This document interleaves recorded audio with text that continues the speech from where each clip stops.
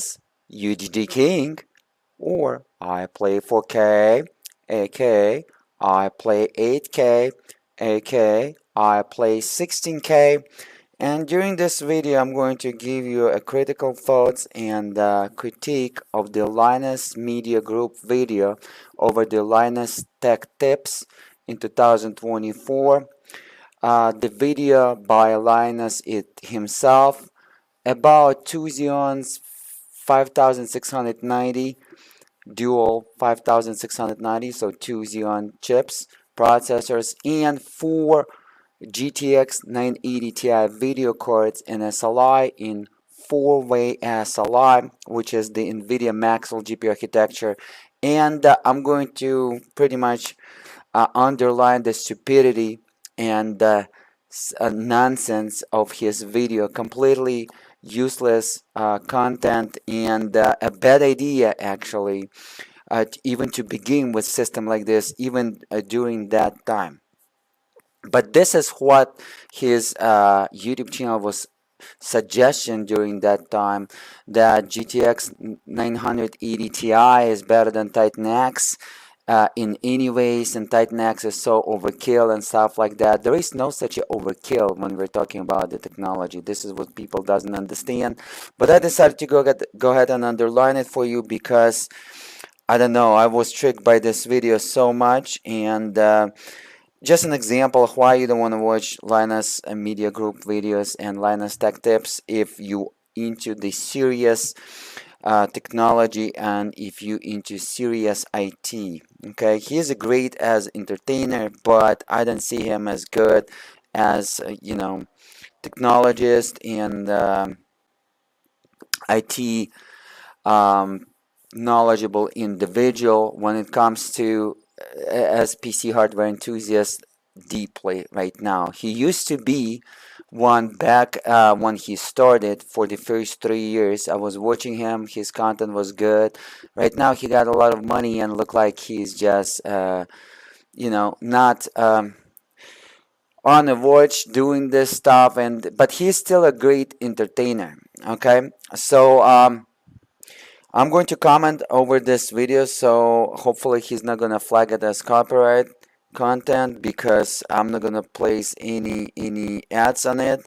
I'm just gonna provide my thoughts because I used to own four GTX 980 Ti in SLI. You can see during my UHDk1ng.com YouTube channel, and four Titan X Maxwell GPU architecture in four-way SLI. And I want to share with you the experience of what is the truly experience of the four-way Nvidia Maxwell GPU architecture in SLI, because GTX 980 Ti was as good almost as Titan X Maxwell, but it was advised by Linus over Linus Tech Tips and over Linus Media Group. And while he was saying that Titan X Maxwell, which was additional $400, is overpriced and overkill and not worth it. Today he pretty much underlined that whatever he was saying is a nonsense throughout that time, and completely building a nonsense PC. I'm not sure what it's all about, and created that title. And pretty much he made some people feel good about themselves. So this is what he understands, how to manipulate the YouTube, how to make a lot of people make good about themselves instead of providing a great valuable information. Okay, so this is a manipulation, and this is like 90% of those multi-million subscriber YouTube channels doing that, and they pretty much doesn't provide any value after a couple years if you're gonna rewatch that video at all. Okay, so let me go ahead and open up real quick and his video. Hello. Hopefully, yeah, I think you can hear me. So here's his video. All right, so he's gonna put two Xeons x5690 Okay, I'm not a big fan of those Xeons, but those Xeons was overclockable on EVGA board, super record that he's going to use. All the way, some people was running 4.5 gigahertz. Okay, Xeons, those Xeons was actually great for gaming in 2011 when they were released, but he going to equip it with the 4 GTX 980 Ti video cards that was released in 2015, 4 years after. And keep in mind that when we are talking GPU versus CPU, GPU usually 10 times dash 14 times as minimum faster than CPU the same year release. So Nvidia or Radeon by AMD or Nvidia GTX during that time GPUs was at least 10 times faster than Intel CPU or AMD CPUs, at least. So to be able to squeeze up all that GPU, especially when you're running 4 of those GPUs and much newer GPUs, 4 years newer GPUs, you gotta have impressive instruction per clock on your CPU. And it's not going to happen with the Xeon x5690 from 2011 with the GPUs, 4 of them from 2015. It just senseless. You want to be using the GTX 980 Ti, 4 of them in SLI, and maybe something like 7 series or 8 series Intel CPUs, which was released like in 2017, 2016, and then you're going to be almost alright and squeezing them.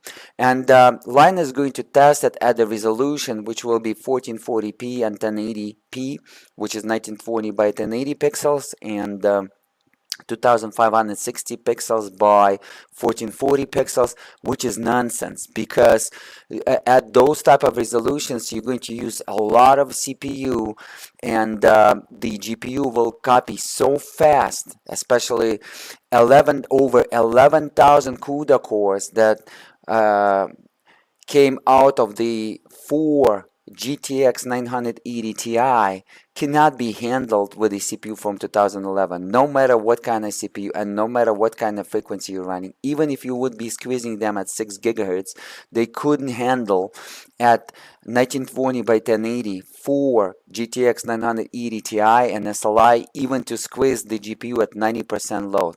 Never ever will happen at 6 gigahertz. But these CPUs at home safe environment, dual on that board, which was impressive, was clockable to 4.5 gigahertz, but you're gonna squeeze about 4.2 gigahertz. So let's go ahead and get started. Let's go ahead and have a look real quick, guys. So each CPU was costing $1,700 with the tax, a little bit over, I would say almost $1,800. So $3,600 for 2 CPUs, and board with the taxes was like $700. So 36 plus 700, so 2,300, I would say, okay, just for the board and video card, and just for the board and 2 CPUs, and then video cards another, I would say almost $2,000. Okay, so let's go ahead and have a look. Back nearly $4,000 US. Add some memory, case and power supply, probably a handful of GPUs for that sweet, sweet quad SLI action. And we are dangerous. So he counted $8,000.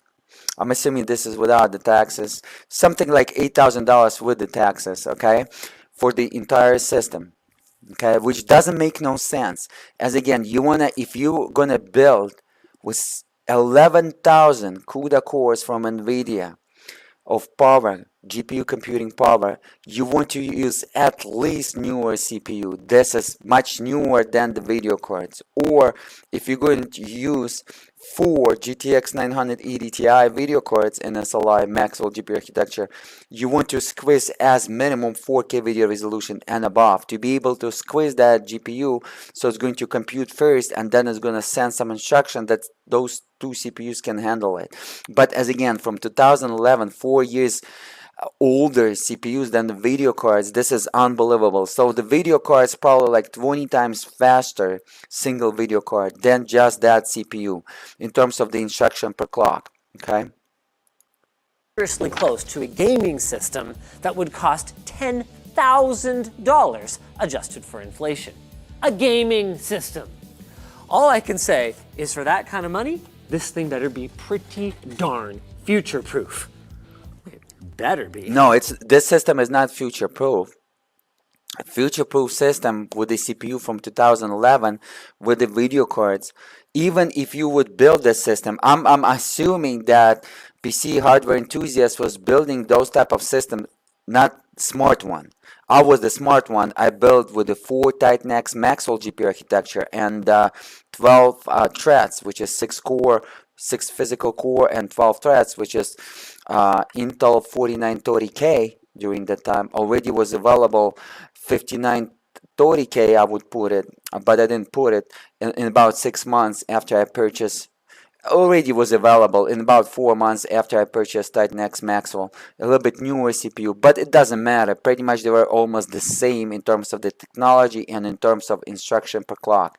But you definitely do not want to build future proof system with a 6 GB of video RAM during that time when the video cards with 12 GB video RAM is available. And if you're building such a system with so much money, if you're investing in a gaming PC, because you're gonna go ahead and test the games, so I'm assuming somebody, PC hardware enthusiast that was a gamer, advised him to do so. You don't want to do stuff when your CPUs for a gaming system cost more than your GPUs. It's like no go for sure, and this is the first fundamental error. Okay, do not ever do it. Remember, if you're building gaming PC, the video card, GPU, and amount of system RAM, especially if you're talking future-proof, should be huge there. And if you under that much budget, which is almost unlimited budget throughout that time, you want to make sure that you're building already during the time with the Xeon's E5s, because during the time Xeon E5 already was available, 2600 V2 was already, and you can put a nice single processor Xeon 1600 like 80 V2 and overclock it to 5 gigahertz almost. People was clocking that for sure, but 4.2, 4.5 without any issues. And that will be much better system. It's going to push more instruction per clock just for a single processor in 2015 than those 2 Xeons x5690. Okay, so this is an error. Okay, the older 4 years older CPU, so the video card, single video card, a GTX 980 Ti that comes, by the way, GTX 980 Ti comes with 2816 CUDA cores, so it's over. If you're gonna multiply it by 4, it's it's going to be over 11,000 cores. Okay, over 11,000 Maxwell GPU architecture cores, and you want to put it on 24 logical threads, which is kind of logical cores that maximum those 2 Xeons can produce, which 4 years older. Okay, even if it was Xeons from 2015, they still not going to catch up with the 4 top of the line flagship video cards by the Nvidia. But as again, if you want to do something like that during that time, if you investing that much money, $4,000 into CPU, motherboard, and memory, like $6,000 almost, you want to make sure you're putting 4 Titan X Maxwell GPU architecture, just like I did. And all those gamers, kind of PC hardware enthusiasts, was saying that you better, and even the Linus during that time, so this is the nonsense, was saying that you better stick with the GTX 980 Ti and SLI, which was completely nonsense. You better stick with 4 Titan X Maxwell GPU architecture and SLI, just like I built. And the reason why, because I saw it clearly, because 12 GB of video RAM, and you had no problem to run it in 4K video resolution during that time, and 4K video resolution was above 100 FPS on 4 Titan X Maxwell GPU architecture in 4-way SLI, while your GPUs was scaled at 97-99%. Let's say if you were running Crysis 3 Okay, while the 4 GTX 980 Ti would be facing the video RAM overload during that time, because 6 GB obviously is not enough in 4K video resolution. And as again in 1080p, which is 1920 pixels by 1080 pixels, or even 2560 pixels by 1440 pixels, you will never ever utilize those video cards even at 90% in 4-way SLI. And at that type of resolution, you're gonna have enough of video RAM to run it comfortably, but never will be utilizing at 90%. That's why he will never show the GPU utilization. And you don't want to voice the YouTubers that doing something like that. This is completely nonsense. If he gonna show the GPU utilization, his GPU utilization will be most likely it's going to be around 78%. And the problem for the Maxwell GPU architecture, Pascal GPU architecture, Turing GPU architecture that I was testing, because I'm always have 4 Titan X Maxwell in SLI, 4 Titan X Pascal in SLI, and 2 Titan X RTX in SLI, which is Turing GPU architecture. The problem, if in SLI the 2 or 3 or 4 Titan X Maxwells, or 2 or 3 or 4 Titan XPs, which is Titan X Pascals in SLI, or 2 Titan RTX, which is the newest, the latest almost in SLI setup, Turing GPU architecture, if they scaling below 80%, the scalability is horrible. It's not even, you cannot compare it with the percentage. It's going to be not like 1.6 times over single. Let's say if you're gonna install like 2 Titan RTX in a slide, they're gonna scale like 70% on this system for sure. They will never even scale at 80%. Not even that. I even don't believe that. But let's say 2 Titan RTXs, they're gonna scale on this computer that he's building, an x5690, probably at 70% in SLI max.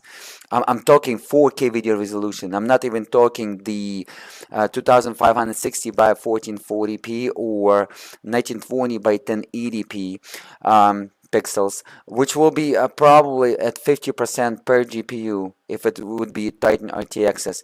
So when the Titan RTX or any Maxwell, Pascal, or Turing scaling below 80%, you cannot even 1.9 times over a single video card. If we are talking 2-way SLI, it's going to be 1.5, 1.4 times. It's even lower than that, because Nvidia SLI loves to be scaled 97% and above. If you below 97%, it's kicking into the hybrid mode and it's not even scaling properly. Just want to let you know. And your scalability could show a negative performance sometimes. Okay, this is what I learned.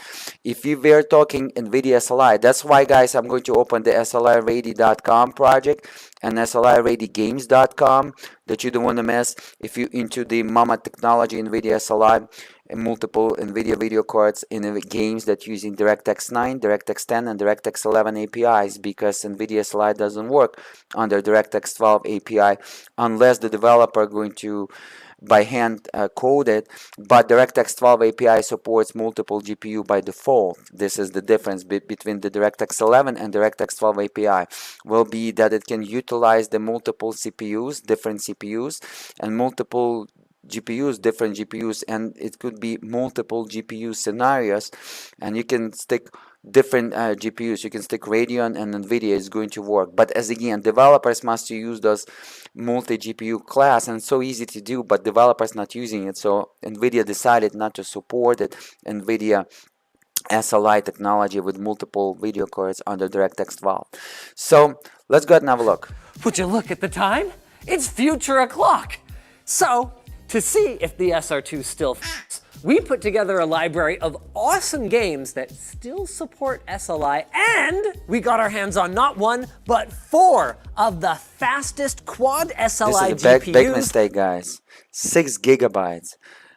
You know, it was already in 2015 4K video resolution. I know a lot of those people that still playing 1080p and 1440p, even didn't hear about 4K video resolution, but I was already testing in 2015, 2016 8K video resolution, and in 2016 I was the first gamer before the Linus, 6 months before him, that tested Half-Life 2 PC game in 16K video resolution on 4 Titan X Maxwell GPU architecture. With 12GB it was Gucci, it was no problem.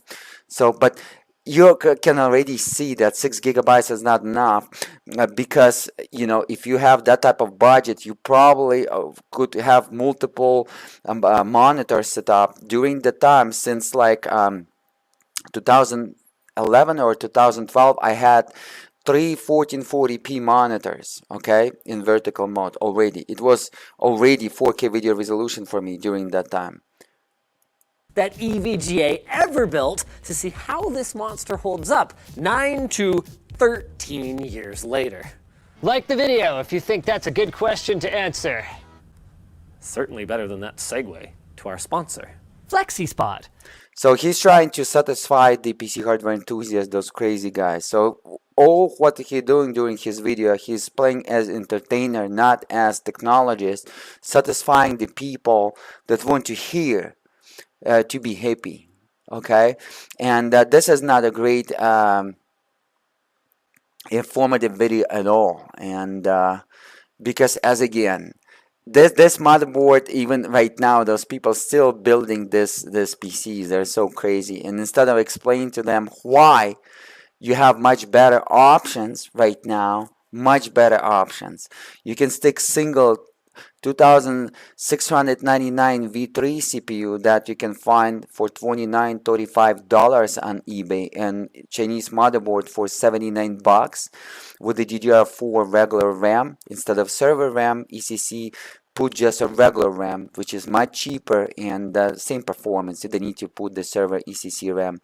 I'm running 2 Xeons E5 2699 V3 processors and 256 DDR4 regular memory, and it's like beautiful system. But one Xeon E5 2699 V3 will beat up this system by about 20%, okay, because it's going to have more instruction per clock With improved stability, a weight capacity and even of up to about the 540 same pounds CPU and a cores 15-year and warranty, the FlexiSpot E7 Plus is built to stand the test of time. But the CPU Xeon E5 2699 V3 will be released in 2013, in the end of 2013. So in beginning of 2014, those CPUs was already there. So you better build this system with a single Xeon E5 2699 V3.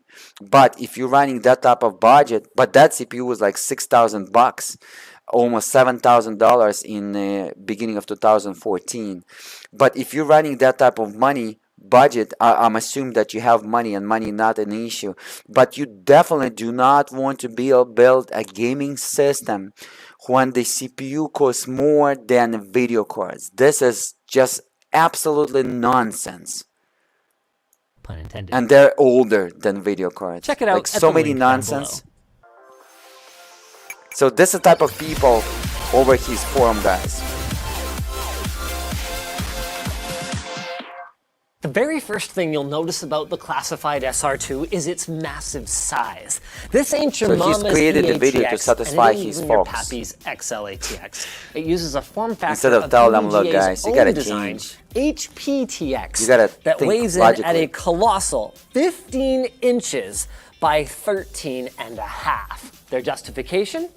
Well, where else are we going to put the 2 Xeon Workstation CPUs? Also, during this video, Linus is going to copy me. He's going to put my EVGA 1600 P2 and T2. He's going to put T2. Because during that time, in 2015, I have 2 power supplies, 1600 watts, still having them right now. It's about 10 years.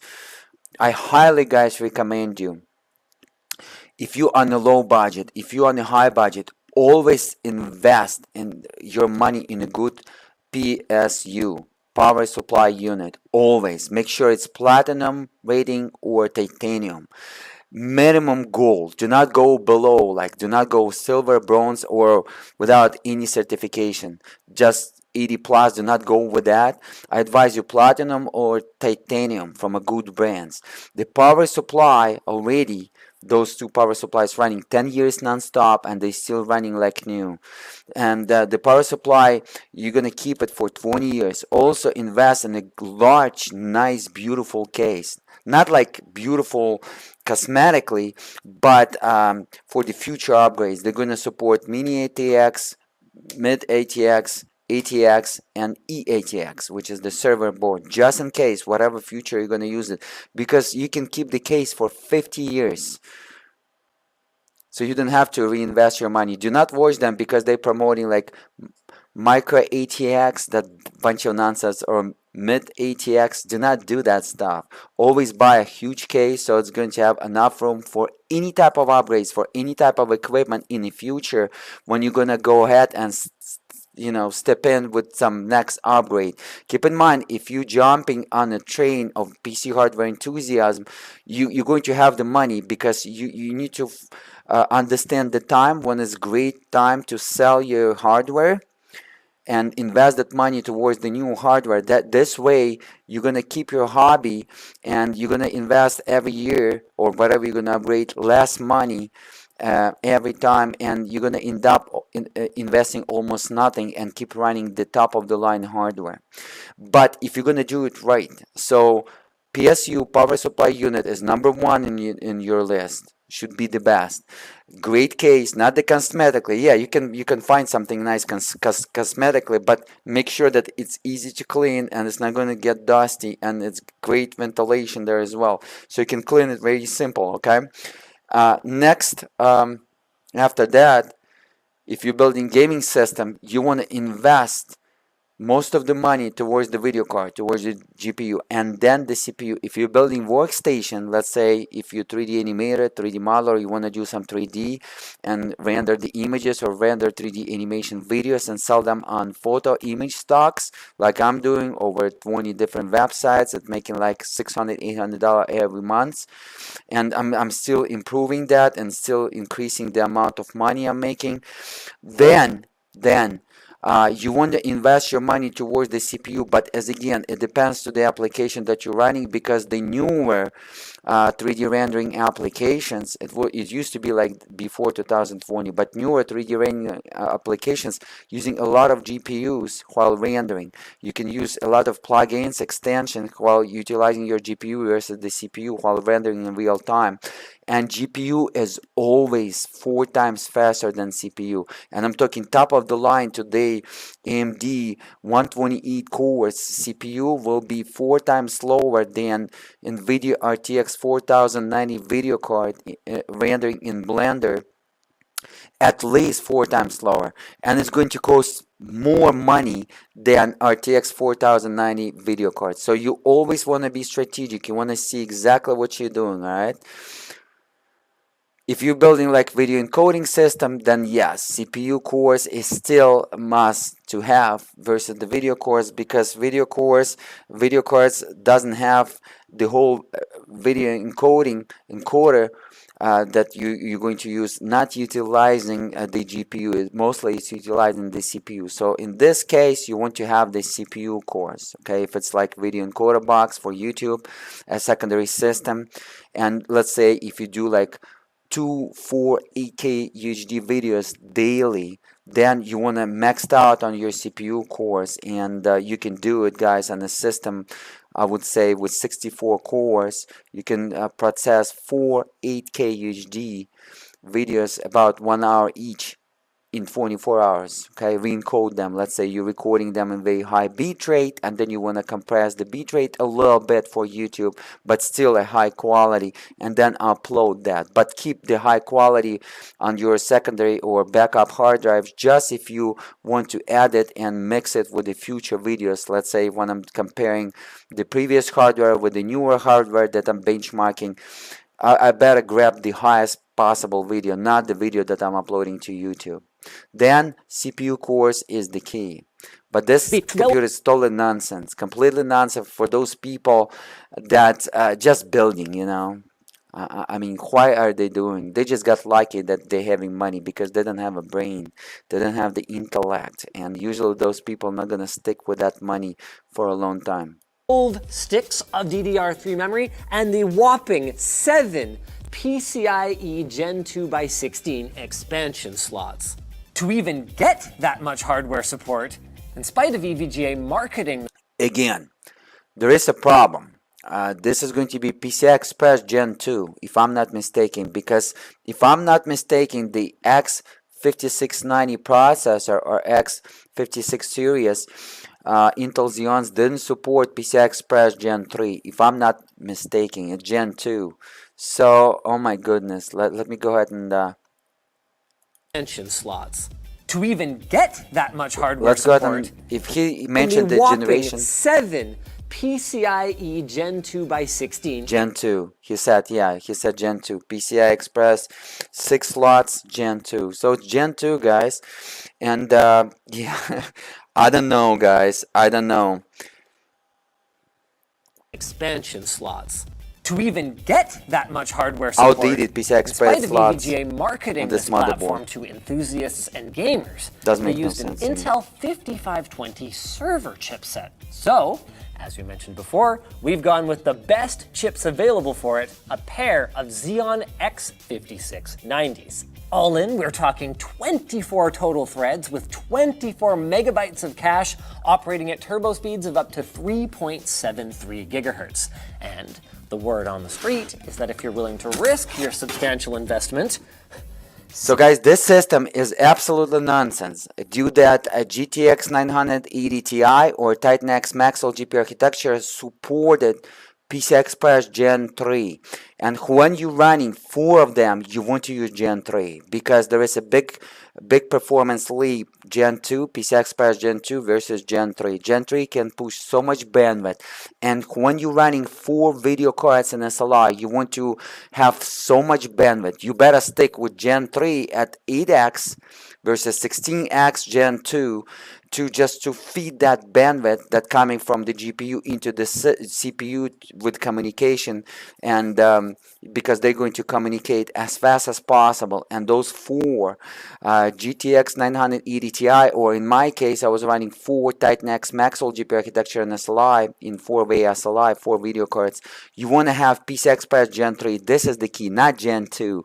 So this is a useless setup completely, and look like he tried to satisfy those community gurus. They're like, yeah, but Gen 2, so it's completely useless system. My God, $1,600 each. They overclock like wild on the it's going to be like about 10% slower Gen 2 versus Gen 3 when running 2 GTX 980 Ti and SLI or 2 Titan X Maxwell GPU architecture and SLI. I tested myself. It's about 10-15% slower while running PCI Express Gen 2 versus Gen 3.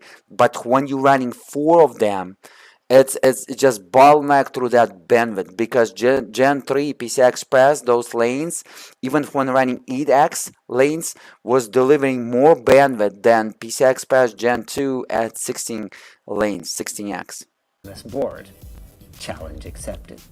To make the platform more friendly to consumers, the classified SR2 supports non-ECC RAM, so the same kind you would put in a gaming system rather than a server or a workstation. We did find that the support for it was a little bit spotty, especially when we tried to cobble together kits out of older sticks we had lying around, but thankfully, Corsair still makes DDR3, and they sent over enough sticks for us to cobble together a couple of triple-channel DDR3 1600 kits. Will we get better performance than dual channel in games? Almost definitely not. Is it cool? Heck yeah, it is! Is it soft? No. Yeah, it will get better performance in games because the 6GB, especially for the 6GB of the GTX 980 Ti, because if we're gonna talk 1440p, and especially newer games at 1440p, because it needs to have a lot of bandwidth, because you're gonna overload your video RAM, and it's gonna back up some data into the system RAM. That's how Nvidia video cards operates. And the faster system RAM you're gonna have, if you're gonna put double bandwidth, and most likely you're gonna put double bandwidth over the dual channel in the setup that he's using. I believe it's triple channel, if I'm not mistaken, because those type of Intel CPUs was using triple channel, not the quad channel during that time, but triple channel in 2011. But the bandwidth will be almost double than dual channel 128-bit. And yes, you're going to put it's gonna give a difference when you're gonna overload your video RAM. It's only going to give you a difference when you're gonna overload your video RAM on your GTX 980 Ti, and you will overload your video RAM at 1440p.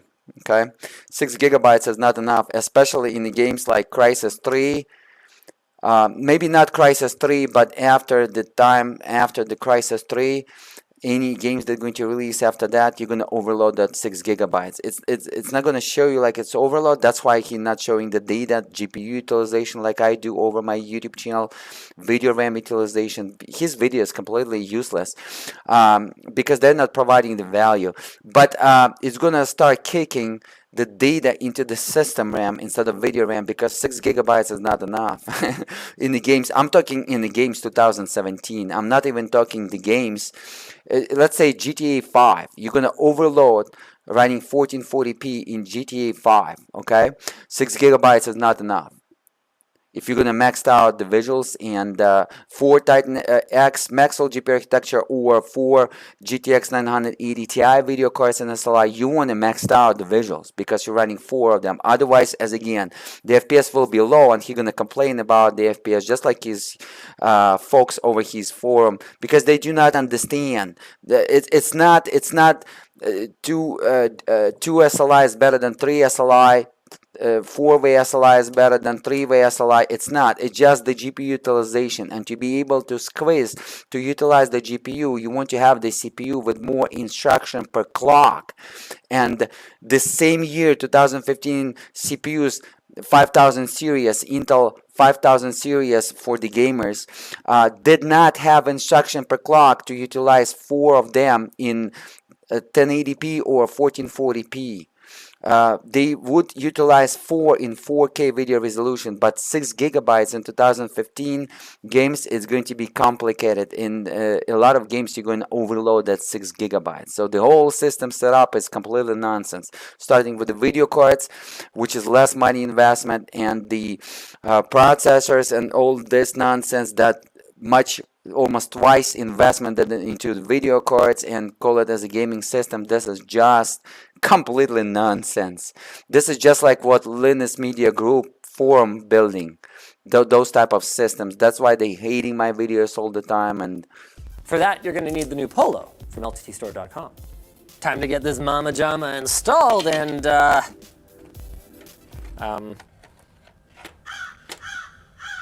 thankfully, we've got a solution. Yeah. You're not gonna install it at mid ATX case or macro ATX case that him and Nexus gamers and all other YouTubers with multi-million watchers was pretty much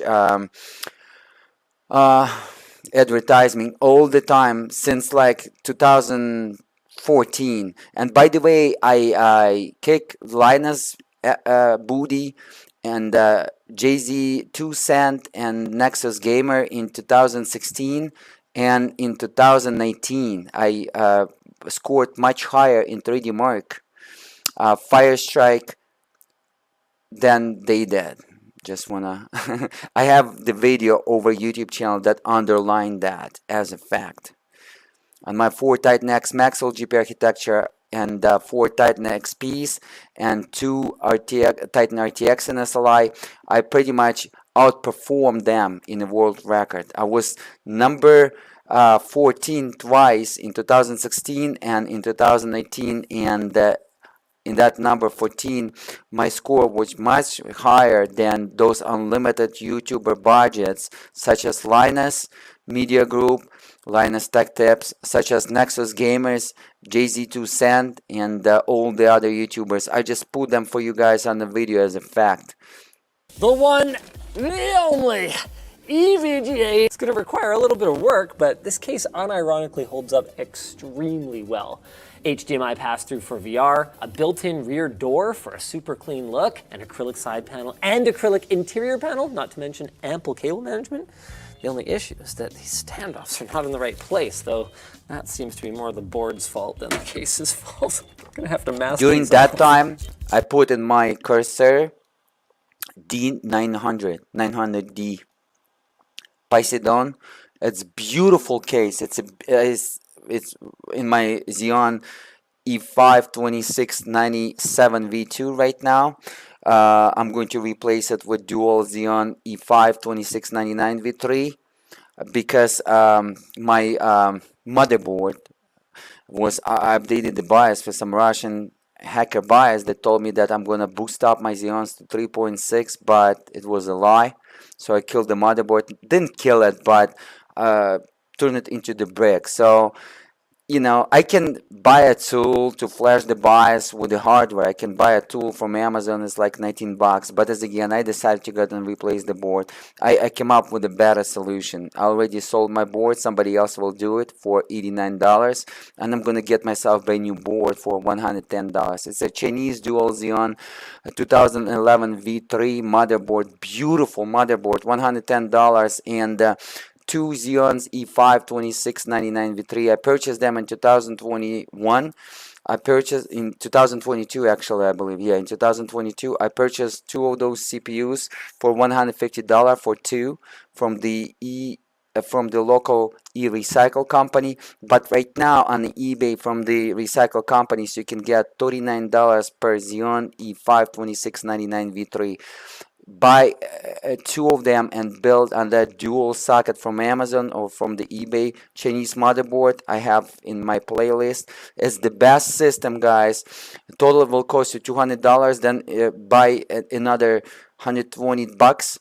128 gigabyte of system RAM, DDR4, regular DDR4 by cursor. Install it, and it's the best system for the 3D animator, 3D modeler, graphics designer that utilizing all the cores while rendering through the CPU cores only. The best system ever. Yeah, you can play some games when you're relaxing sometimes, but as again, there is no records, and the gaming CPUs will be scoring better because they're gonna have higher frequency. As again, they're gonna have better score per single core.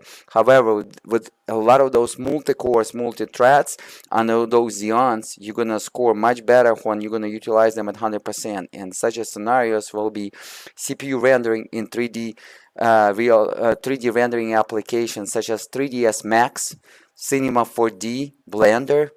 And you go ahead and make some money too. Be smart. If you're building a system like that, you want to make money. Good. Now, something that doesn't hold up as well is the storage support on this board. Modern NVMe drives require a UEFI type firmware rather than an older BIOS type firmware, and the SR2, it ain't got it. There are hacky workarounds involving a bootloader on a SATA device and then handing off to an NVMe device, but for simplicity, we've stuck with tried and true SATA. 2 terabytes for our... He's using 2 terabyte Samsung. I have the Pro version. He's using EVA. So he copied me, and he's going to use my power supply. He copied me in terms of the SSDs. I'm using 850 Pros, 2 terabytes, 4 of them. He put the EVAs. He copied me. It was 2015 year. The fastest SSD. They're still nice. They're kicking nice. Now we need to think about power. If we want to run not 1, not 2, but 4 980 Ti's, I mean, that's 1,000 watts right there. And our CPUs are going to draw up to 130 watts each. That's over 1,200 watts. So he's gonna copy me, and he's gonna use the power supply, EVGA 1600 T2, just like I have, titanium grade, the best grade ever. And God, they're making great power supplies. There was so And much I purchased that, by the way, made. on sale for $290 at that time. And Platinum P2 1600 watt, I purchased for $249 from EVGA. It was on sale Black Friday. Power supply that could. Oh, well, okay, P2, you this is still my have it. power Hey, supply, fine, we're using the Supernova. EVGA. The best power supply, guys. Titanium, great. This is the best. Japanese, everything, capacitors, transistors, everything, and the best quality by the made in USA by the EVGA from California. It's like the best components. It's almost 10 years. I have both of those power supplies. They're still running great. Unbelievable. This is why this is the power supply for the future. No matter what you're gonna install, dual Xeons, lattice Xeons, or AMD with 128 cores, bunch of video cards, it still can handle it. That's why you're buying once. Do not listen to them. Oh, 750 watt, 850 watt. It's all what you need. This is what he was saying, the Linus was saying, Gamers Nexus was saying, all of those YouTubers, multi-million YouTubers, that entertainers, they're not technologists at all. Do not do that. Buy once, buy smart, always use the intellect and think not just what is today. Think what if tomorrow. Maybe I'm going to tweak my mind tomorrow a little, but think in the future. This system doesn't.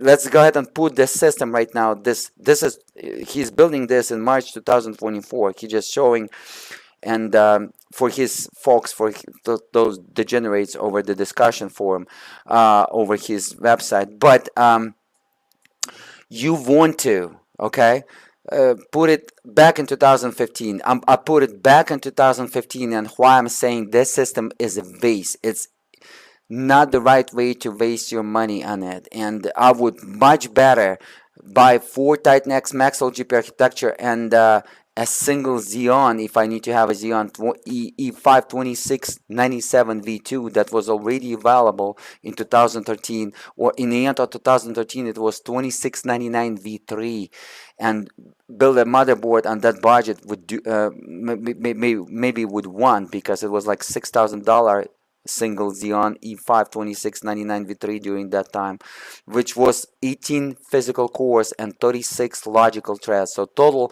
virtual threads was 36. While I'm running 2, it's like 72. It's unbelievable, guys. It's blazing fast, and 3ds Max you're gonna enjoy, Blender, Cinema 4D if you're gonna use the CPU if you are on a low budget. It's the best deal right now. I highly recommend. 1600 T2. And the size isn't the only weird thing about this motherboard. I mean, look at all of these extra power connectors. We've got 2 8-pins for the CPUs, and then an additional 3 6-pin PCI Express for auxiliary power for, well, potentially all these devices. That won't be a problem for us though, because we don't care about cable managing this build. There we go. Another mistake. Another mistake. So, the EVGA was selling the blowers, the blower fan, which is the single fan, and it's just blowing. And it's blowing the air not on the side, like this setup on the video card cooling, but pulling all the way on the side of the case and pulling from the side of the case. It's a blower design. When you're building 4-way SLI, you want to have a single fan blower only, because otherwise this setup will overheat, like it's going to thermal throttle like crazy, absolutely crazy. His frequencies on the GPUs was way below what the GTX 980 Ti can run. It was like unbelievable. We chose this particular card because it's a 2-slot variant. So when we went to add 3, this is the wrong design. Dual fan, and they're gonna blow the air, not with the blower like all the way there, but they're just gonna blow inside of the case, and but they're not gonna blow inside of the case. They're just gonna blow that hot air on another video card. And if you're gonna go ahead and check out his video card temperatures, it's going to be 100 Celsius. And it's going to thermal throttle like crazy. They're going to drop 200, 300 megahertz on every single GPU. They're going to lose about 20% of the performance. At least 15% performance will be lost if they would be utilized at 100%. But they're going to do that not at 100%. Unbelievable. They're going to be utilized about 70%, 60. I would say they will be utilized at 60% of that dual Xeon. because it's from 2011 per video card, per GPU, and they're gonna run. Additionally, they're gonna reduce the performance by 15% as minimum. More of them, they would actually fit without So using they're gonna risers. perform Plus, like two GTX 980 Ti and SLI. I mean, look, it's EVGA. We had to go EVGA. Can you believe a top of the Even if you would have a proper instruction per clock, but let's say he will freeze them at 60%. line GPU. But as I already explained to you, it should be above 85-87% GPU utilization to be able to utilize the Maxwell, Pascal, or Turing. I didn't test yet the Ampere or Ada that closely, but they kicking into the hybrid mode, and hybrid mode is different performance when they're kicking at maximum performance. It's like eco mode, because Nvidia company is California, and they can through the regulators they kicking into that mode. With a 384-bit bus and 6 gigs of memory, it was only $650. Practically pay that much for a GPU with 6 gigs of memory today. Okay, I mean, not quite, but geez. Anyway, we're gonna take a baseline with just one of these cards, then we're gonna add some more. So single Xeon E5 2699 V3, they're gonna cost just $1,000 extra or $2,000 extra, but I'm assuming that whoever was building this system in 2015 was degenerate with the money, okay, and he would achieve about 1.2 times faster performance on those video cards if they would be utilized at 100% for sure, or at any utilization. And right now it would be a great system. But this system on the CPU is still great right now. 3ds Max, you can still kick it, but as again, for that type of money, I just nonsense. It works! It's alive! Nonsense for that type of money during that time in 2015. Build the CPU for 2011, and those CPUs was cost in 2015 so much money, guys. It wasn't like today. That the system that I'm building, Xeon E5 Platinum right now, with the 192 cores on those two Xeons, it's going to be a great video, guys. I'm going to build up the whole system for $2,000 that you don't want to miss. If I would build that system in 2023, brand new CPUs will cost me around $18,000 just for two CPUs. And right now, in the beginning of 2024, two CPUs and motherboard used like new cost with the memory $2,000, and 192 CPU cores is going to be absolutely mind-blowing in the 3ds Max Cinema 4D that I'm operating as 3D animator. I'm gonna do now, instead of image rendering, 3D image rendering, I'm gonna do 3D video rendering, my introductions, my 3D graphics, and it's going to be animated, so I don't have to wait like 1 week. I'm gonna wait like 24 or 48 hours, and it's going to be done like about 2 minutes or 1 minute of video clip in 8K video resolution, instead of waiting like 1 or 2 weeks. Two CPUs, let's go. What better way to try out our sick gaming system than Crysis 2? Okay. So 4 Titan X Maxwell GPU architecture is capable to run Crysis 3 over 100 FPS. It was Crysis 3 120 FPS. I have the video over UHDk1ng over this YouTube channel. Go ahead and check it out under the playlist for Titan X Maxwell GPU architecture and SLI.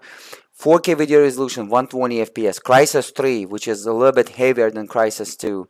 He's with a single one at 60 FPS, and he's not running 4K video resolution. He's using that stupid idea that, you know, probably not utilizing the video card at 100% right now with those CPUs. That's why he's not showing the GPU utilization. Ooh. Considering it's only running at between 60 and 70 FPS at 1440p, 1440p, 60, 70 FPS. Running especially well, but that was kind of this game's whole deal. Let's see if our system can handle something more modern. What about Cyberpunk? Hold on. No. Hold on. It doesn't say play again. Cyberpunk using the ray tracing. You gotta have the RTX extension, if I'm not mistaken, or otherwise it's gonna perform pretty slow. Ah! I wanted to play the new Crysis, Cyberpunk, but Red Launcher's crashing even with the... So he doesn't have the Crysis 3. Go ahead and install the new Crysis. But newer Crysis, Crysis 1, Crysis 2, and Crysis 3 remaster using some ray tracing. I'm not sure if without the ray tracing capable video card it can execute.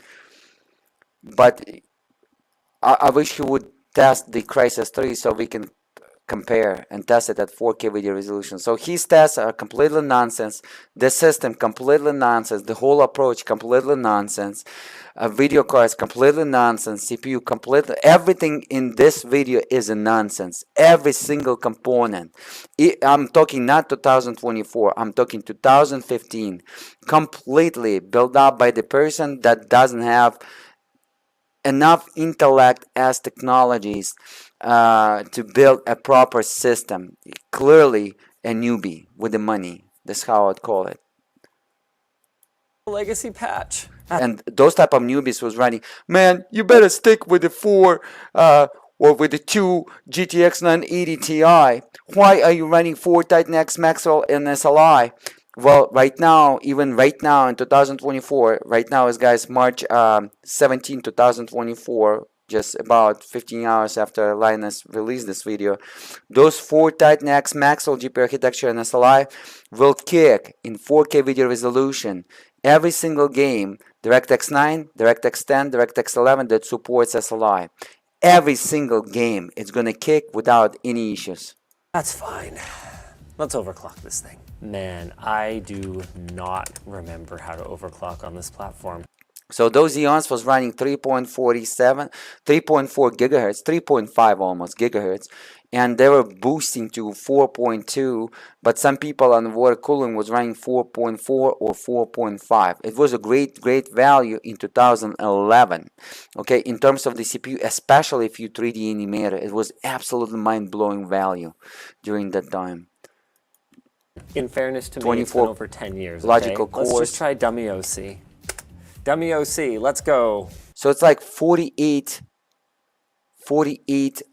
logical cores total, because the 24 logical cores per CPU, 12 physical cores, 24 logical cores per CPU, so 48 logical cores total. In 3ds Max in 2011, there was such a value. Unbelievable value. This was a great system, and even right now it can handle great with those 48 cores, a lot of scenes. But as again, you're gonna pay more money. That you better invest that money in electricity. You better invest that money and purchase a little bit faster, like Dual Xeon E5 2699 V3 and that motherboard. After 5 years, it's gonna pay it off completely, just on that electricity bill. Oh, the $200. We are over 4 gigahertz. Not Dummy even OC 5 years, for the 3 win. years. Effortless. Depends where a little you bit at. more voltage. What country? Easy 4.2. Dang. CPUs are only at like 60 degrees too. This is why people used to over 4.2, yeah, those Xeons was great. That was overclockable. The last Xeons that was overclockable, this one right here. There's another one overclockable Xeon, but this was the last one in dual socket. Okay, that is overclockable actually. That you can manipulate and overclock them. Because there was a point. I want more though. Oh my god, that was 400 watts. Decided to go for gold here. We went straight to 4.5 gigahertz. Are we gonna get it? Yeah, just put 1.5 volts. She crashed. You're gonna get it. 4.35? I believe. Not with 1.35 volts. Come on, man. We're gonna take the easy W at 4.2. I think 1.42, 1.44 volts on water cooling people was running 4.5.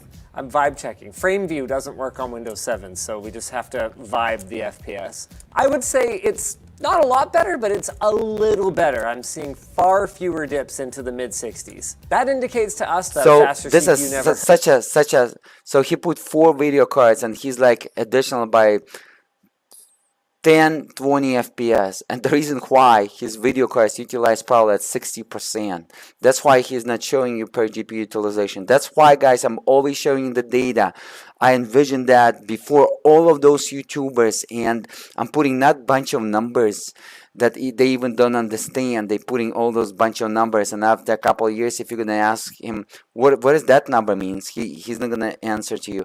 I'm putting the nice data. I'm explaining what the data means, and it's a nice system. And if you're gonna watch my videos 4 years from today, like in 2020 or in 2018, you can read the data, you can understand what's going on. And I'm always was putting the latency below the FPS. A lot of YouTubers didn't do that.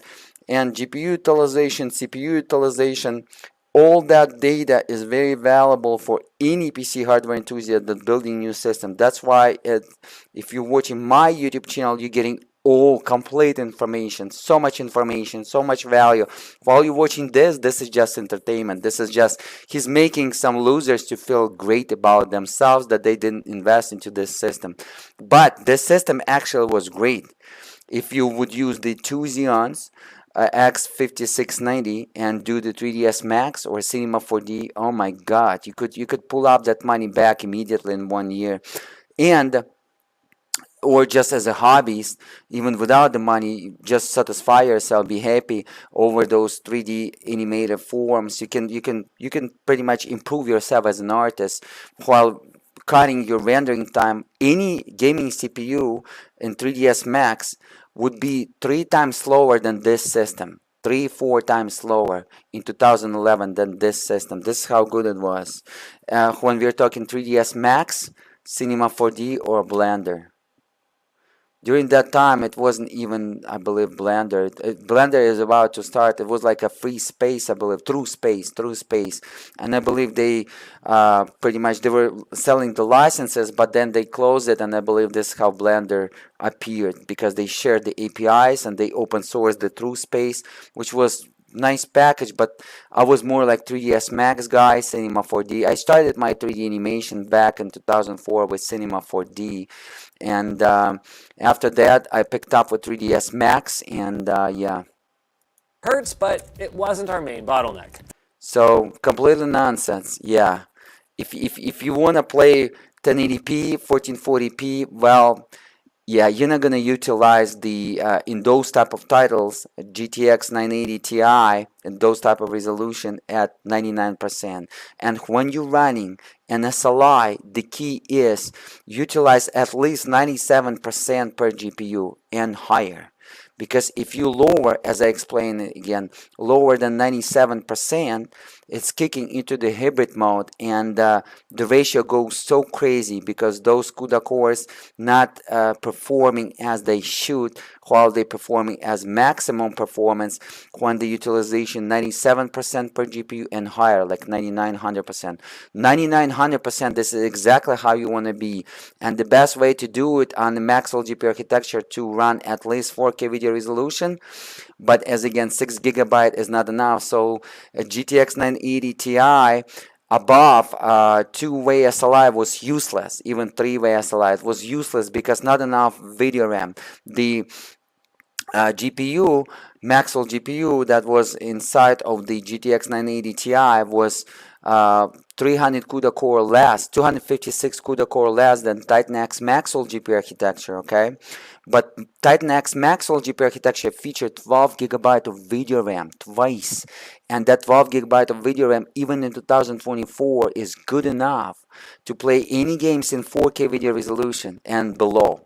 Okay, but as again, you want Maxwell is already ready for 4K, and if you want to utilize it, you want to run 4K, especially when you're running with the older CPUs, because the higher resolution, the less CPU utilization. That means that it's required less instruction per clock on that CPU. So you want to increase the resolution, and to be able to increase the resolution, you want to have a lot of video RAM on the video card. That's why I believe the RTX 4090 video card doesn't feature enough of the video RAM, which is 24 GB of video RAM is not enough to unlock over It's almost 20,000 CUDA cores. It's not enough to unlock a 24 gigabyte of video RAM. RTX 3090 video card featured also 24 gigabyte of video RAM, just like Titan RTX, which is RTX 20 series flagship video card that I'm testing right now on my YouTube channel while I'm wrapping up. The Titan RTX featured enough video RAM. 24 gigabyte is enough. I wish the Titan RTX featured 48 gigabyte to fully unlock the GPU, all those CUDA cores to bring it to the need. 24 gigabyte is not enough even under 16K video resolution, because GPU has enough CUDA cores to perform better, but it's bottlenecked through the video RAM. But RTX 3090 Ti, let's say, yeah, 24 gigabyte is okay, but not great. Great would be 32 gigabytes on RTX 3090, and RTX 4090 should be featured 48 gigabyte of video RAM.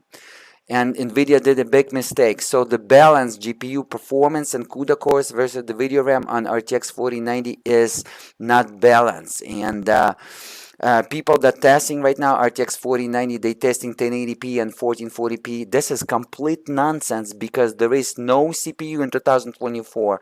Intel 14 Gen or Ryzen 7000 series, even X3D cannot utilize RTX 4090 GPU at 9900% at 1080p or even 1440p. You just cannot, unless you're running ray tracing title with RTX extension, because RTX extension doesn't care about your CPU at all, and mostly it's doing all the job on computing on a GPU. It's not like in a rasterized 3D rendering real-time APIs. It's not like that. It's required GPU with communication with the CPU through the instruction per clock on that CPU. It's not like that with the RTX extensions.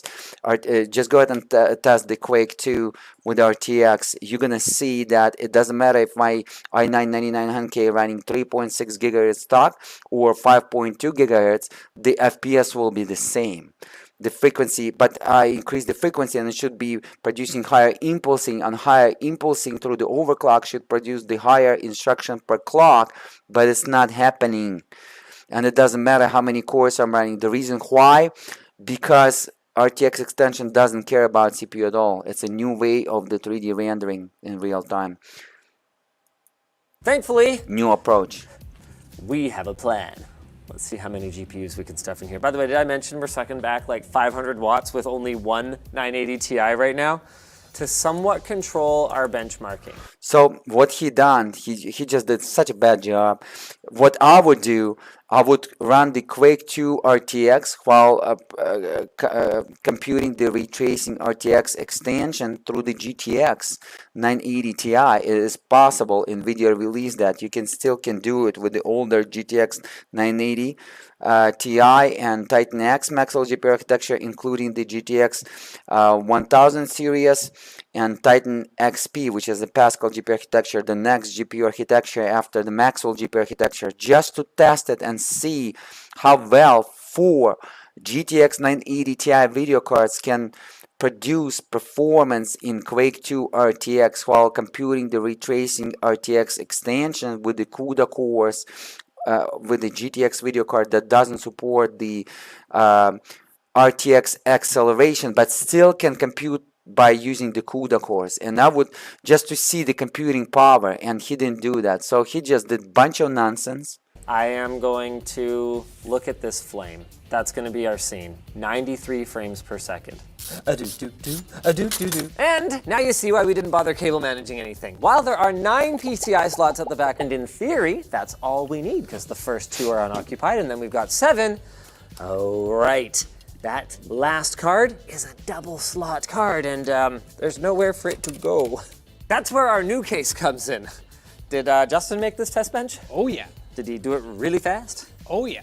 Nice. Unironically, this is how a lot of people ran SR2s. I mean, it's right in the name. This was not a daily driver platform for regular consumers. It's the Super Record 2. Something about loading up a motherboard with GPUs that just, man, I miss it, you know? Time for the big moment, the Quad SLI bridge. Oh, yeah. Now for the most fun part. Configure SLI, maximize 3D performance. Casual 400 watts at the desktop, 500 watts at the desktop, no big deal. This really is the Hummer of gaming machines. So this is idling right now. Would cost you back when it was new? It's $2,600 US. So 2,600, it's a half of the 4 Titan X Maxwell. So another $2,000 will bring you 4 Titan X Maxwell GPU architecture and SLI. By the way, I purchased the Titan X, $1,000 per Titan X Maxwell GPU architecture, and I sold them guys for $800 used. After the content, after I utilize them, have fun as hobbyists, also use them as PC hardware enthusiasts, also made back that money. Too bad I didn't Bitcoin mining on them. I did a big mistake throughout that time in 2015. I was stupid 2016. But I sold used. You gotta be also so smart when you're buying the hardware if you're PC hardware enthusiast, PC builder. It's $800 per video card. So I only lost $200, and then I invest in Pascal GPU architecture, and then I did almost the same. Pascal cost $1,200, $200 extra though, and then I sold them also great. I sold them at $750 because I kept them overhold them. You don't want to do that. You want to be always smart, and then I invest that towards 2 RTX Titan RTX video cards. First of all, I purchased the 2 RTX 2080 Ti video cards in SLI. I tested for you guys, but because I'm a YouTuber. And then I purchased the Titan RTX, and I'm still running Titan RTX after 2018. So it's been, guys, 6 years, and it still like runs everything. It's dominating. Is about equivalent to 2 4090s today. But hey, it's got 24 gigs of VRAM. Just like a 4090, maybe it'll keep up.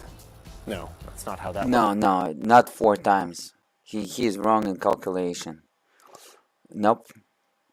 RTX 4090, $2,000 right now in March 2024, and those video cards was $650. Okay, so with the taxes, 2,200 RTX 4090, while those video cards $700. So with the inflation, he's incorrect. It's not, he's saying 2 RTX 4090. No, I don't think so. Works. That's not how any of this works. Last time we ran the Unigine Heaven benchmark on this system, it was with just 1 card. We got around 2,200. Guys, I did a nice test in 4K video resolution with the 4 Titan X Maxwell GPU architecture and SLI, 3 Titan X Maxwell GPU architecture and SLI, and 2 Titan X Maxwell GPU architecture and SLI that you don't want to miss. Go ahead and check it out. This Unigine Heaven benchmark 4.0. I also did 3.5, the older version, and I also did with the Titan RTX video card running in SLI, running Unigine Heaven benchmark. I did single Titan RTX and 2 Titan RTX in SLI, which is 2 generation after the Maxwell, in 16K video resolution.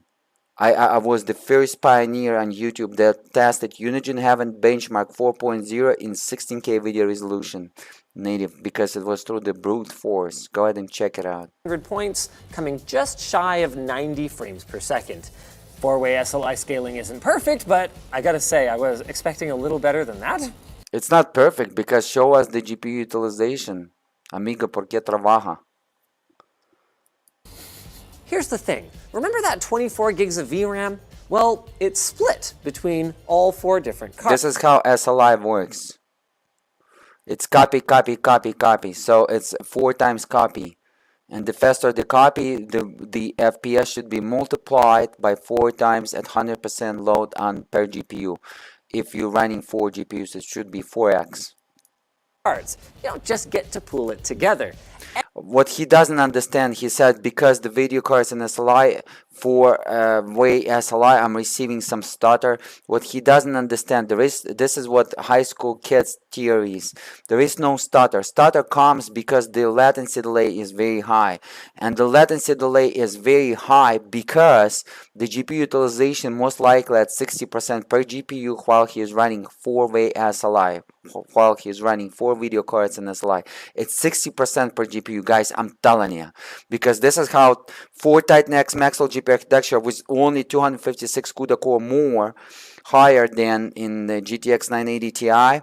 Those GTX Titan X Maxwell GPU architecture was running 256 core per GPU higher, and they were utilized in Crysis 2 at 1080p at 50%. So I'm assuming 1440p it will be 60%. So those video cards 65% utilization. That's why he's double FPS and not 4 times FPS. And they were running in the hybrid mode, by the way. One of these has to hold their own copy of any asset that's required in order to render the scene. Also, this SLI link, not that fast. So the I have the same bridge, communication guys. adds a ton of overhead as they're coordinating who's working on exactly what. I believe this is What the this means ASUS is bridge. that especially beyond two cards, the scaling is Or EVGA. off. And the worst part? I think that was none of ASUS that is the actually, worst or part. EVGA. It's hard to pick up on camera, but oh yeah, there it is. You probably saw that. Micro-stutter, which is caused by uneven timing of the delivered finished frames, can be very distracting and make a higher frame rate feel like a lower one because of the hitches. No, and the stutter, choppiness. no, he doesn't understand. He just saying whatever those high school kids typing in the forum. No, it happens because the latency delay is high. That's why it happens, okay?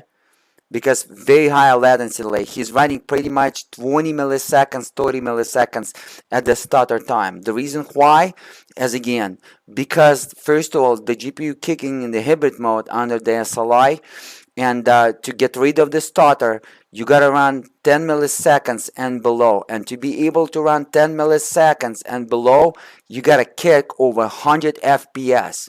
You gotta kick over 100 FPS, and you want to make sure that your GPU utilization 97% and higher. Okay? But I'm not going to let that dampen my He's not showing enthusiasm. his GPU utilization Let's at run all some because, you know, maybe he's doing it in purpose, or he's not intelligent enough even to realize that. games. All right, here we go. It's like not even 10 FPS. It's 96.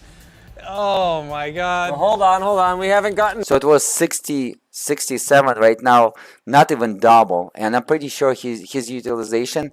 So here we go, guys. So he got the SLI bar. Thanks God that he put it in. So we can assume that. So one single video card will be right here in the middle, about right here. This is one video card. Is going to stop right here and in the middle. This is one video card, then it's going to be second video card. From this bar is going to be third and then fourth. So his utilization around 48% per GPU, I think. Okay, so he's not even 48, even less than that. I think his utilization exactly 38% or 40%. He's kicking in hybrid mode because this bar, when 4 GPU will be utilized at 100%, should be all green. So it's not even, it's a little bit higher than quarter, but it's not half, as you can see. So he's not utilized half. So it means that he's probably utilizing at 38%, 30%. So something like that per GPU. That's why, yeah, that makes sense. Guys, the FPS should be 4 times if this is what I tested. Maximum GPU utilization in SLI, in 4-way SLI is perfect 4 times. If your GPU utilization at 99-100%, it's exactly 4 times. This is what I tested over my YouTube channel. I dedicated 2 years of testing every single video. If you're gonna see single Titan X Maxwell GPU architecture versus 2-way, 3-way and 4-way that I tested under the 4-way versus the single Titan X Maxwell GPU architecture, the scalability 4x if every single GPU utilization 99-100%, 4 times FPS should be. Down to our fire We yet. gotta look at the fire. And the latency will be cut down by 4 times. It's going to be 4 times less latency. And if you're going to feel stutter, that means that you're mentally ill or something going on with you, because it's 4 times less latency delay, that stutter produced by the latency, what he doesn't understand. He still doesn't get it. This is unbelievable. Like those high school kids, they even don't understand the formula, how the latency calculated.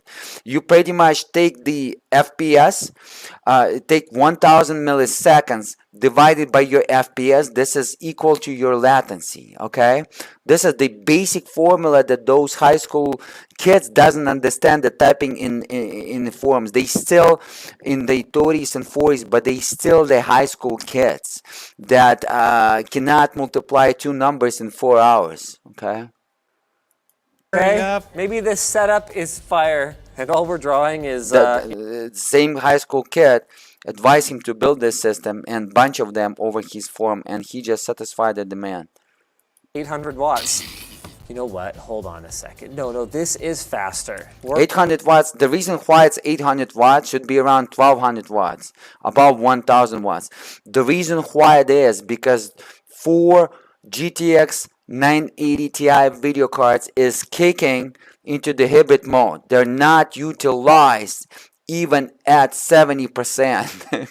So if you're going to compare whatever he had with a single video card 1080p, mostly it was almost utilized at 100%, but even 1080p in Crisis 2 single GTX 980 Ti is not utilized at 99-100% at 1080p. Okay, maybe 1440p it will be utilized at 100%. So you can take that value of the wattage when he started and compare with this wattage. We're gonna do it real quick. So remember the value of the wattage out of the 4 video cards, and we're gonna find out exactly. We're gonna divide it. First of all, we're gonna subtract this value over what he got with a single video card. We're gonna find out the difference, and then we're gonna divide it by 4. We're gonna find out the wattage per each GPU, and then we can calculate what is the percentage, even without the display information system, because he wasn't smart enough. But as a software developer, I can calculate his wattage. By his wattage, I can calculate his GPU utilization. Let's run some games. All right, here we go. It's like not even 10 FPS. It's 96. Oh my God. Cuckoos. Next time, bring those diabetics overweight with the glasses to compare 16K video resolution, because they cannot see 8K video resolution versus 4K, even when that TV that you set them to compare was running probably the artificial intelligence upscale from 4K to 8K. That's why they couldn't compare the native 8K versus the upscale 8K that still was doing by that Samsung TV, because I'm pretty sure they didn't turn it down. Because I heard in the background somebody said from his team that wasn't wearing glasses, he said, well, it's still doing the artificial intelligence upscale through the TV. So they even didn't turn it down. It was the smart guy, I forgot, that Canadian, the engineer, Alex, I think, he stated so. And yeah, next time bring the double glasses and compare 16K video resolution. People with the double glasses, okay? Hold on. We haven't gotten down to our fire yet. We gotta look at the fire. Okay. Yep. It's gonna satisfy the degenerates and make them feel great. That not even having the 4K, they still believe that 1080p is great for gaming. That 90% on the Steam, those haters, that people that completely like destroying the Steam experience, in the forum experience, the valuable community, they just destroyed with those goblins, with those trolls, and yeah, those double glasses guys, double 1080p guys, okay? Maybe this setup is fire, and all we're See that?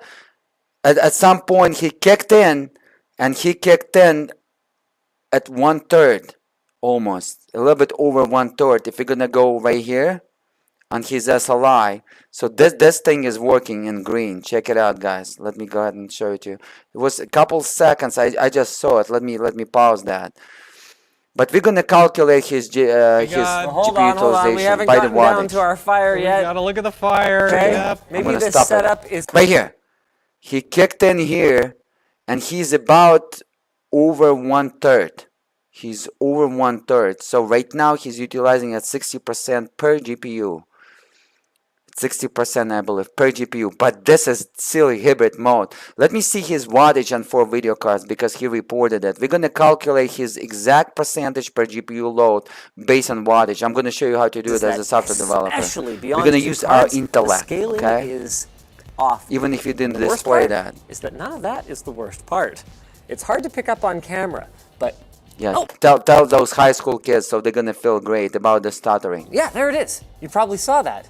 They were telling me that my Titan X Maxwell was such a waste of money. It wasn't, and they were advising just 2 GTX 980 Ti and SLI. Those video cards was a waste of money. In 2024, 4 Titan X Maxwell GPU architecture or even 2 Titan X Maxwell GPU architecture and SLI is still a great value. And keep in mind, you can pick up for $250 each Titan X Maxwell GPU architecture on eBay, used like new. Micro-stutter, which is caused by uneven timing. And let me add something. A lot of GTX 980 Ti's, guys, is waste already in somewhere in the field because they're completely garbage. They're not designed as Titan X Maxwell or Titan X Pascal because they were using much better, great components, and it was much durable. It was like server built and hardware, and they're gonna last 20 years without any issue, guys. But a lot of GTX 980 Ti pretty much blew up, transistors, capacitors, and stuff like that. A lot of them, about 70% of them, are already on the field. Of the delivered finished frames can be very distracting and make a higher frame rate feel like a lower one because of the hitches and choppiness. But I'm not gonna let that dampen my enthusiasm. Let's run some games. All right, here we go. So two guys that completely have no idea about technology. I'm gonna destroy. I'm like, if you're gonna compare me to Linus or to those two dudes, multiply it by 4 will mean my intelligence. I'm gonna destroy them on every single topic. On the hardware, on the software, graphics design, 3D animation, I'm going to destroy the whole team of Linus' team.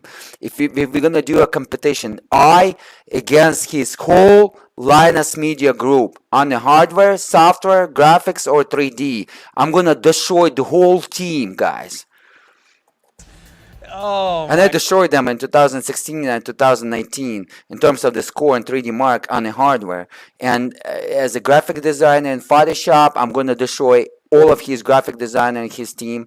As 3D animator, all of his 3D stuff. And as software developer, he probably doesn't have any, or web developer, I'm going to destroy them all. Just one. Hold on. We haven't gotten down to our fire yet. Gotta look at the fire. Okay. Yep. Maybe this setup is fire, and all we're drawing is 800 watts. You know what? 800 watts. Let me see what was the wattage. And you can see he still have like, he's like a little bit over 1/3. Not a half, but about 1/3.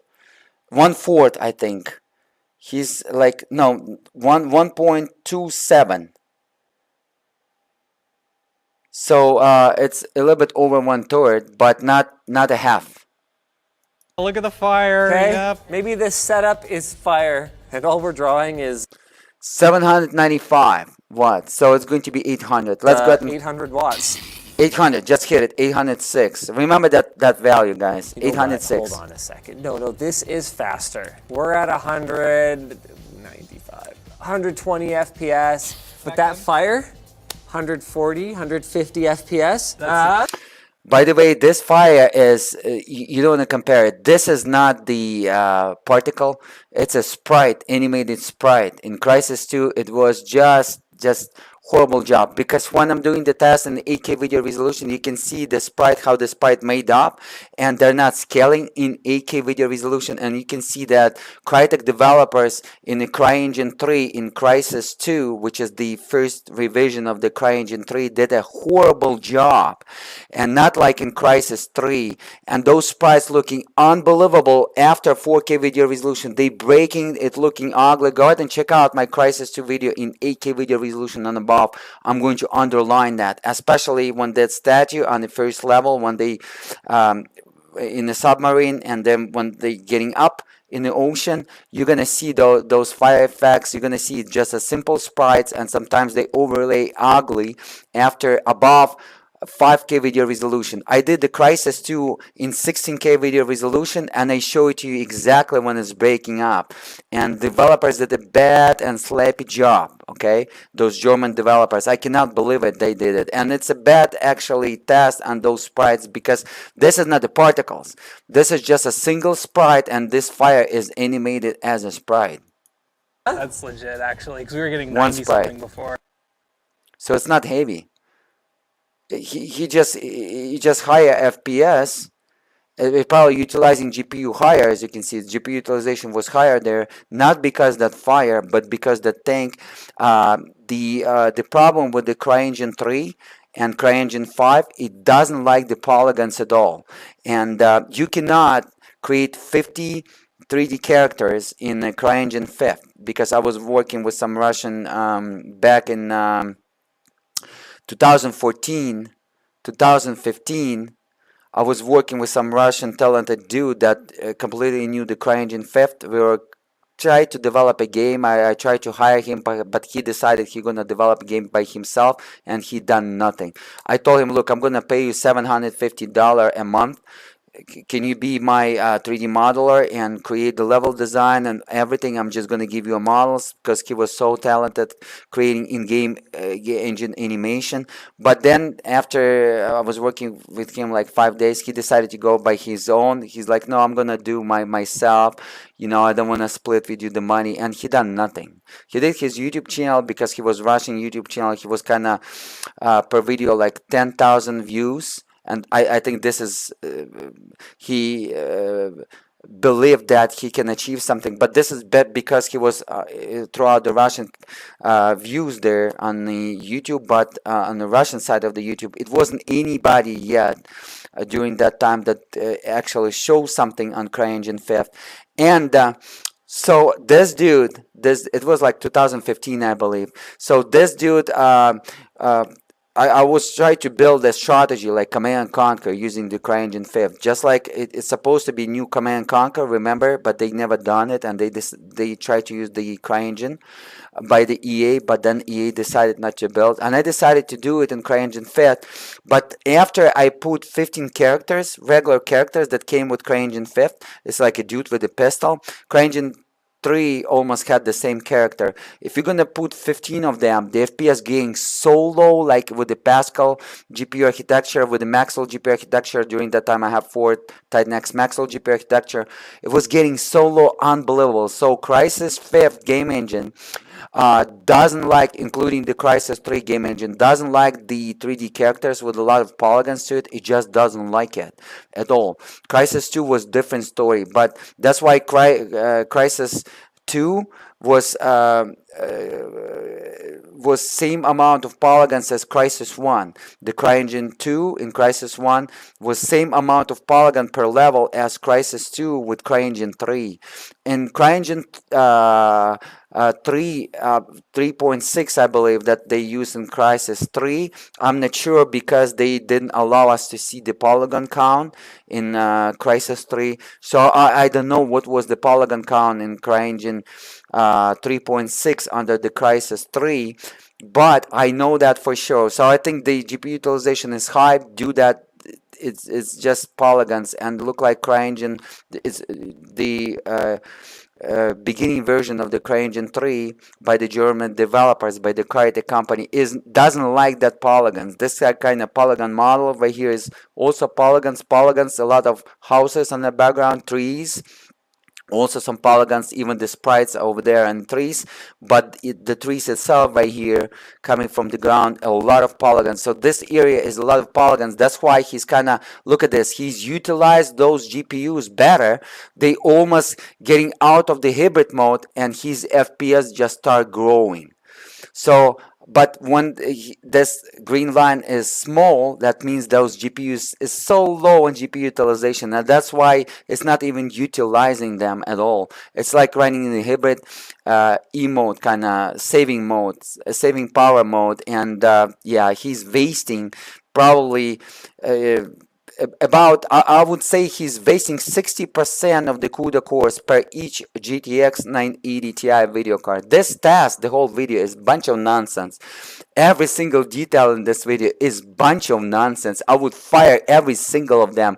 If it was established by the team, Linus, let me dominate you, buddy. Let me dominate you in terms of PC hardware knowledge. Let me dominate you in terms of software knowledge, software development knowledge. Let me dominate you in terms of web development. Let me dominate you in 3D modeling, 3D animation, game development. Let me dominate you in the graphic design in Photoshop. Let me show you the boss. I'm going to dominate the whole team. 10 people versus me. I'm going to develop much better. Whatever is the task. 140, 150 FPS. See that? That's legit. Look at that. Oh, sorry. Look at that utilization. My screen is 8K right now, but I'm recording in 4K. I decided 90 to something before. It's a 50% not recording. improvement. I'm broadcasting in 1440p because YouTube doesn't allow about 1440p broadcast. Never mind. Check it out. His utilization getting lower after FPS gonna go lower. GPU. This is the 4 GPU utilization gonna get lower. That 2 cards probably would have gotten to very similar numbers. No. Yeah, they would get similar numbers if they would be utilized at 99, 100%. They would get the similar numbers, but they would be utilized higher, okay? Because it's not gonna split that because it's the CPU cannot process higher FPS, okay? After 2 cards because it's not enough instruction per clock. There is, come on, there is 11,000 CUDA cores, guys. 11,000 CUDA cores, maximum GPU architecture right now on those 4 GTX 980 Ti, over 11,000 CUDA cores. On just, 48 logical cores on the CPUs. It's and not only cores, you gotta check out the instruction per clock. Wouldn't get to see the Where's sweet, the sweet SLI value? times 4 in Yeah. our top left. Trying to launch. No. Guys, I'm gonna record. This is just, I'm gonna record in that type of resolution with the 2 Titan RTX and SLI as a second part of this video as an argument. You're gonna see Titan RTX and SLI, but with the 9900K at 1080p will be utilized around 40-50% per GPU. And 2 of those Titan RTXs will be below 9,000 CUDA cores, okay? But it's going to be a Turing CUDA cores, Nvidia Turing CUDA cores, that is as minimum 1 Titan RTX as a 2 Titan X maximum GPU architecture as minimum. A little bit faster than that. It's like 2.2 of Titan X maximum GPU architecture equal single Titan RTX video card. So because 2 generation older Titan Maxwell X Maxwell versus Titan RTX, which is Titan RTX, which is the Nvidia Turing GPU architecture from 2018, and Titan X Maxwell in 2015. 3 years difference and 2 generation in between. Another SLI game. Let's see how compatible SLI was with video games back then. Right. Could we have done 4K? Woo, she's floaty. And that 60 FPS does not feel like 60 FPS. Now it's running VSync. Now it's running VSync. That's why in 4K VSync. He's supposed to remove the VSync first. Come on, dude.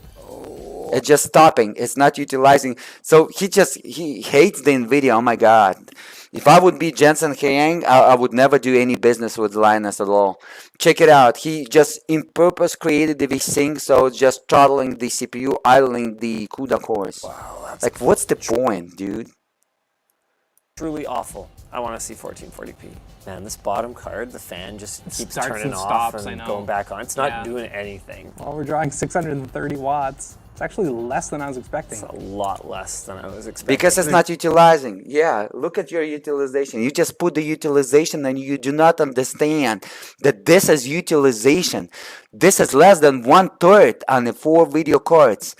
So this is the 100%, the whole bar in green, 100%. This is not even 1/3 utilization per 4 GPUs. Oh my God. And 144.42. Imagine you multiply this by 3.2, I think. It's going to be almost 400 FPS supposed to be if under this GPU utilization was 99-100% per GPU utilization.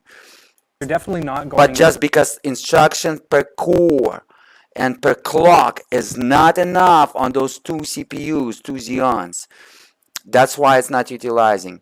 Oh, so how to get rid of it? You want to increase the resolution? Probably try it in 8K UHD. I was running, guys, 12K video resolution with the 3 Titan X Maxwell GPU architecture. My FPS was 14 FPS. Okay, 12K video resolution. But I believe I was overloading my video RAM, actually, 12 gigabytes in this Bioshock. But it was Bioshock 1. To full usage. Nope. I mean, I think if it's all the way, all 4 cards are being Right here. All 4 cards utilized. Right now, check it out. used. So we are basically not touching our quad SLI. No, we're using like 1.5 cards. Something to keep in mind is So they just realized that. that even games that support SLI don't necessarily support 3-way or 4-way SLI. No, this is wrong. They do support 3-way and 4-way. Just because you're stupid and you do not understand that to be able to utilize over 11,000 Maxwell CUDA cores, you need to have on a CPU, when it's communicating with the CPU while building up the final rasterization image, you need to have enough instruction per clock and instruction per core. Okay, depends how many cores are utilized. Okay, so this is incorrect. So this is the theory of those uneducated kids that cannot multiply 2 numbers in 4 hours. Okay, let alone this take is wrong. Full advantage of it. I'm going to show you the advantage, buddy. So all those games, Linus, if you're watching this, all of those games, I'm going to show you Titan RTX, okay? Titan RTX, okay, with much faster video. 2 Titan RTX and SLI will be equal a little bit over 4 Titan X Maxwells. It's going to be 4.7 Titan X Maxwells, 4.5, 4.7 Titan X Maxwells. So not 5 cards Titan X Maxwells by 4. Same value. I'm going to show you 2 Titan RTX and SLI in 2-way SLI, and I'm going to show you the 100% utilization per GPU. I'm going to show you 16K video resolution, buddy, or above 8K. 8K cannot utilize fully. The FPS will be crazy. I believe it was Bioshock. We're going to find out what kind of games he was running. I mean, Guys, I'm going to create part 2 of this video, so yeah, if a lot of it times was on up. the list. Crank it. Times 8? Yeah. Yeah, it'll do 8x MSAA. I'm getting over 100 FPS. Yo, 1080p? 1080, but this is cranked 1080p. Yeah. By the time you put on 8x MSAA, you might as well be running at a higher resolution. Yeah, but look, we're using still like 1, maybe 2 cards. Yep, all we're really learning is that the 980 Ti is a really good card. And It is great card. Your video is not good at all. Your video is complete garbage. Okay? you can tell from our power consumption too. 1080p with 4 video cards, only an 750 idiot will watts. play. We are probably getting some Doesn't make no benefit. sense at all, buddy. But some. Yeah. With a 5 years old CPU, and as again, same year, generation of the CPU is at least 10 times slower than while communicating with those with a single GPU. But it's in a scenario when they're doing the same kind of arithmetics if you're gonna emulate, because they cannot do the same type of, you can do the machine code, 64-bit machine code, versus let's say the CUDA on a GPU, kind of the same type of idea and algorithms but different languages, but it's going to be almost the same thing, but it's going to recognize the GPU and send the instruction for GPU to do it. So it's going to be at as minimum 10 times faster, okay, than the CPU that he's using. So just a single video card, okay, and it's the same generation CPU versus the same generation of the GPU. You wanna, if you wanna do something like that, you wanna have a newer generation of the CPU. Okay, you want to upgrade your CPU later on to the middle range. You want to start with the middle range CPU, which will be almost same instruction per clock. Okay, and then after 2-3 years or 5 years, like in his case, you're gonna buy another CPU middle range instead of buying that high-end CPUs, and you're gonna utilize those CUDA cores. But he's doing everything is completely, that is nonsense. Okay, temperature. GPU 0, 42. Look at this, they're not even hot. They're supposed to be like breathing fire. So it's not because that they're only not. one GPU is doing the work, it's that each GPU is doing very little of it. Okay, try Jedi Fallen Order. That's from 2019. Here we go, with a system from 2010 to 2015, depending No, on how this you is measure wrong. it. This is wrong, guys. Let me tell you from the real technologist. If the 4 GPUs will be utilized 99 or 100%, the first video card will be extremely hot, unbelievable hot. Then the second video card will be less hot than the first one. Then the third one will be almost hot, but not as the second one. And the fourth one will be chilling around 60 Celsius. Okay, this is how it was on 4 Titan X Maxwell GPU architecture. Okay, so this is what I was telling you. When you're running 4-way SLI, you wanna water cool first and second, and better third one and get water cooling. But you can keep the fourth one without on air. It will never thermal throttle at all. So stop wasting your money. Or when you're running anyway in SLI or any video cards, multiple video cards. If you're running 2-way SLI, you want to water cool the first one closest to the CPU when it comes to Nvidia, and the second one with the get water cooling, but it's still going to cost you an investment $200, $250. And the second one you can keep on air just to save your money. Okay, but as again, it's not worth it because maximum you can add additional 10% of the performance. 10% of the performance as minimum $250 to pay doesn't worth it. Not advising you. Oh. I done it all, guys. It's doing weird stuff in the startup menu, but it is using a lot more than This dude is an idiot. If he would test 3D Mark Firestrike Ultra, this is where every single GPU will be utilized at 100%, 99, 100%. So Linus doesn't have enough of intellect to realize that. Come on, Linus, if you're watching this video, just test the 3D Mark, beat me up. Test the 3D Mark, because I was running 4.2 gigahertz with 4 Titan X Maxwell with my 4930K. Let's see if you can beat me up. I was running 4000 series Intel CPU that was running 4.2 gigahertz, which has much higher instruction per clock. If you can beat me up with your Dual Xeon, but Xeon quality with 4.5 gigahertz with your 4 GTX 980 Ti. Yes, those GTX 980 Ti are gonna show 256 CUDA core less per my Titan X when compare. But let's see if the Xeon quality will, with a much higher cache, can pre-cache it, because before it's going to drop it to the system M, it's going to pre-cache. The amount of cache is actually dealing, so Xeon gonna have more cache. Just go ahead and test the 3D Mark Firestrike Ultra. Let's see what will be your score, bud. You're gonna, this green bar will be all the way. Your every single GPU will be 100 Celsius. It's gonna run 100 Celsius except the last one, okay? And they're gonna thermal throttle like crazy because they're dual fan. There is not a blower design. Completely, even the whole idea to build in 4-way SLI is for idiots that he done.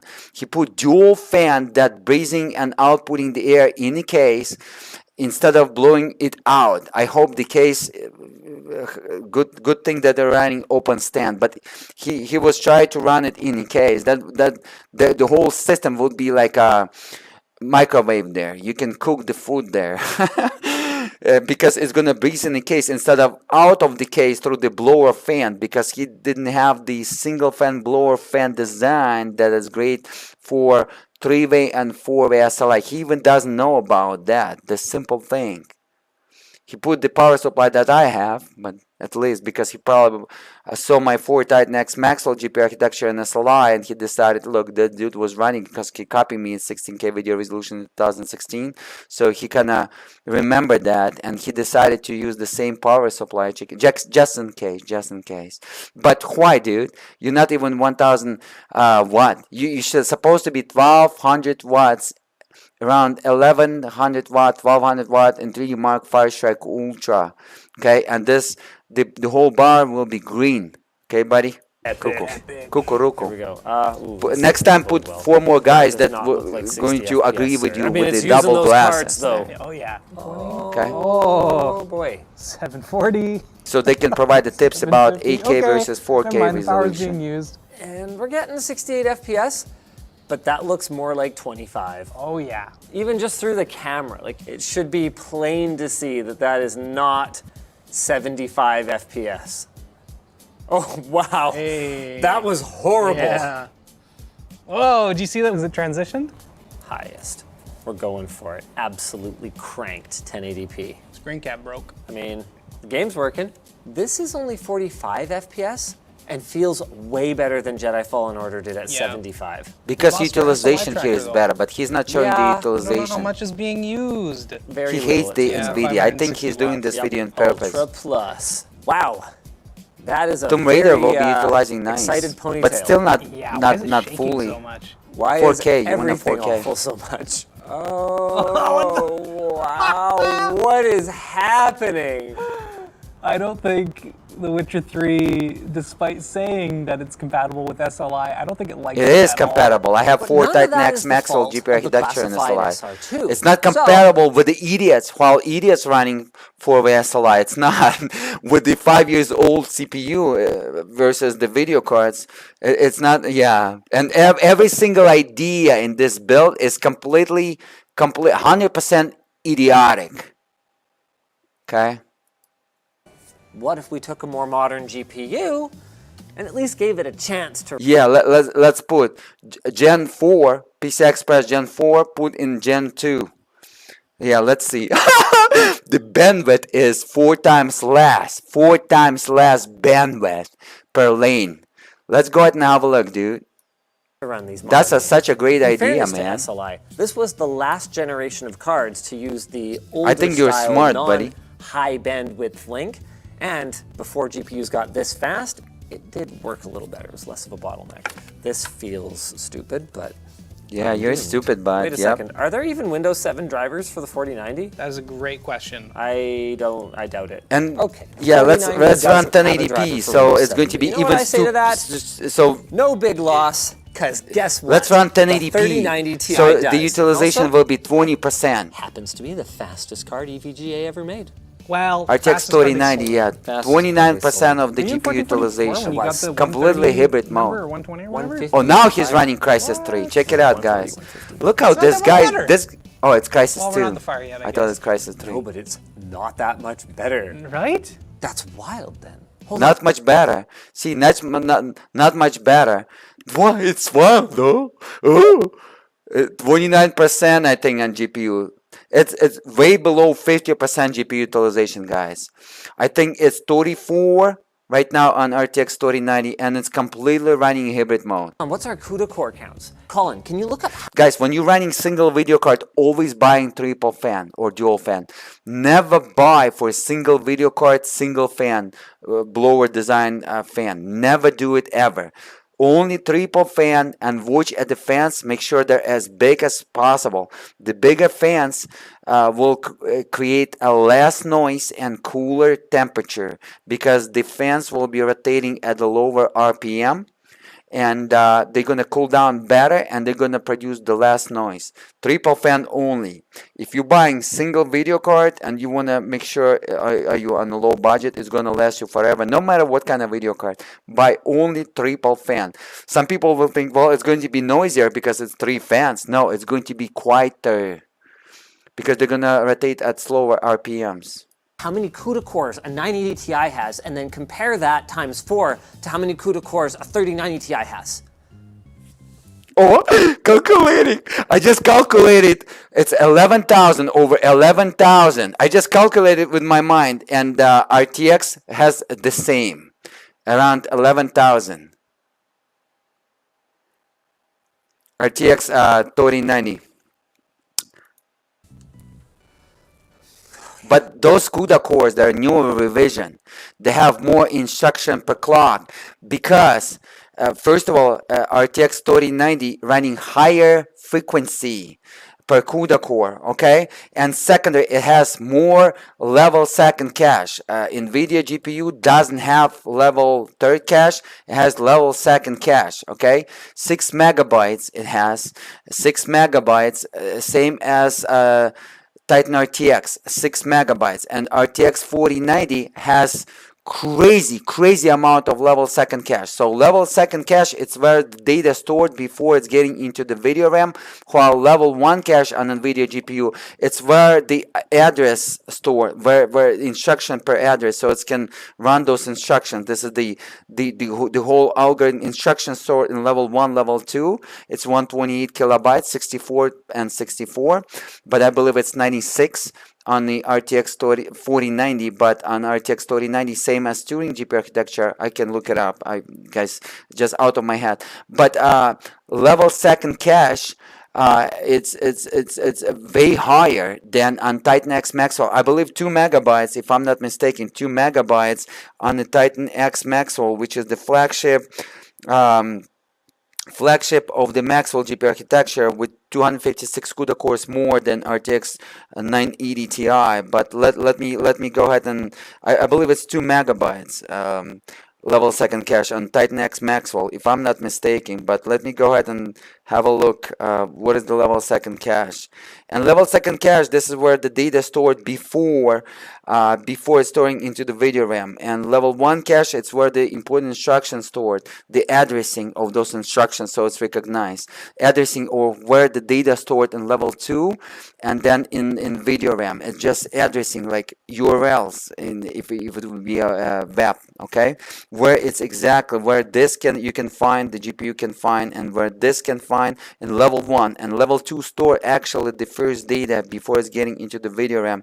And so what is the level second cache on the 3072 CUDA cores on Titan X Maxwell, which is 256 CUDA cores more, exactly 256. So Nvidia always done like this. Titans, since Titan XP has 256 CUDA cores versus 980 Ti versus 1080 Ti and versus 2080 Ti. Exactly 256 CUDA cores more.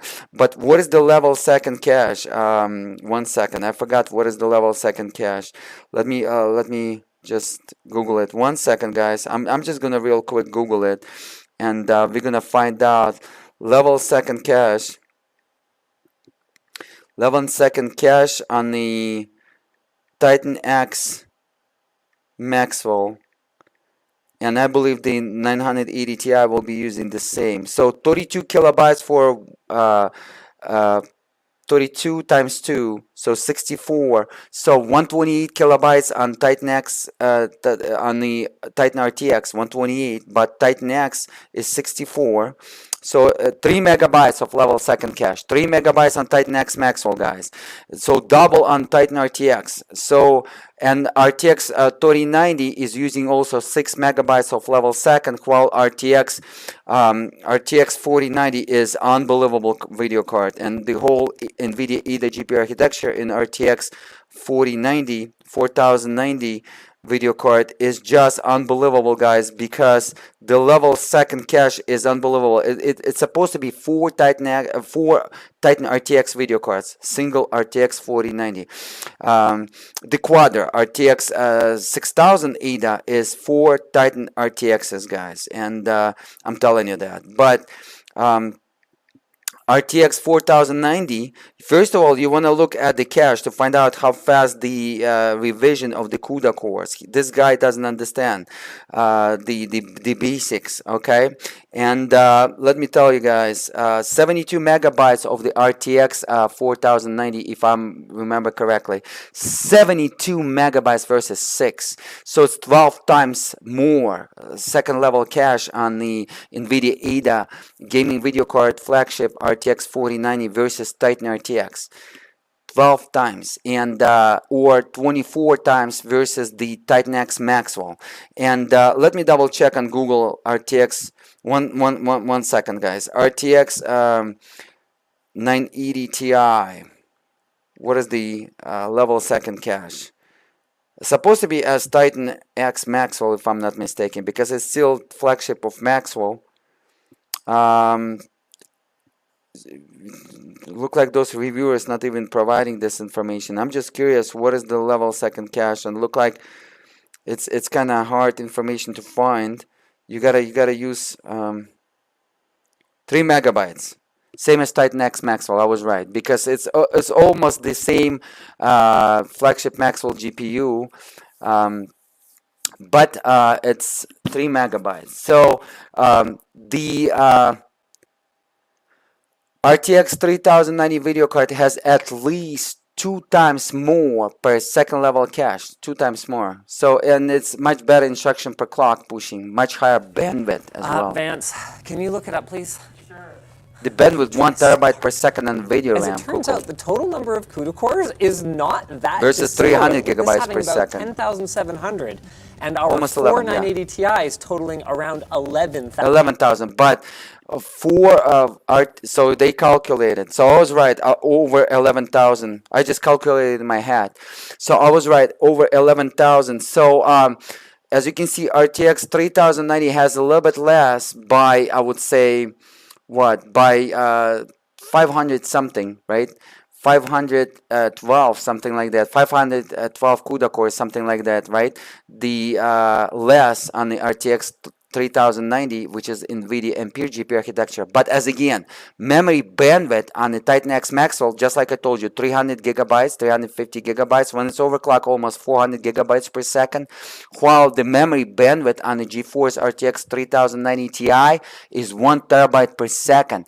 And the cache, level second cache, I believe on the Nvidia Ampere GPU architecture, I'm not sure on Nvidia Ampere GPU architecture, but I know on Nvidia Ada GPU architecture is 6 terabytes per second, level second cache. This is how fast it was under the CUDA while using the test. Under the CUDA computing is a precise level second cache test. 6 terabytes per second.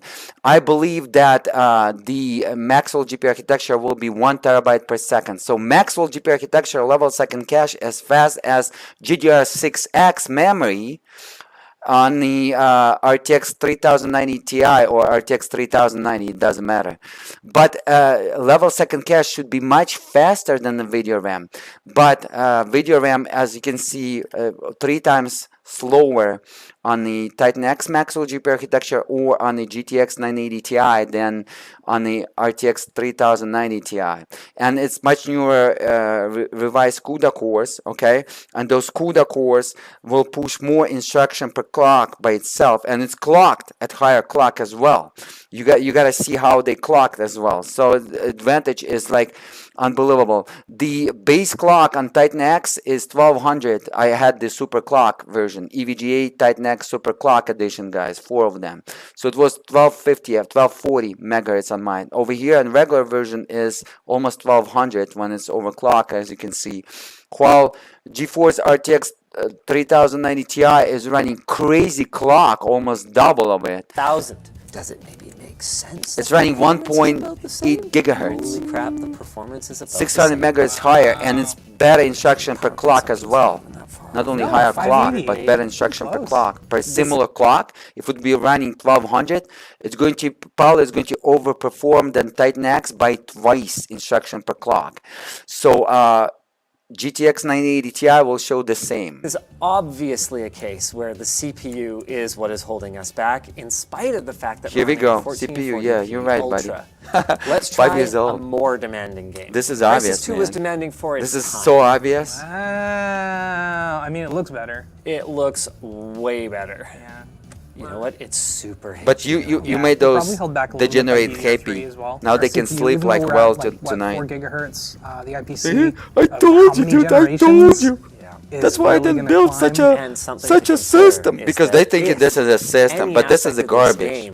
This is a garbage in 2015 for that money. It's completely garbage. It's like how you can waste your money in 2015. KPI link between the CPUs. You can really see it. These birds are like, Yeah, they just like stop and then go. I want to try a couple more games though.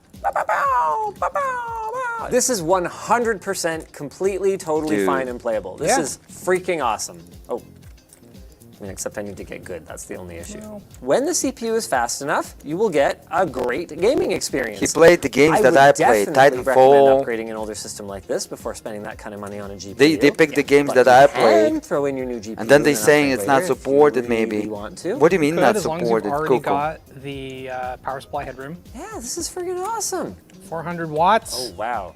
And so much more efficient, which tells us we are still very CPU bottlenecked. Oh, 100%. Our card's fans aren't even turned on. I mean, even if we are capping the frame rate. That is Not turned on because it's hybrid mode, just like I told you guys. wild. See? Okay, why So I is was that right. frame rate capped? I didn't watch the complete video. I'm What? just watching I right now bet with you that the frame complete rate cap video is a big part of because what- I was so like I don't know. I felt so bad, so I decided to go ahead and review this video. That I unsubscribed from Linus after this video. This was just like so much misinformation, so much clueless type of information provided into the watchers and youngsters and such. And like there is no value into this video. Zero value.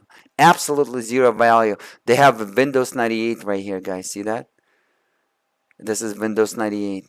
The CPU is not causing issues as well, because we're not Probably, just yeah. running it right up against the limit. Yep. Okay, Jedi Fallen Order. I feel good. We're gonna play a reasonably modern game on this ancient freaking platform. Plus a 3090 Ti. Well, plus a 3090 Ti. Yeah, Minor PCI details. Express Generation 4 requirements.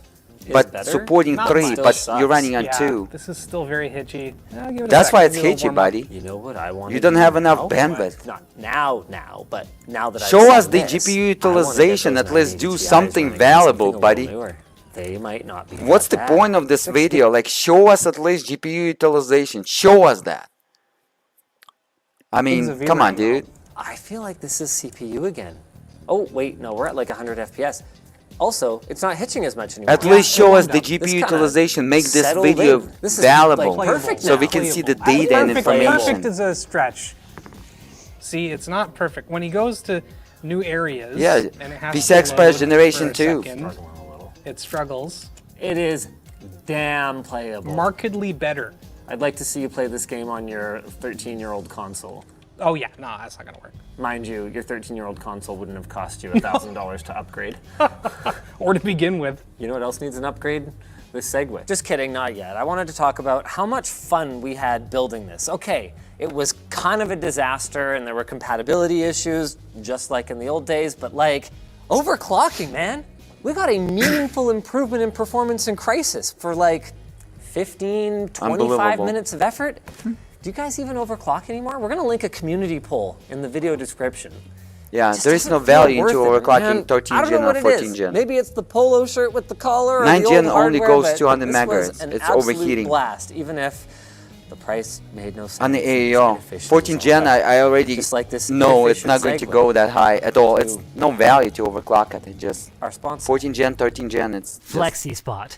You know, sitting is so last year. Standing is No what the kids sense are to into these overclock days. it. And Flexi Spot knows this. So do not That's buy why their expensive E7 Plus motherboards, standing guys, desk on is 13 so gen, 14 darn gen. I'm going to solid. show you what kind of Unlike motherboard that you typical want to buy. two-leg standing desks, the E7 Plus's four-leg design gives it I'm a gonna run it stock leg and up enjoy it. on the competition, boasting a weight capacity of up to 540 pounds static. Do not and waste another 430 $1,000 pounds lifting. to boost This his 100 extra support megahertz. It means doesn't rock worth solid it. stability, so no more worrying about all the stuff on your desk toppling over just from you breathing on it.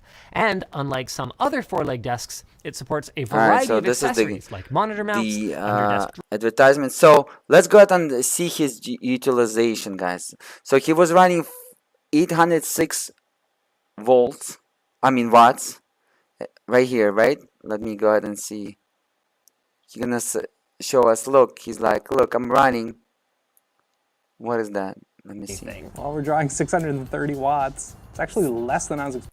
630, but this is in Bioshock. 140, Bioshock is 150 FPS. Gotten down to our fire We yet. gotta look at the fire. Okay, Yep. maybe this setup is fire, and all we're drawing is Here we 800 go. watts. 806. I just saw 806, guys. 0.1. Okay. When he started, we're gonna calculate.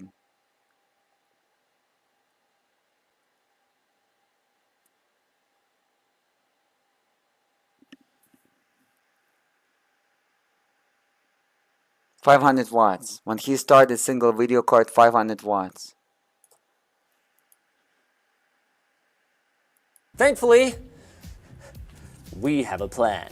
Let's see how many GPUs we can stuff in here. By the way, did I mention we're sucking back like 500 watts with only one 980 Ti, right? So one 500 watts. So I believe two CPUs, because they're stressing, they kind of idling. So let's say they like 75 watt probably per CPU. So 140 watts.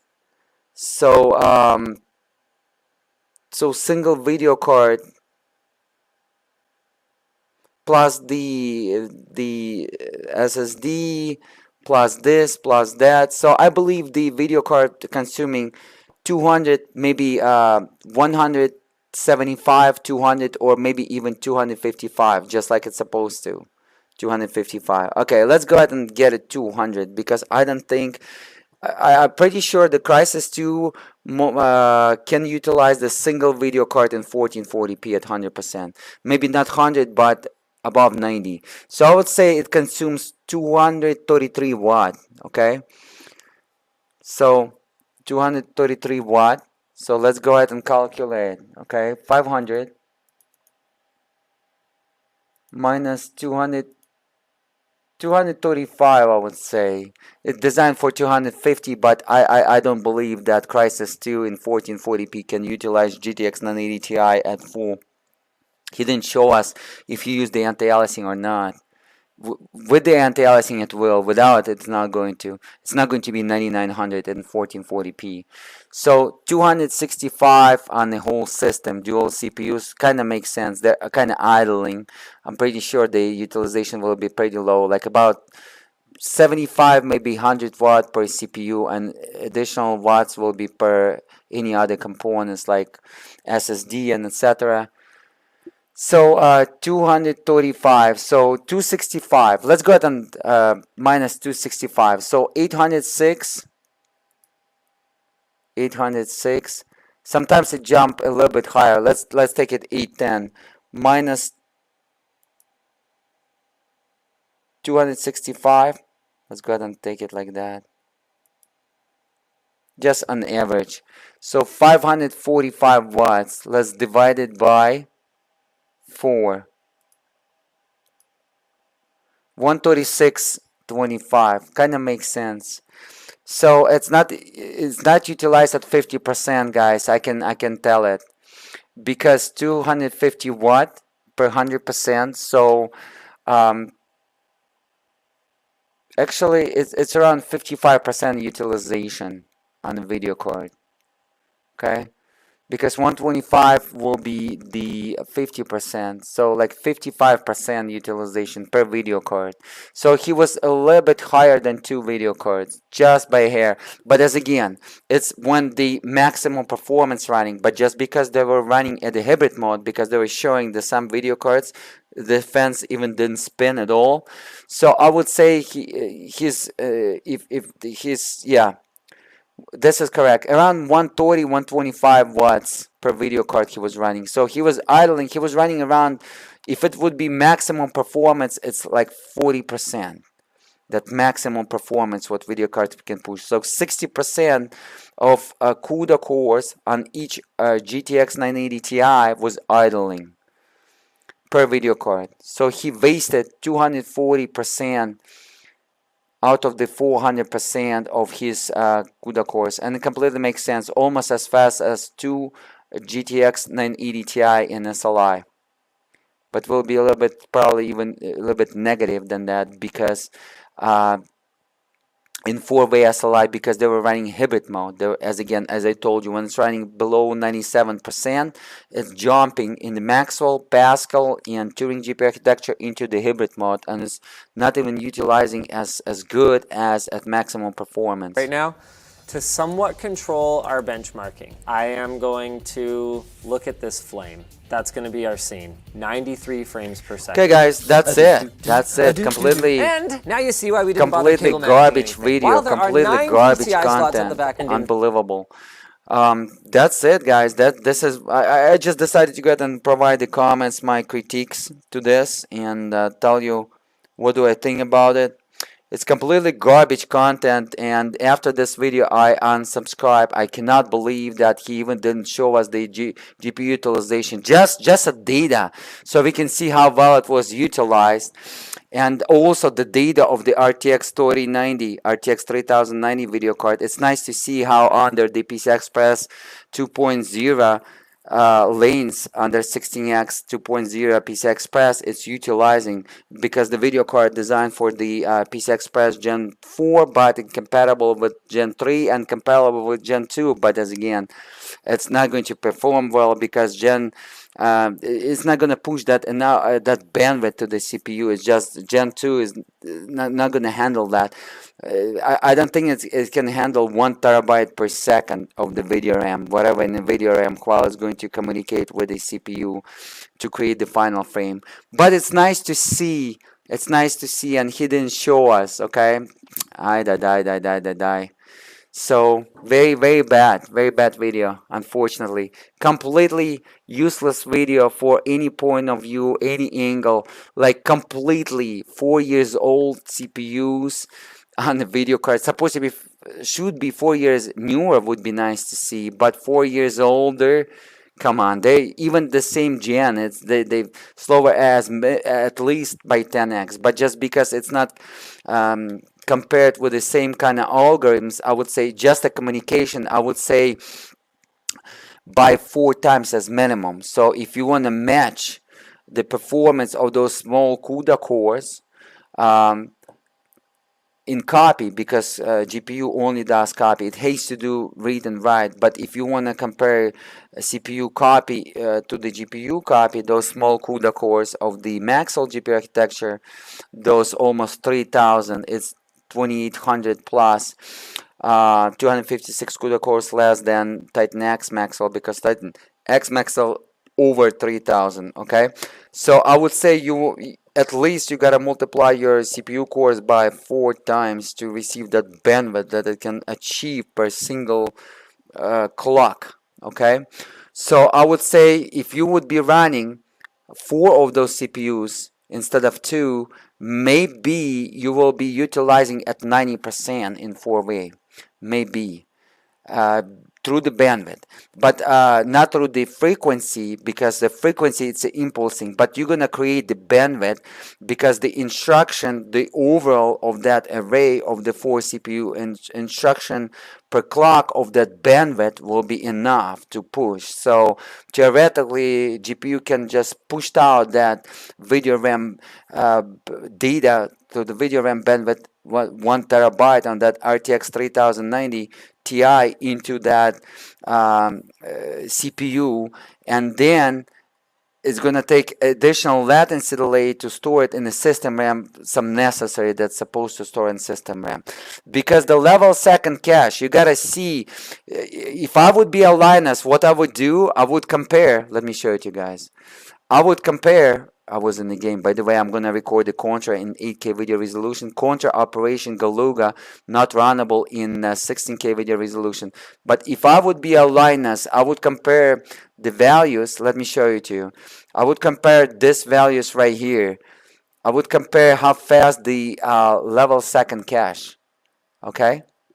If I would be the Linus, how fast the level second cache, because you can see how fast the level second cache, it tells you the bandwidth, how much bandwidth level second cache can push on those dual Xeons. First, to see if the bandwidth level second cache on the CPU or level third cache, even, because level second cache is like level 1 cache on the GPU in terms of the features. Okay, but if I would be a Linus, here we go, through the IDA. First thing what he's supposed to do, this guy doesn't know how to do the benchmarks. I mean, for the high school boys that in 30s, but still with the intellect of the high school juniors, those hate rates and stuff, it would be nice. But check it out, level second cache on the i9 9900K is slower. Level second cache, guys, the CPU has level third cache as well, is slower than the GDR6X video RAM bandwidth on the RTX 3090 or RTX 3090 Ti video card. GDR6X has 1 terabyte of bandwidth per second, 1000 gigabytes per second, and latency around 1.2 nanoseconds. Not 1.1, 1.75, 1.8. This was based on the because the below 1 nanosecond latency on GDR6X was this is the different memory, not GDR6X, but GDR7 actually is below 1 nanosecond bandwidth. This is what I heard. The people that testing right now, and those you know, the testers, hardware testers. So GDR6X is going to be 1.9, 1.75 nanoseconds. This is through the Nvidia CUDA core, while they did the test of level second cache compared with GDR6, back and forward pushing the data. So level second on the Intel 9 Gen 9900K, Intel 9000 CPUs, all of them maximum, because this is a flagship. i9 9900K is a flagship when it comes to gaming CPUs, right? Xeons will show a little bit higher level second cache, because level second cache is shared and level third cache is shared, but level one cache is per core. Okay, so level second cache, guys, so it's shared, so you gotta multiply it by the amount of cores. Most likely it's going to be by the amount of cores divided by the amount of cores to get per core, because it's shared. But one core can access more. You got a special level third cache. Level third cache for sure shared. I'm not sure if level second cache shared or not. Maybe it's dedicated like level one cache, but on GPU level one cache is not shared, but level second cache is acting as level third cache on CPU by Intel or by AMD. So check it out. Intel 9 Gen 9000 series CPU has level second cache, which should be unbelievable fast, much slower than GDR6X video RAM on the RTX 3000 or RTX 3090 Ti video card. RTX 3090 or RTX 3090 Ti is almost by 200 gigabytes per second, and I can overclock GDR6X to 1200 gigabytes per second. Okay, so a level third cache, which is for sure shared on Intel CPUs and AMD CPUs. A level AMD, by the way, is not faster. Same year generation CPUs, keep that in mind. Even with the 3D cache, it's not going to be faster in terms of the bandwidth. It's just more of that. You can just store more. So a level third cache shared for sure on this CPU, on all the Intel CPUs since Core 2 Duo and since P4 times. So I believe, but Core 2 Duo for sure. So it's 3 times slower than GDR6X. And this is, guys, the CPU from 2018 and CPU from 2011. Let's go ahead and find out. Let me go ahead and find out. Hold on. Let me go ahead and get back to the YouTube. And what I'm gonna say in Google. I'm gonna say Xeon x5690 level second cache bandwidth. Let's just have a look at this, guys. What is the bandwidth? Like, what is the bandwidth? We just need to see the ADA 64 benchmark. So he didn't even do that. It's nice if he would do at least this, just to see how the level third cache or level second cache compared with GDR6X, and we're gonna kind of compare by even how much bandwidth the CPUs can push. You can compare how much the bandwidth the CPU can push by that values, by using the algorithm to calculate. But he even didn't compare that. So completely useless video from every single second. No, zero value provided at all. Like zero value provided, like none. Not saying, I'm like, how fast? It should be shared. It says shared. So level second is not shared. It's per core. It's per core. Level 1 per core on this CPU. See that? But level third is shared. Okay. But we saw that even on Intel i9 9 Gen 9000 series is we cannot even catch up with level second cache, and level second cache should be mind-blowing, guys. As again, level second cache on the Nvidia ADA GPU architecture, such as RTX 4000 series video cards, such as RTX 4090 or Quadra. Quadra is a little bit higher. It was tested on the Quadra RTX 6000 ADA video card. Is 6 terabytes per second, 6000 gigabytes per second. Okay, so if we're gonna compare with the i9 from 2000, one second, from let me bring it back, ADA. I'm using the zoom in zoom out tool because my screen is running 8K video resolution. I was recording the Contra Operation Galuga for you in 8K as the world record, the first video coming out, guys, on YouTube. Don't forget to smash that like button, guys. I just woke up early. I was so upset with the Linus video, and I'm looking to have for your support. Smash that like button, support me, positive comments, share it with your friends. This is the best video. They're gonna learn so much about the hardware through my video on below, and they're gonna learn zero from Linus.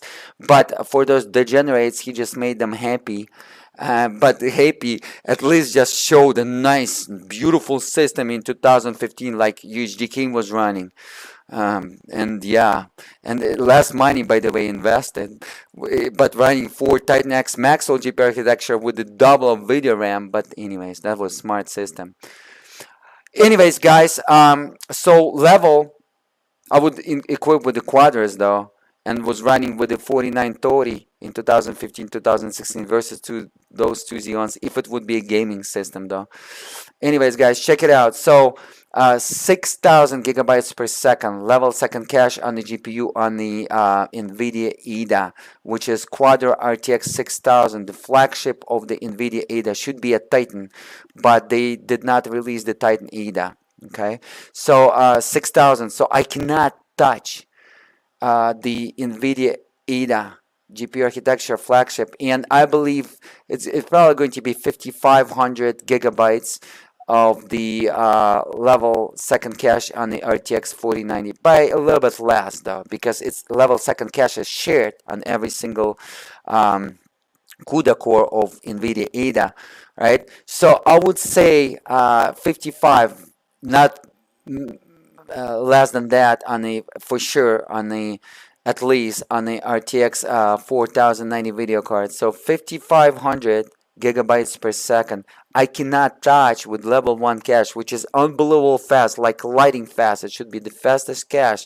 because this is the instruction cache where everything is located. It's just showing, look, this located here, all the important algorithms, how to get to them and where they're located for the CPU before everything is stored. Then level second cache storing some data, and then necessary data stored before the system RAM into level third cache on Intel and AMD CPUs.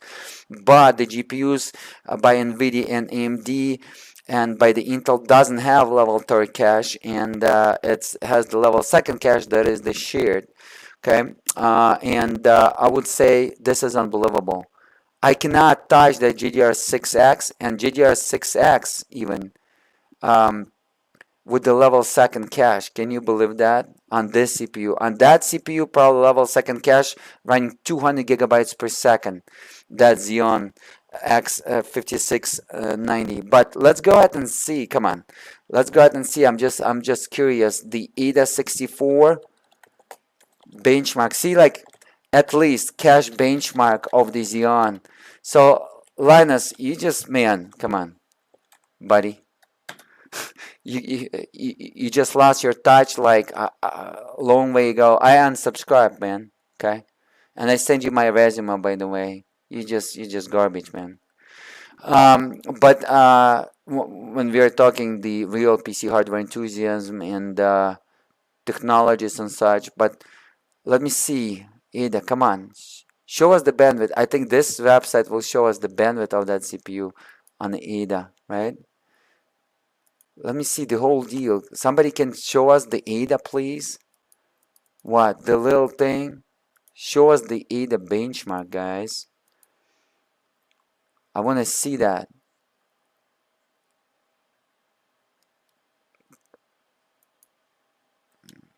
I'm just, guys, sorry. I'm gonna accept that just for you. So this is the Ada, but this is the 4 3000 series i7. So this is after. This is much newer CPU. And he has the level 3rd cache, not even 200 gigabytes per second. Level 2nd cache, not even 200 gigabytes per second. His level 2nd and level 3rd are the same almost in terms of the bandwidth, but latency is faster in terms of the latency. Level 2nd cache, his latency is so fast though, unbelievable fast communication. Wow. But you gotta divide to get the result. Divide the bandwidth on the latency, because it look like my i9 9900K, but as again he pushing 4 times less bandwidth on level 2nd, right? Let me go ahead and pull up my 1 second, my thing. Where is my benchmark? Right here. Let me go ahead and compare with i9. This is 4000 series. This is, guys, the much newer. It's not even 3000 series, because the CPU that they compared is not even 3000 series. It's older than 3000 series. Keep that in mind. Okay, that Intel 3000 series. So check it out. Latency. He's almost twice higher latency. This is the 4th generation versus the 9th generation Intel, okay? Because this is 4000 series, this is 9000 series. They didn't have i9. The i7 was the flagship during that time on the 4000 series, 4th gen. But this is Intel 4 gen, 4000 series, and Intel 9000 series is Intel 9 gen, okay? i7 was the flagship during that time. So check it out. He's running DDR3. Okay, he has the dual channel 128-bit, half of the bandwidth on the system RAM. Latency also on the system RAM, half in nanoseconds. The low value in terms of nanoseconds is better. The higher value in terms of gigabytes and megabytes is better because it's a bandwidth. My level 3rd cache is almost twice as fast as his, and it's also showing in terms of the bandwidth. My level 2nd cache is 5 times faster than his, okay, almost 5 times, 4.7 I would say, but not in the latency. But if you're going to divide, or you can just come up with the algorithm, multiply the gigabytes per nanoseconds to receive the value. I'm going to be much higher here, because even if it's not far away in terms of the nanoseconds latency, but the bandwidth, the amount of bandwidth, the level 2nd cache that he can push is 4.7 times as minimum less than I can push. And check it out, level 1 cache, I can push 2500 at the peak, and he is not even 1 terabyte per second. Wow, this dude level 1 cache is not as fast. Level 1 cache, which is the fastest cache on the CPU, is not as fast as GDDR6 memory bandwidth. Okay, so that CPU, that Xeon, I think around 600 gigabytes per second, 660, 650. Level 1, level 2nd probably 100 gigabytes per second, and level 3rd I think probably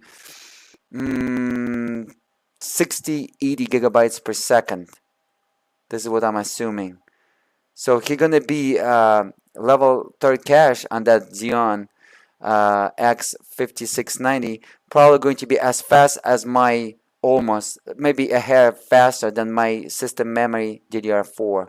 But and probably latency will be about the same, but as again going to be shorter than that, probably around like 22 nanoseconds, 24, shorter than mine by twice, because it's kind of CPU cache. But in terms if you're gonna multiply it in value, let me go ahead and actually find out. Let's go ahead and pull up the screenshot. So this is how bad is this $10,000 PC. Yeah, it's very bad. You don't want to invest in 2015 $10,000 PC in that system. It's a PC for degenerate. In 2015, I'm not talking 2024. But Workstation still can do stuff in 3ds Max, Cinema 4D, if you're 3D artist. It's still going to be doable though. But you can pick up for 39 bucks E5 2699 V3, buy 2 of them, and $110 motherboard, Dual Xeon 2011 V3 socket, Chinese, and do not listen to them. Oh, Chinese is so bad. The board is, guys. I test that board. That board is amazing. The board that I tested, go ahead and check out my playlist. It's amazing. If you're a 3D artist, 3D animator, it's and plus the memory, $100. So below $400 with the hard drive, SSD, $400 computer. Great low budget system for 3D animator, 3D printer guy who's doing even the 3D printer, so he's doing some work in animation modeling and also doing the animation 3D rendering for the clients. It's a great system for $400 without the monitor. Highly recommend, including the M2 SSD and the system RAM 128 gigabytes. Dual Xeon E5 2699 V3 socket 2011 V3 and that Chinese motherboard. Unbelievable, guys. Everything is included, $400. So we didn't get the value here. This German website was hopefully it's not the hacker, but I have a system that would tell me if it's hacker website. It would block it. So I provided some data real quick, but because it was safe. Let's go ahead and try to see what's going on here. Maybe somebody smart enough to show us the bandwidth. This is 5000 series for those who's curious, okay? This is almost the CPU that I was running.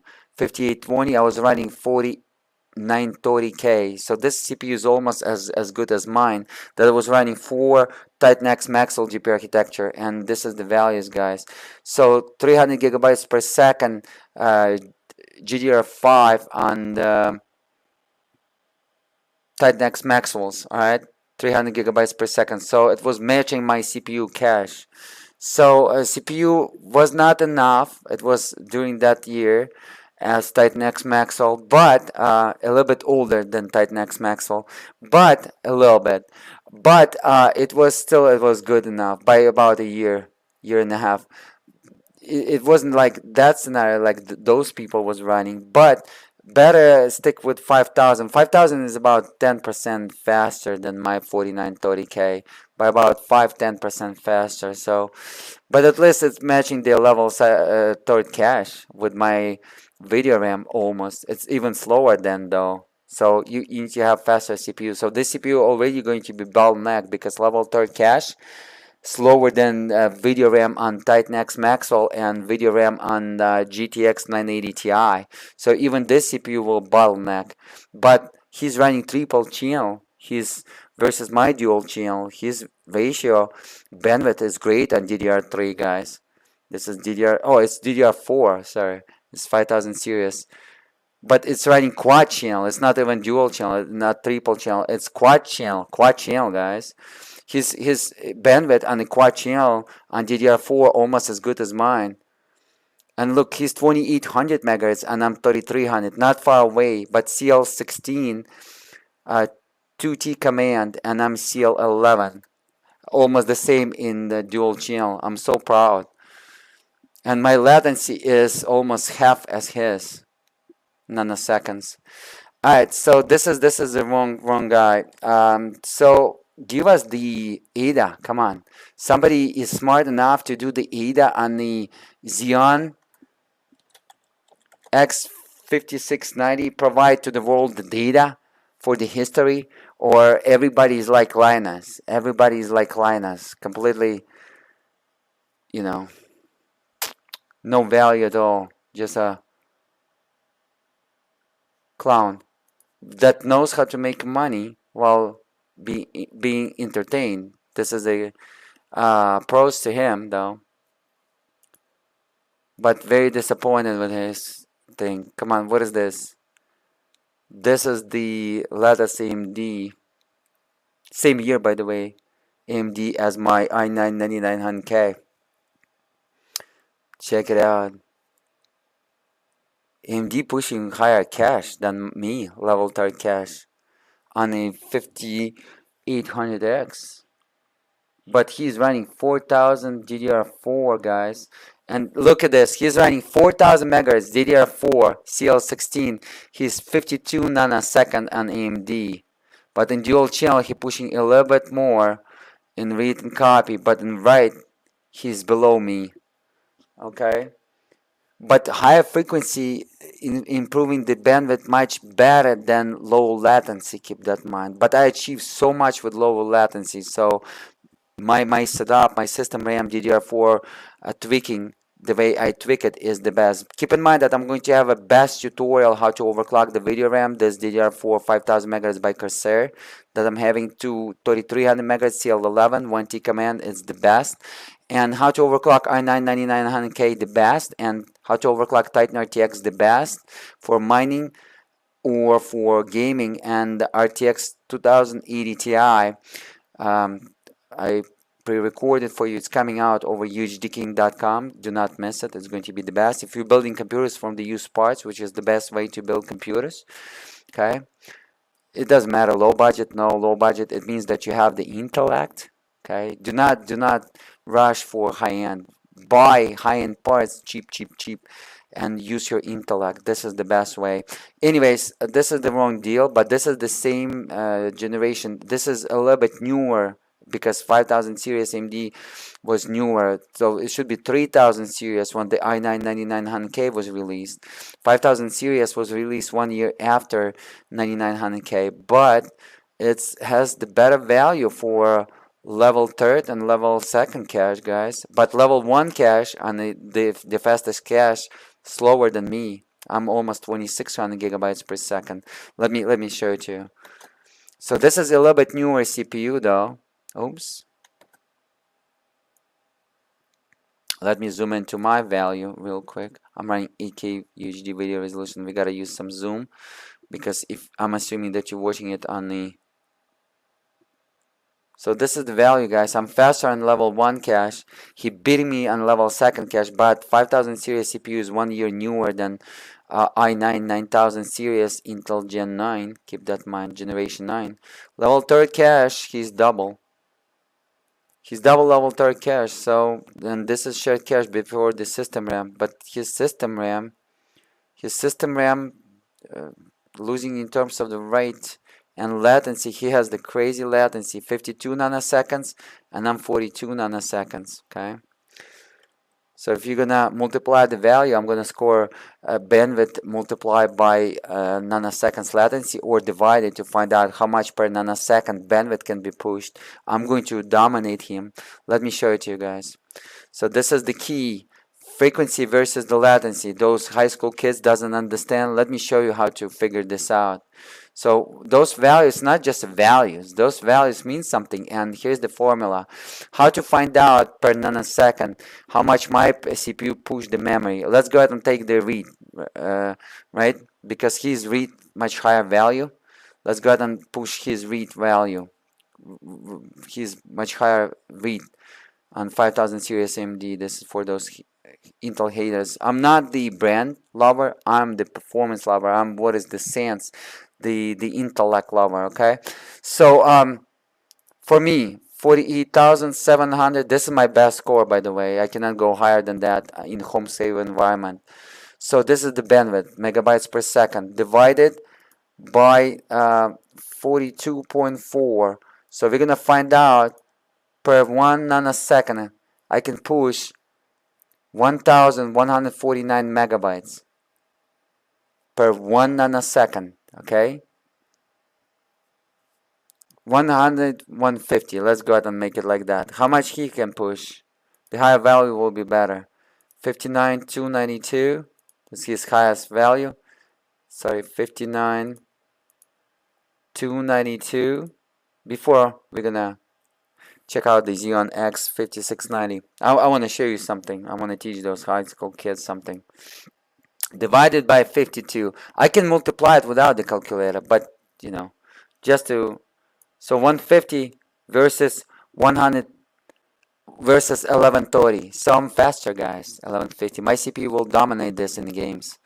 So in terms of the value on the memory, per nanosecond, I can push more per nanosecond. I can push 1150 and he can push 1130. Okay? Because his latency is higher, 52.5, and my latency is 42.4 nanoseconds. So this is the key, guys. And when we're talking DDR4, 5 or any memory, you want to use this algorithm. Okay, this is UHDk1ng just provided to you as a computer scientist, technologist, and software developer the value. Okay, you got to use the physics, mathematics, just like Elon Musk saying. Okay, if you're not using that, you walkie-talkie. Okay, and you don't want to be subscribed to my YouTube channel. Okay, because you know you don't make no sense. Go down and pray and tree, believe in God or something like that. Okay, but anyways, you want to believe in proper thing. You want to believe in space, be nice, be good, and believe in positive energy, just like me. But there is no God. God is for Romans.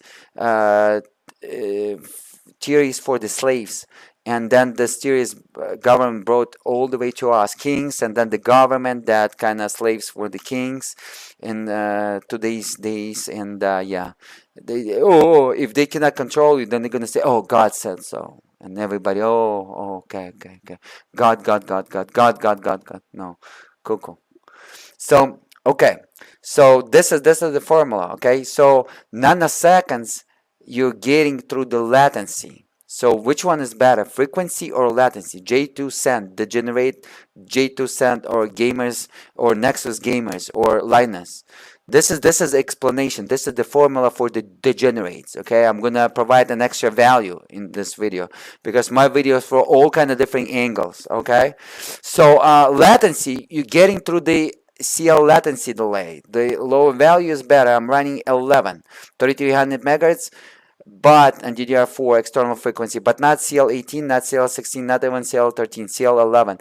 So this is reducing the latency. The low latency in terms of the NS, stands for the nanoseconds, is better. The higher bandwidth in terms of the megabytes per second or gigabytes per second is better. But if you're going to divide the value to find out how much data you can push per nanosecond, per 1 nanosecond, in my case 150 versus 130 on that 5000 series AMD, okay, and he's running DDR4 4000 CL16. So even without any benchmarks, and you already know that you're gonna push for nanoseconds higher. I'm gonna beat this dude, okay, while my CPU going to communicate with the system and per nanosecond. Okay, even if he's higher in read and copy, you would say, oh, maybe he's going to be faster, but he's losing in write. But no, I'm going to be faster because this is how you come up. You taking the bandwidth, dividing by latency. Latency getting through the CL value, and you're decreasing if it's going to tighter, it's decreasing, and megabytes or gigabytes per second, which is better, the higher value is better. You're increasing through the frequency on the DDR4 or DDR5 or DDR3, DDR2. So this is additional formula for the high school degenerate walkie-talkie buy garbage. This is how I call them. Okay, so okay, this part is covered, and then don't give a about you kukurukus. If you about your feelings, I'm all about the facts. Nobody cares about your feelings. Okay. Okay, so feelings was created by the government and by the businesses to manipulate you. Okay, and they created those feelings to manipulate, so you can create more babies and more this, buy more stuff from companies and businesses. That's why they created that feelings theories for you. Okay, you gotta the mathematics, physics. This is the only thing that you can prove, and you gotta use that. Okay, so I showed to you guys. Okay, this value. Hopefully Linus and Nexus gamers and JZ250 cent is watching. Okay, or whatever his name. Copycat. That guy is out of water. The best YouTuber that from California. I forgot Tom, not the Tom. Greg, not Greg. He has that screw logo from California. He got the body Kyle, but that not so smart. He's kind of wokey California dude. But that dude, I forgot his name, with the screw logo, is the smartest on YouTube. I think this guy, you want to watch him. The next one after that will be Nexus Gamer. Okay, everybody else are completely guys pay for advertisement and for entertainment. This is all what they do. They licking asshole of YouTube as best as they could, and exactly as they want them. That's why the YouTube promote them immediately. Okay. Anyways, and that's why the Linus creating nonsense videos, and he's gonna receive 3 million views, but it's a bunch of nonsense. Anyways, we didn't get what we want. We want the cache benchmark of Xeon X benchmark of Xeon x5690. As you can see, I'm using the start page instead of Google. Go ahead and use it. It's a nice, they not spying on you like Google does. Switch it, guys. Let's go ahead and give the YouTube and Google a lesson, so then they're gonna stop spying on us. All right, what is this? Is this what it is, or what is this? This some other, yeah, some other 58, the same thing that we just watched. Okay, can somebody give us the proper benchmark, please? Is there any people with the proper neural motions, with the proper vector of the neural motions? I'm just curious. Or there is none. View image anonymously. Okay, this is FX. So this is about the time, but this is the AMD, those CPU, but those AMD was beaten by those CPUs. But this is this AMD, guys. Look at this. His level 3 cache is pretty much on copy as same as my DDR4 system memory bandwidth. Okay. And his latency is half as mine, but this is level 3 cache. He's pulling high on read, but write is lower than my system RAM DDR4, but those AMD was beaten. This was 8 physical cores, 8 physical threads. This was AMD FX 9590, almost the top on that FX version that AMD lost so bad during that time to Intel. But this was that time of that Xeon. But let me see the Xeon. Can somebody show us the Xeon, or are you guys gonna, this is the same German website, are you guys gonna misinform us? Let's go ahead and have a look at this one. Maybe this one will show us something. This is the what is this? Quad FX. This is Quad FX. Oh, let's go ahead and look at this. Quad FX 4000 series. No, 8000, which is the middle grade Vishera. Updated though. Check it out, guys. He's like latency like my system RAM almost. Only the read is better.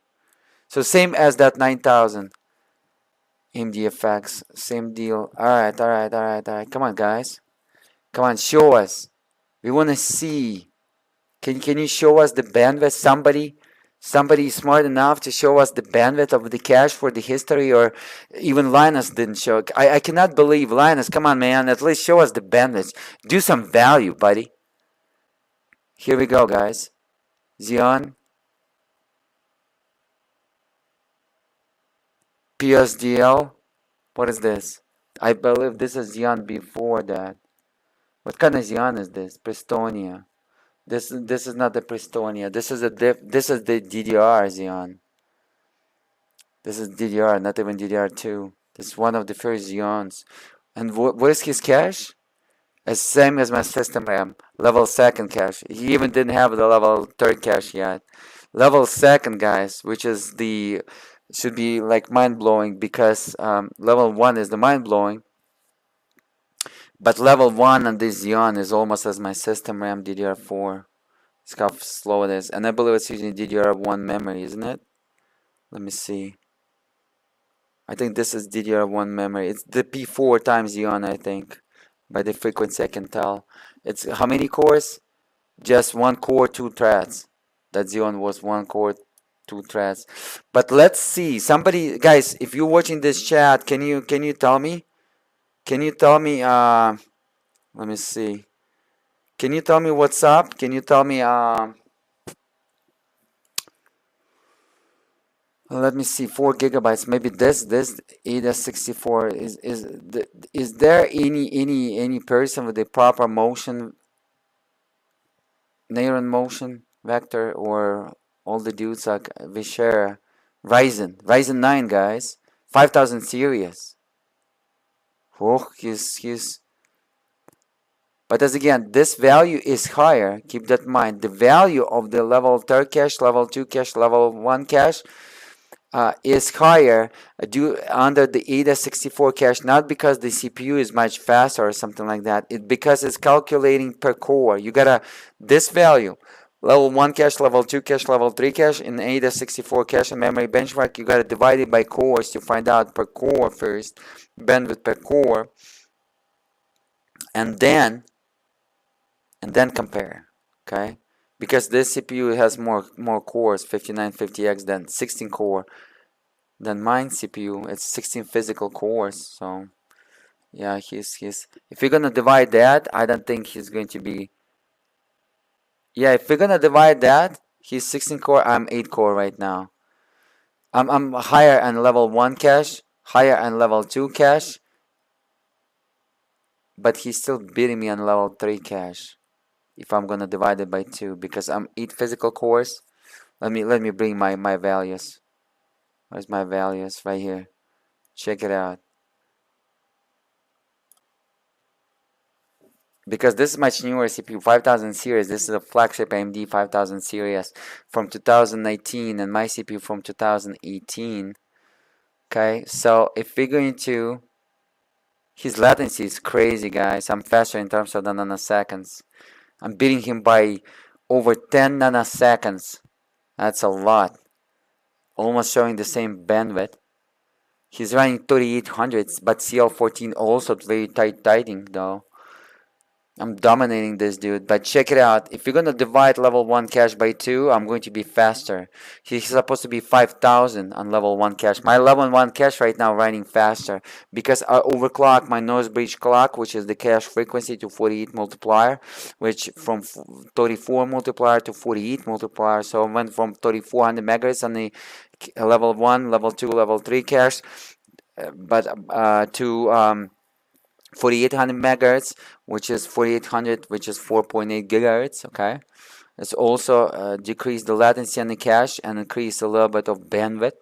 So I'm faster level 1 cache because to match me, because he's 16 physical cores and I'm 8 physical cores, 8 physical threads, and he's 16 physical cores, 16 physical threads. He gotta multiply it by 2 my score, which is 5000 over 5000, and he's not even 5000 here, and I'm over 5000 if I would be running 16 physical cores, 16 physical threads. Okay, level 2nd cache, we gotta divide him by 2, so he's 1100 here. He's faster on level 2nd cache. Okay, and level 3rd cache, he's also faster on that 5000 series. Yeah, this is where AMD introduced the 3D cache as well. So divided, he's like 700 gigabytes per second, 750, and I'm like almost 400. He's faster. Yeah. But level 1 cache he's losing, which is very important. So my CPU can see where's the path, where's the address of everything is located faster than him. And my CPU is older. 9 gen is older than 5000 series by AMD.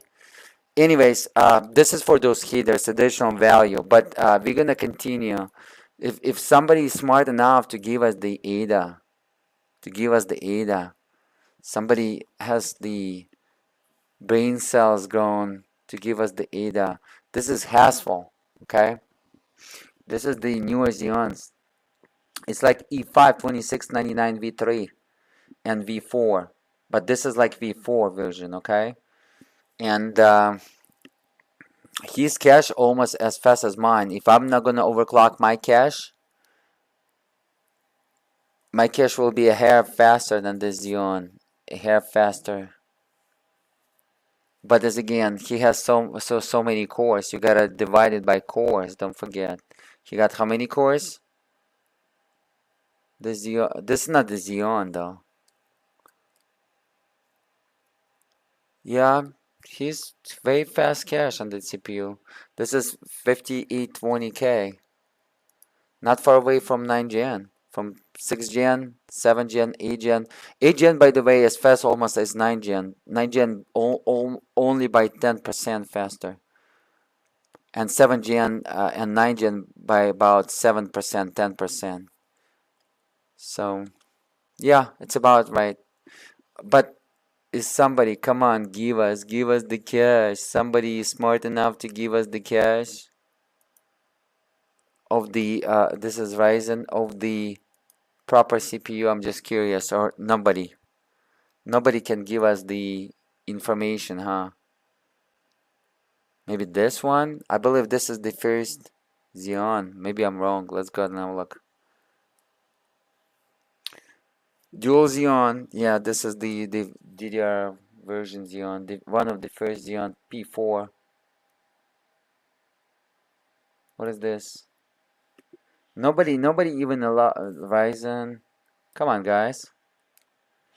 Yeah, guys, look like, and Linus at least provide us the value, but show us the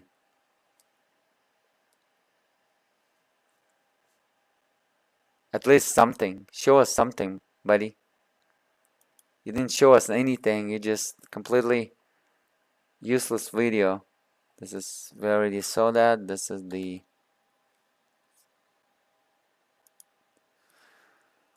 guys. I don't think anyone will show us the value. They like all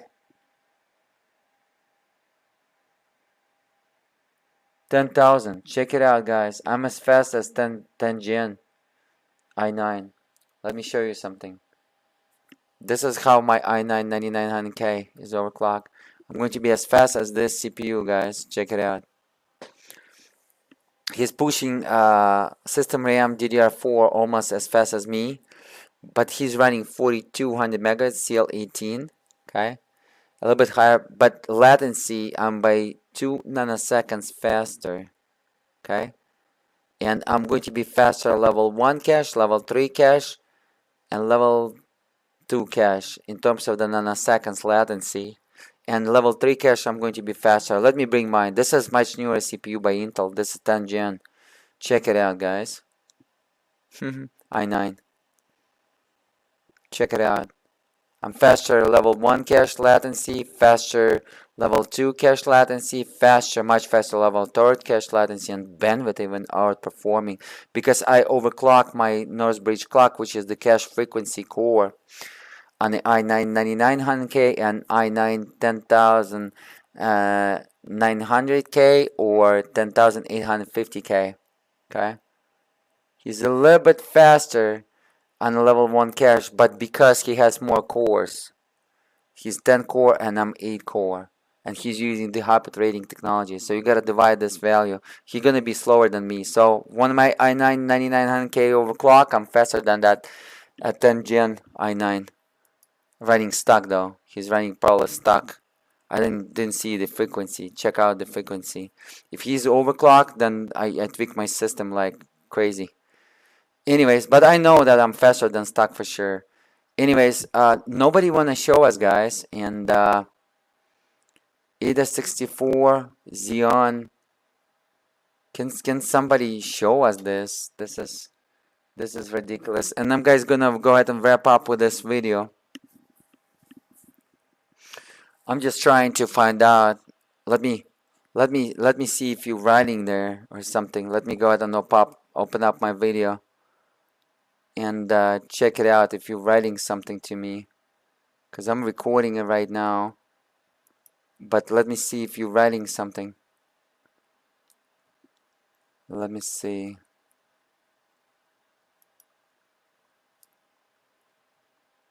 So we're gonna go videos. Live. 3 watching. Okay, 6 likes. Live. 3 watching. Okay, somebody put the live comments for me. I didn't put this. What is this? Somebody put my resolution, my CPU. This is unbelievable. Comments for me. I didn't put. I think the AI put this value. Somebody put my resolution, my CPU. This is unbelievable. Look at this. i9-9900K running stock 3.6. It's overclock right now 5.2. So I'm watching right now. I'm 4 till 3 watching. It's through 8K cards. When will you buy? Oh, when I will buy the 4090, it's through 8K. Let me go ahead and turn down the audio because I can hear myself. Well, RTX 4090, I'm a little bit disappointed with this card because it only has the 24 gigabyte of video RAM, GDR6X. It has nice, GDR6X is nice, 1 terabyte per second. I like the bandwidth. But the problem with that video, because the level second cache bandwidth is 6 terabytes on the RTX 5500 terabytes for sure. On the Quadra RTX 6000 ADA, it's 6 terabytes per second. So it's 6 times over the GDR6X than the video RAM on that GPU. But I don't like that 24 gigabyte of video RAM, man.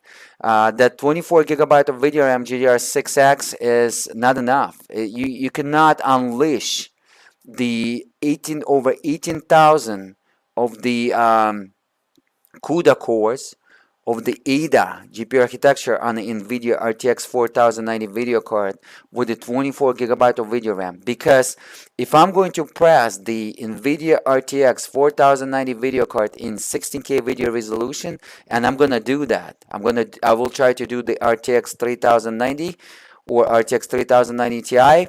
And right now they're running $650 used everywhere. But I want to buy two because the RTX 3090 or RTX 3090 Ti is the last moment that supports Nvidia SLI. Just because I'm the SLIready.com project and SLIreadygames.com project. So I am, I'm the dude that's probably going to have it as the last moment, and for my testing abilities for the people while providing the data, not like Linus does, but like a serious dude serious man, the technologists, computer scientists, the real guys. And so I'm going to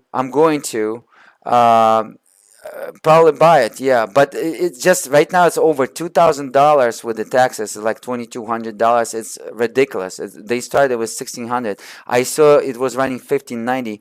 Right now they're gonna start mining Bitcoin again because Bitcoin is almost $70,000. Okay, and I was mining with Titan RTX over a year Bitcoins. Yeah. But I donated my Bitcoins all the way to Ukraine when the war started in March 2022. It was, I mined it with my Titan RTX and it was like over $3,000 value when Bitcoin was 42 grand. So right now it would be like almost $5,000 value to RTX 4090, but I donated to ZSU. Ukrainian army, okay, because I gotta do it. I actually інакше, хлопці. I just said in Ukrainian, cannot be another way. Anyways, and this is what's going on, guys. And just because it's not enough of video RAM, I thought that it's going to do the Quadra RTX 6000 ADA that was $8,000 as Titan, new Titan ADA. But Nvidia doesn't do it and include the 48 gigabytes, but it doesn't do it. And the 48 gigabytes would be Gucci, would be golden for 16K video resolution. And let me tell you, then when the when we tested with one of my buddy that he's doing 3D rendering under the Blender. We did the Titan RTX single video card I brought to him. And we tested his RTX 4090. He rendered in Blender. By the way, RTX 4090 is 6 times faster than AMD 128 core CPU while rendering. 6 times less time. 6 times less. Can you believe it? And the video card costs less than AMD 128 cores CPU. So AMD will go bankruptcy because their CPU will go absolute because people will be rendering on the video cards, and more plugins for all kind of 3D packages, 3D softwares coming out, and they're not gonna any longer in the future rendering through the CPU. They're going to be rendering on the GPUs, and in the future Nvidia will release their own CPU. It's going to be one package, just like Apple. It's going to be CPU and GPU in one package, and it's going to utilize the GDR6, GDR7 probably, or 7X. I believe Nvidia will release the CPU when GDR7X. Imagine it's going to beat up the Intel and AMD like to the crap, because the imagine like having 64 gigabytes of the AMD level 3 cache of that, even faster than 79x3D, faster by 4 times, that accessed by the CPU and GPU at the same time. It's just gonna blow Intel and AMD out of water. Intel will go enterprise, AMD will go bankrupt, because Intel will beat up the AMD in the end. But Nvidia will go beat up Intel and going to be dominant in data centers. That's what I believe. They're going to do a lot of AI, because Nvidia is AI pioneer. It's going to beat up. It's like couple steps above of the Intel, whatever Intel do, AI or AMD, at least by 10x. So those companies will be bankrupt, or they're going to do something else, okay? But Apple will be dominant in the end. It's going to dominate the Nvidia, if Nvidia is not going to introduce the CPU on the GPU die, just like Apple does. That's why Nvidia tried to purchase the ARM as fast as possible, because the Jensen Huang, Nvidia CEO and founder, completely knows. By the way, guys, I'm owning weeklytechnologydigest.com. It's about my future project. I'm going to do the Weekly Technology Digest in the future. If a lot of likes to my videos, if you like my comments, I'm going to do Weekly Technology Digest. I have the domain name, Weekly Technology Digest. Okay, I'm owning that domain name. It's I'm owning it already for 5 years. It's I'm getting the audience, and I'm going to do my news every week. I'm going to do my news, and I'm going to do the news like you never saw before. But I'm looking to have your support, guys. You got a thumbs up, a lot of likes, and etc, etc, etc. If I'm going to see a lot of your support, 6 likes right now, as you can see. Somebody did. Thank you so much. I'm going to do it. I'm going to execute the new project, but I'm looking to have your support. But anyways, AMD gonna get their CPU. That's why they got the ARM, because the Intel and Microsoft was suing the Nvidia. It was a secret court cases against the Nvidia. They not allowing the Nvidia to release the CPU, because if Nvidia was releasing their CPU with a Maxwell GPU architecture on the die, it would be game over. Right now, Nvidia already releasing their CPU, but as individual chip, because they lost the core. But that's why Nvidia wanna buy the ARM, and they're gonna say, look, we didn't release the CPU. ARM released the CPU. We just integrated our GPU and AI and RTX ray tracing capability extension through the accelerator through the hardware on the ARM chip. And then ARM will be dominant. It will take over the Apple. It's only the scenario. Otherwise, if this not going to happen, Apple will be dominant. First, Nvidia will eat up like an apples. It will eat up like a meat, like a lion eat up the antilopes. It will eat up the AMD and Intel. It will be dominant in data centers completely. And then Apple will finish up the Nvidia. And then Apple and ARM will be fighting on the mobile chips, because mobile chips in 2028, 2030 will be much faster than today's computer, that today with the RTX 4090 and today is the gaming CPU. It's going to be much faster in your pocket. Nobody going to play the desktop games, laptop games. You can pull up your thing, you can play in your AR. That's why, guys, before the Apple glasses, I did the AR Bugatti video. Go ahead and watch it. That's why Google not promoting that, because company pays them not to promote me. They always was treating me over my YouTube channel all the time. Samsung treating me with a 16K video resolution. Apple treating me with the AR technology that I showed you, the Bugatti video. I showed you the future. Watch that Bugatti video that I did in the latest Bugatti video in 2022 when I did. And imagine, you can put the glasses, you can give the glasses to your buddy and give him access, and that buddy can walk up of the store, see the Bugatti in his glasses. Nobody else will see the Bugatti if then they're going to receive the access. You're going to go inside that Bugatti, open up the compartment box, and going to get the letter or get some cash, some coins, and put it in his wallet, or do something for you virtually through the AR. AR plus AI will be much better than Mars. People will get so lazy they will never go to Mars, and we will never fly to Mars. Elon Musk, I trust Elon Musk completely, but we will never fly to Mars because Mars will never happen at all. If we will fly to Mars, first stage should be done, colonization of the Mars through the drones. If we're not going to see colonization of the Mars through the drones in the next 10 years, we will never fly to the Mars. And we will never fly to the Mars. The government will arrest the Elon Musk, put him in jail, or kill him in the airplane crash. This is how it's going to be, guys. They just using him right now, and Elon Musk using them for his projects. He's getting the grants through the space programs. He investing in Tesla and some AI project that money. That's why he's investing his billions. He's using them, they're using him. Because the United States government wastes all the gold from the World War II completely. They through those works individuals, that government that was work for profit instead of work from the prosperity of the country. Okay, so what I believe, guys, that we will never fly to Mars at all. Okay, and this is the first thing. The second thing, if we will fly to Mars, show us the colonization of the drones with the on the Mars. This is the first stages before the humans will arrive, so we can build the infrastructure.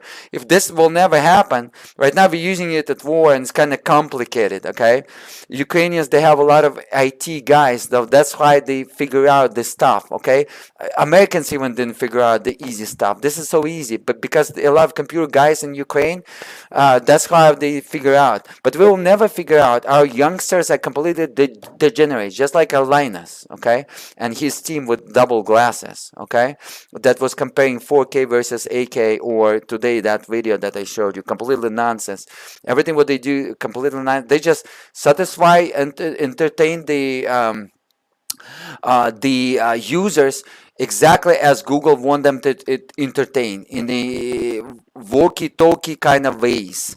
Walkie-talkie ways, and everybody is happy. That's why they're promoting them. They found some degenerate that completely walkie-talkie, and they allow him to do that because he's kind of satisfying whatever they want to see. Okay, so this is pretty much it. But anyways, guys, I was trying to find out if somebody can find x5690 bandwidth of level 1 cache, level 3 cache, and level second cache on that single even Xeon or dual Xeon. It's going to be just the same single or dual, because when they dual on the socket, it's kind of almost the same on those type of Xeons yet, because they didn't communicate well during that time and dual socket. Right now, E52697 V2 version, 2011 V2 version, V1 version is nice, but V3 is even better. It's almost as one CPU on dual sockets. And newer Intel CPUs is like, no matter how many sockets, is going to act as one array, like one CPU. The latency will be so low. It's unbelievable. By the way, guys, I'm building Intel Platinum for you, hopefully in the end of March, beginning of April. It's going to cost me $2,000. It's going to be 192 logical cores, Intel Xeon. Go ahead and check out my discussion on YouTube if you're watching it on a desktop or tablet or iPad, because on the iPhone you cannot see that. Check out that discussion. You're going to see I'm building 192 Dual Xeon, new Platinum one that used to cost $15,000 per CPU in 2023 beginning, but right now in beginning 2024, used like new on eBay. Engineering versions just maybe 5% slower. It cost, instruction per clock, it cost, guys, from China $150.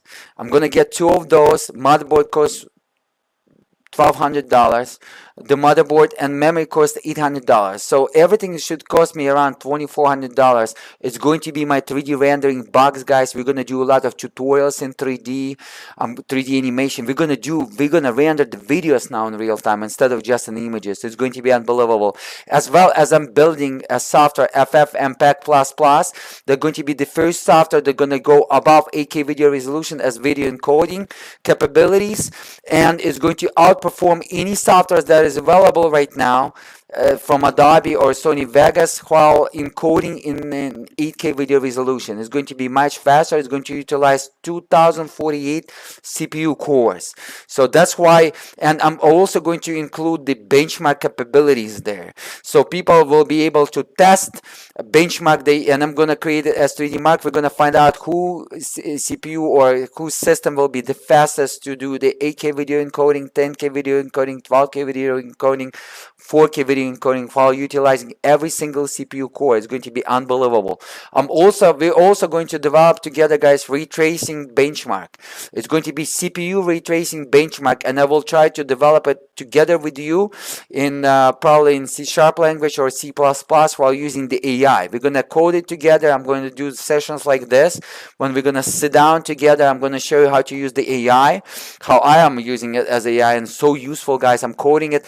I'm using the ChatGPT. It's like 60 PhD guys behind your back, and they're telling you exactly in a couple seconds any code that you want immediately. You don't need to do the application that used to take me like 2, 3, 4 months, 6 months to develop, will take a week to develop. I'm going to develop the CPU ray tracing benchmark. It's going to be unbelievable to utilize all the 2048 CPU cores. And I'm also going to include the benchmark. So it's going to be the UHDk1ng CPU benchmark when we're going to see while every single core is utilized the best multi-core and single core capabilities, while at 100% completely using the AVX2 instruction, AVX512 instruction, all the it's going to be unbelievable. Real-time retracing, and we're gonna go 32K video resolution rendering. It's going to take a month as a benchmark for some crazy people to render, unless they're going to have like over 200 CPU cores. It's going to probably take a week or two and find out which one is faster. I'm going to create all those capabilities, guys. It's coming out, so it's going to be lovely and nicely. You're going to love it. I'm working towards that. It's going to be unbelievable nice. But anyways, let's go ahead and have a look, guys, at that piece of thing, and find out what's going on there, find out how we can.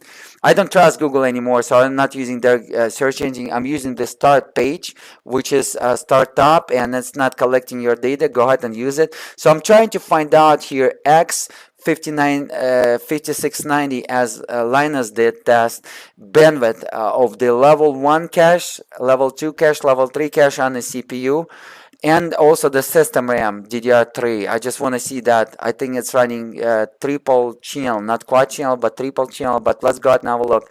And this is the idea. I want to see the ADA, and I want to see the benchmark. And nobody showing us. They showing CPU Z. They showing nonsense.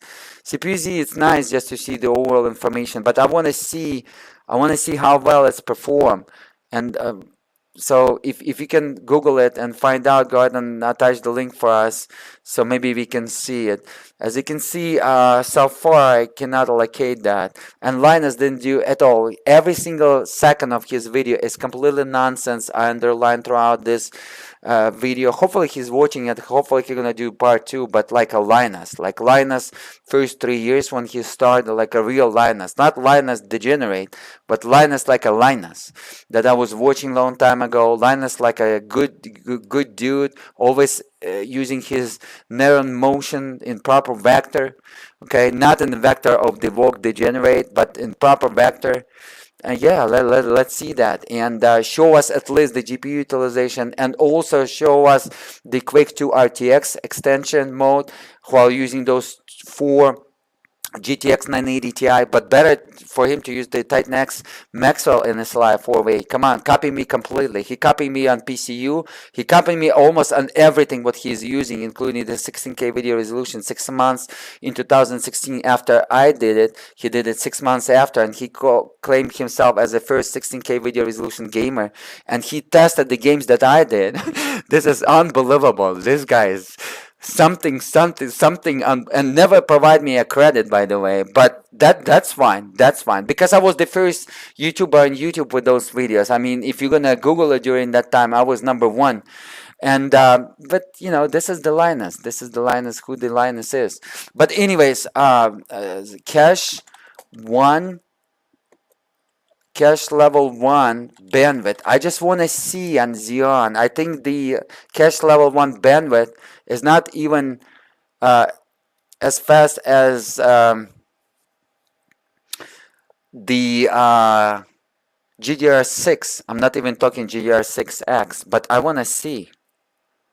And there is no data for us, guys. And that's CPU.Linus. I just woke up, guys. We have the early morning, but I was so dissatisfied with the. I'm not like a hater, but I cannot stand something like that. I'm like, I better show you guys what's up, because you know, why are you watching that dude? That dude is something. I mean, yeah, he's entertained, but okay. So what is this? Is this, no, this is 3000 series. Oh, okay. This is, guys, by the way, this is the CPU that my CPU, same year, 2018, 3000 series. Let's go ahead and compare it. Gamers Nexus was saying, even this CPU faster than my Coco. You must be, you gotta stop using those drugs. So this CPU, Dual Xeon, DDR4, 3600, much higher frequency. I'm 3300, he's 36. CL16, I'm CL11. Okay, just real quick, I found some other data, but it's not related to this, but just in case. Check it out. Latency, he's 68 nanoseconds, I'm 42 nanoseconds. Okay, per nanosecond I'm pushing more bandwidth. Okay, so it's already, without any benchmarks, I already explained to you earlier the formula, the algorithm, how to calculate it. If you adequate individual, okay, mathematics, physics is ruling this world, not praying on the trees or to the god that Roman came up to control the slaves, and then the modern government as slavery for the kings, controlling us as a completely slave, as a third party.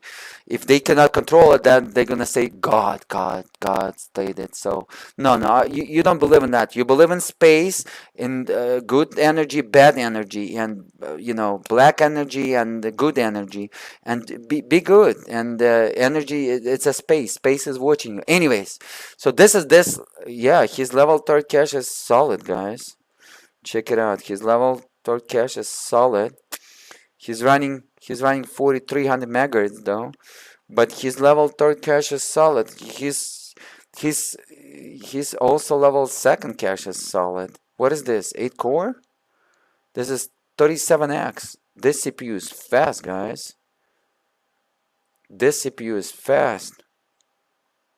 Read and write bandwidth as good as mine, but latency is higher.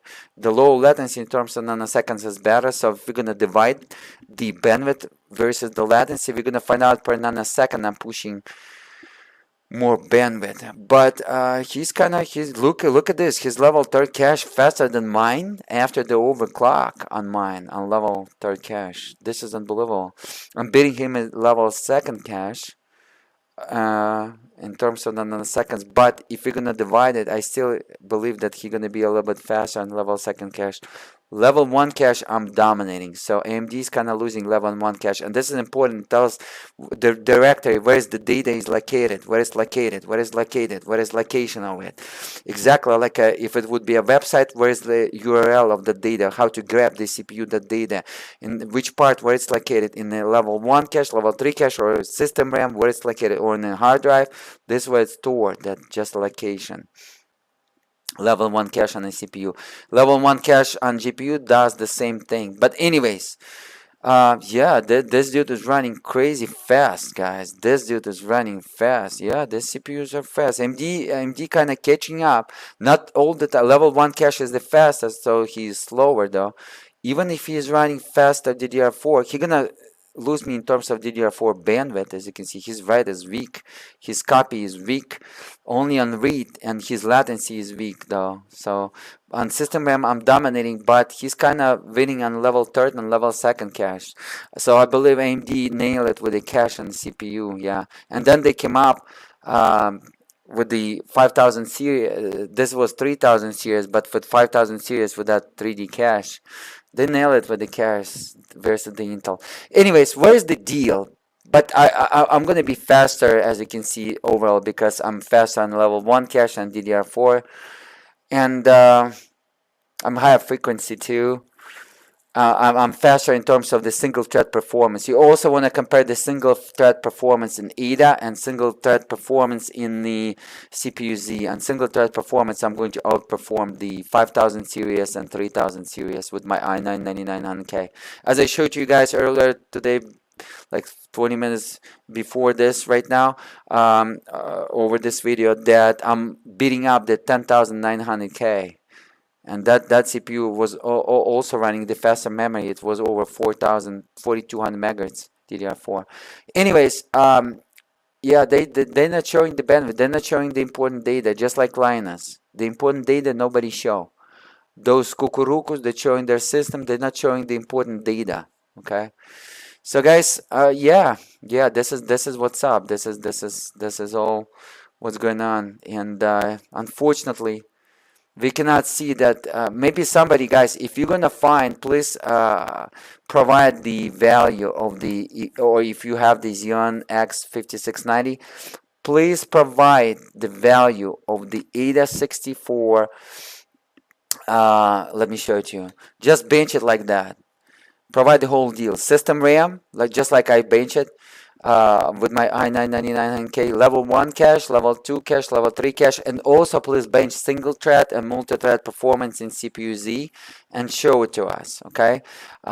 Especially single thread, I want to see single, but multi-thread, I want to see how well the system performs versus my Dual Xeon 2699 V3. I just want to see it's going to be under the CPU-Z. If you can do it, I will really appreciate in the comments down below. If you're watching this video even late, just go ahead and provide it to me, like this value right here under the CPU-Z, under the benchmark. Provide this as well. If you can do it as screenshots, provide the screenshot, and also write down just in case if the screenshot will be removed or something like that. But verify it with the screenshot, and we're gonna keep it just for us. But anyways, guys, I'm going to go ahead and underline with this video. I mean, I showed you everything what you need to see. The Linus just what a joker! Just complete joker. I mean, I don't know, guys. Like, what do you think? I explained to you what's going on and why he's a joke, why every single second of his video doesn't make no sense at all. That cannot be considered as a benchmark at all. 5 people watching. I saw just 6 people was watching, including me. With me, it's going to be 7 now. Thank you, guys. Please don't forget to smash that like button. I really appreciate it. If you're gonna support me, I'm going to do the weekly technology digest.com. This is my project for you guys. Already over 5 years I planned it in advance, but didn't start it yet. I'm gonna introduce you to technology every week with the beautiful information, beautiful digest, and support me. I'm gonna start running the new project over this YouTube channel, which is weekly technology digest. That I'm owning.com. Okay, another project, a lot of projects just for you guys. All what I'm asking for you, just smash that like button, support it, share it with your friends. And I'm drinking that Colombian Suprema beans, coffee beans. I purchased, like, you're not gonna believe me, I purchased 6 kilos, almost 6 kilos. It was like 1.3 kilos, 1.35 kilos per can. I purchased 4 cans for $30. Usually it's running $69. It was 9% sale. I purchased 6 big scans. People was looking at me. I'm always doing like that. You always want to use your intelligence, okay? Do not be a fan band follower, something like that. Do not be like that. Be nice. Post number 134. What is post number 134? What is that? Could you please provide more information about it? Post number 134. Thank you, Dan. I know you're watching me for a very long time. I really appreciate you. I recognize your nickname.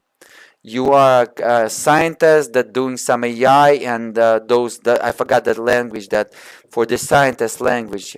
You told me once that you're programming in that language. That for very smart. It's not like a object-oriented language. It's called a different language. It's a language that's used by the scientists. It's the level I forgot.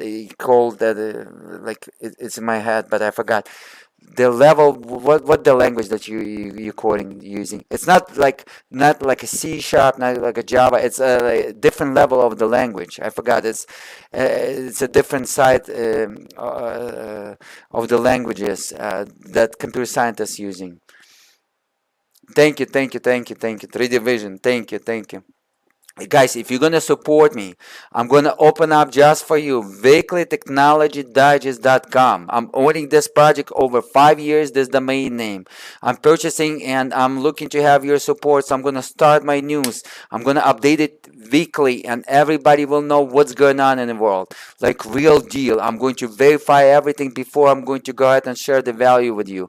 And not like one of those kukurukus, walkie-talkies, radios, buy garbage radios that pretty much they repeating itself on YouTube, and whatever YouTube wants to repeat them, and that's why they're promoting them.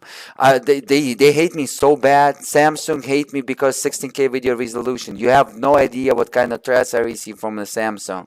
Then Nvidia is watching me. I'm gonna show you how Nvidia lagging through the GeForce experience watching me, guys. This is unbelievable. I can see it through the there is a when you can smell the network and such. It goes through the game GeForce experience application and all the way to the Nvidia server. They log into my computer sometimes when I'm playing games in 16K video resolution. I'm really not sure who it is, if it's the AI or if this is the Nvidia Indian team or something like that is watching. You know what I mean? Link for Ida Xeon. Post number 134. Could you please Dan, hopefully I'm saying your nickname right. 3D Vision, thank you so much. You also watching my YouTube channel over 5 years, and Dan as well. Dan, could you please send me the link in this chat? So I'm gonna click the link and show it to everybody. Could you please send the link? And yeah, I'm trying to do as informative as possible. I cannot just stand. I woke up, I watched, I was a subscriber to Linus, and after that video I'm like, that dude is crazy. Like testing the 4, he just hates the Nvidia, or I think the AMD is paying him and Gamers Nexus. That's how they got those latest CPUs before the game in the store. And I believe AMD already see that in 2 years it will be no AMD at all. None. Zero. Nvidia will dominate them completely. If Nvidia will introduce the on the ARM chip, their GPU, and using the ARM CPU, the newer ARM CPU will dominate in 2 years will dominate the AMD CPUs. It will be in your pocket, and you can build on the size of the AMD CPU. You can build much powerful ARM CPU, including the GPU and Nvidia is supposed to do that. Otherwise, Apple will dominate. Nvidia will adopt the Intel, and AMD is coming after them. Nvidia stock right now, if you would purchase this is what I told my friend in 2016 when I purchased the Titan X Maxwell's, 4 of them. I told my friend, he was with me while I was purchasing.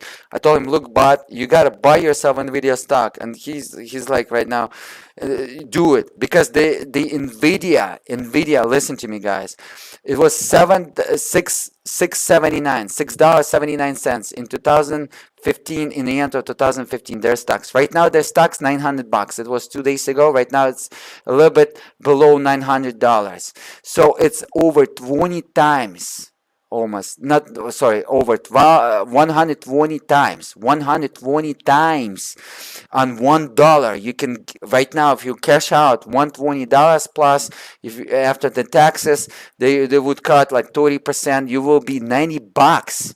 90 bucks on $1 investment. Unbelievable. Nvidia just stated they're going to go $17 trillion now. They stated in 2015 $2 trillion. Right now they're saying 17. The Jensen Huang CEO founder guy is smarter than Elon Musk. He's the smartest human being in the United States right now, living, walking. Not like Einstein, that guy that was F his sister. Not like that dude. Remove that dude poster from your wall. Doesn't deserve it. He was F his sister, okay, and his sister almost suicide. Go ahead and read the letters by his sister to Einstein. That dude doesn't deserve to be a scientist. That dude is a crazy MF. Okay, I see the problem. YouTube doesn't allow the link. Oh, site. Could you okay,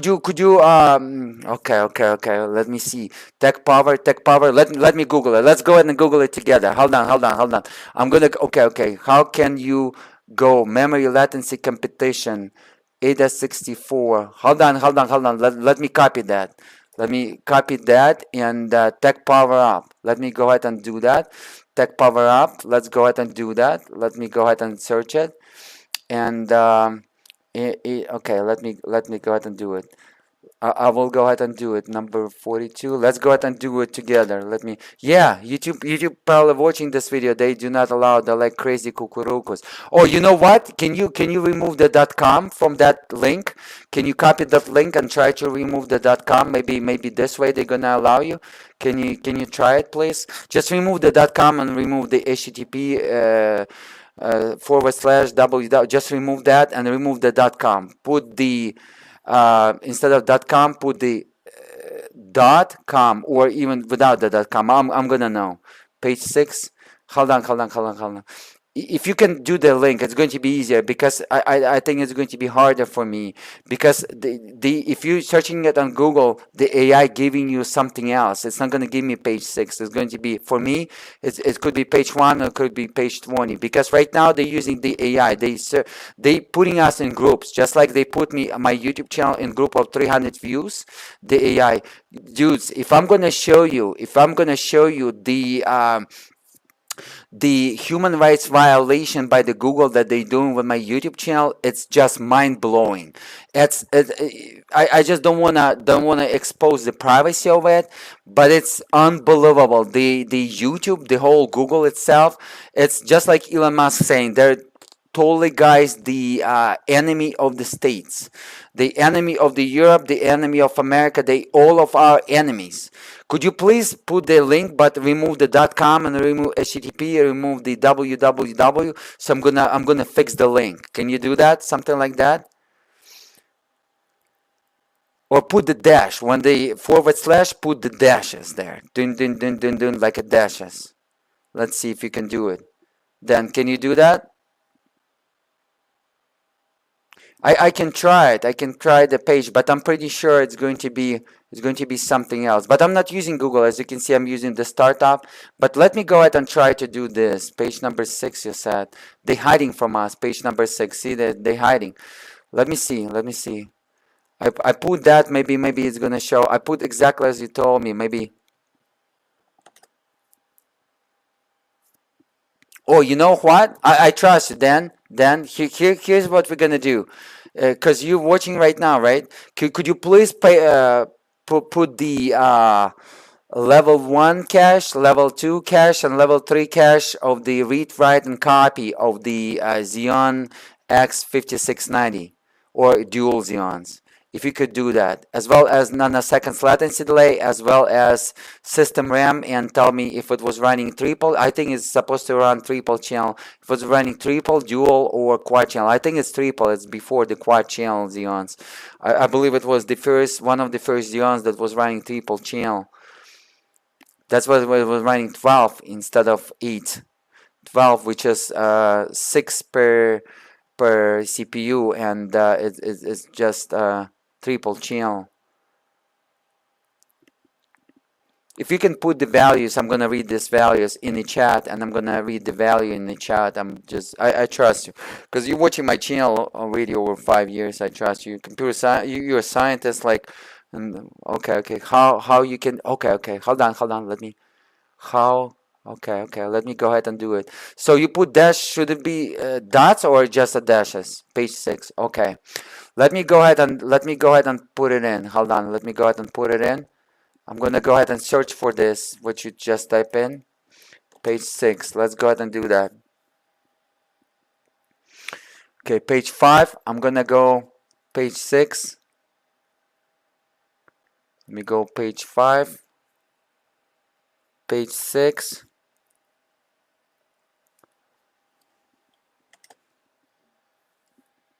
Yeah, come on, dude. Case latency 15. You have no idea. Just explain to the people, to the high school degenerates, how you calculating and why the latency is important and why the frequency is important. You cannot put those things together. You're just calculating how much data it can push through the nanoseconds. So you gotta have the bandwidth. Bandwidth you receive through the frequencies, and then you gotta have the value of the look at that, dude. Case latency 15. Look, and then nanoseconds the latency, and you divide that and you receive per nanosecond. Hold on.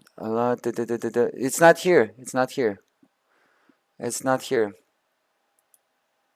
Let me see. It's not here, man. Oh, they put page 6 on the forum. Oh, okay.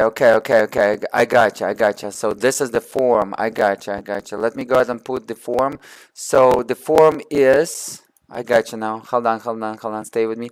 Tech power up. Okay, tech power up. Let's go ahead and put them up in the forum. Let me search for that. Tech power up. Tech power up. And how low can you go memory? Okay, let's see. Okay, how low can you go memory latency? Yep, I got it. Let me go ahead and open up. And they have, let me go ahead and open up that forum. Okay, we are in the forum. And page number 6, you said, right? Let's go ahead and have a look. Page number 6. Oh, there is a bunch of people showing the results. Page number 6. People putting the ADA. Smart people putting the ADA. Guys, the Steam is a bunch of haters. Those haters that watching those YouTube channels. They even don't understand what they're watching, and then it's just so funny. I just got in the Steam. I would never buy any games with Steam again. I just purchased over 1,000 games just for you there. And okay, page number 6. Let me go ahead and have a look. Page number 6 and 3770. Page number 6, 128. Did you say, right? Something like that. 134. Let me double check what you said. Hold on 1 second. Let me, you stated that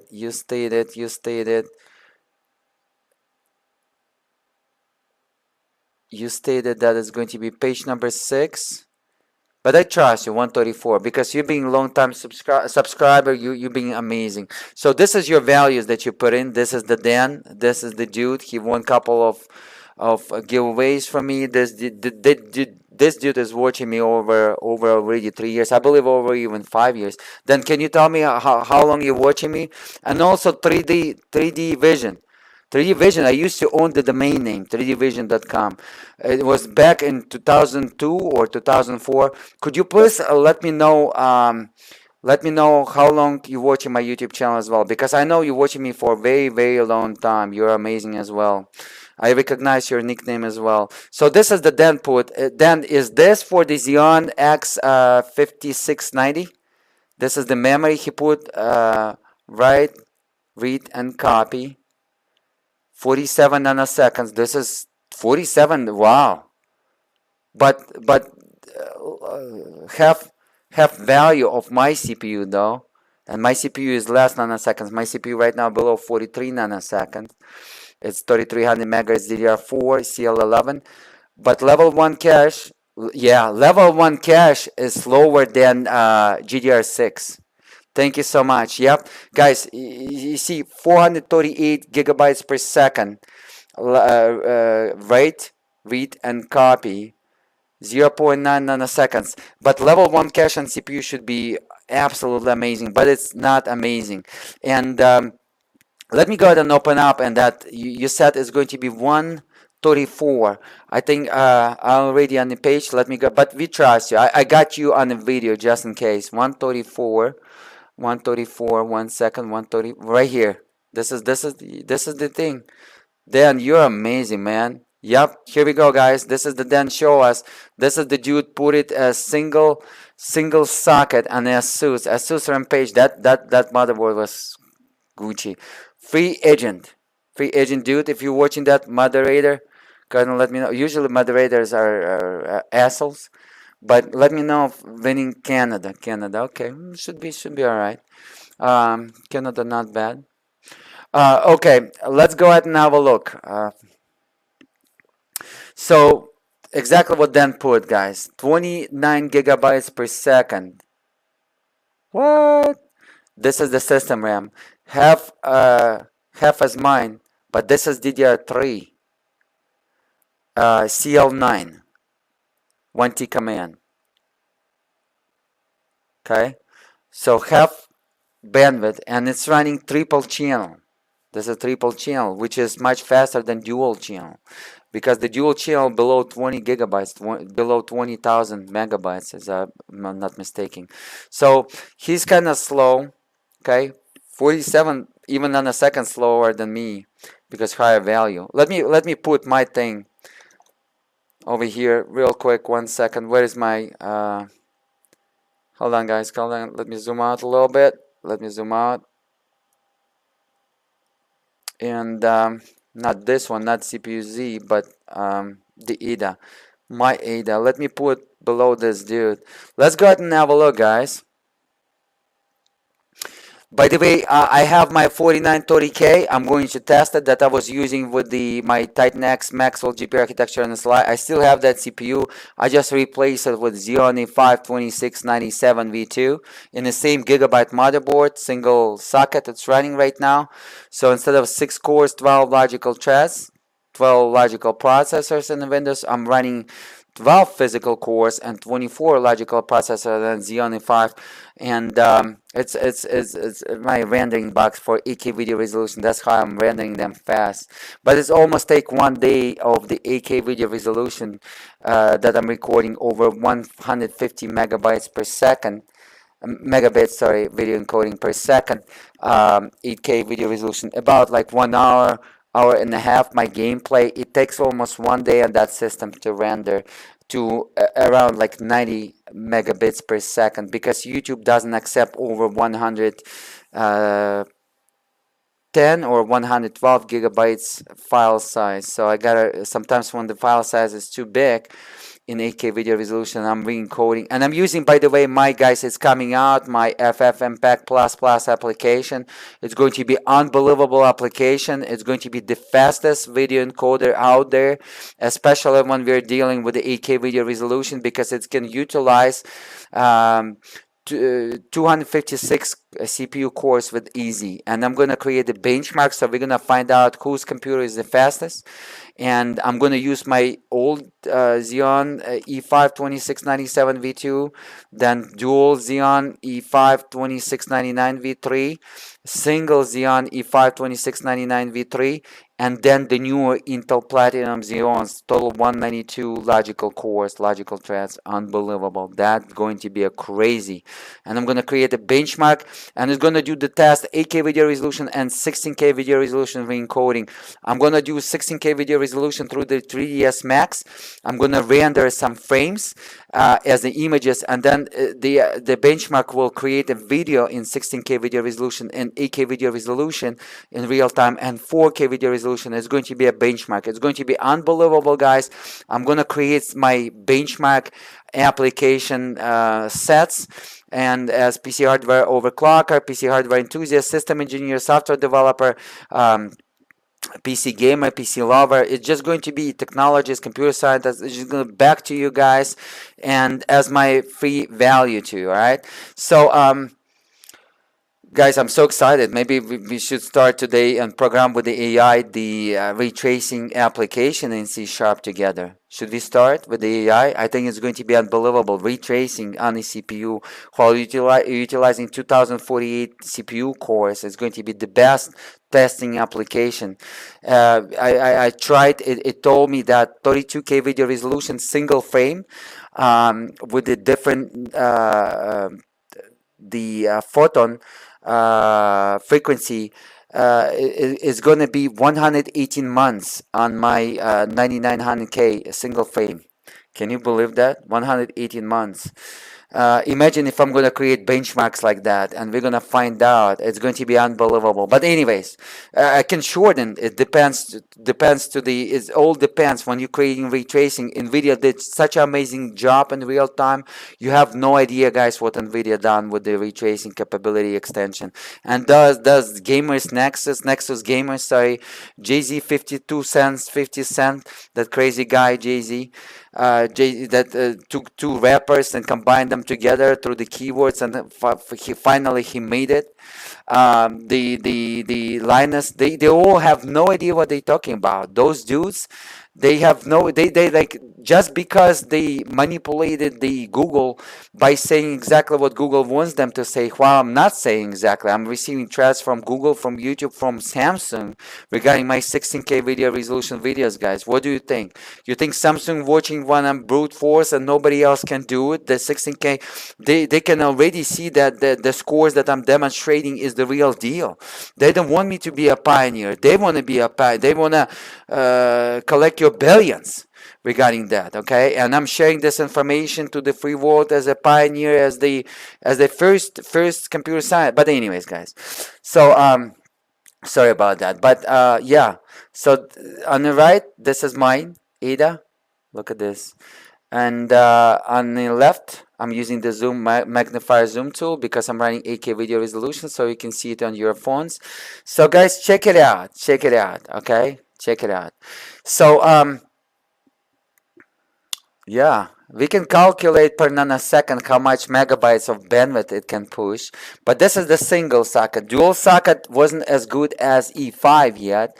This was especially E5 V3 is unbelievable, and after that it's just killing as a single CPU. Even in dual or quad sockets, it's just even 8 sockets. The platinum that I'm gonna get, 8 sockets killing just as good as single CPU cores. It just latency is almost none. Yeah, check it out. It's running overclock to above 4.5 gigahertz per every core, better than Linus did. And this is the score when it's running maxed out. So it's running crazy fast, guys, okay?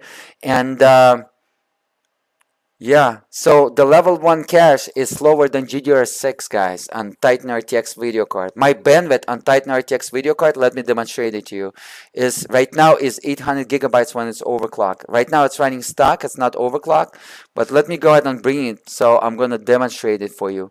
Here's my bandwidth on Titan RTX, check it out. So GDDR6 running, and the Linus put the RTX 3090 on that Xeon.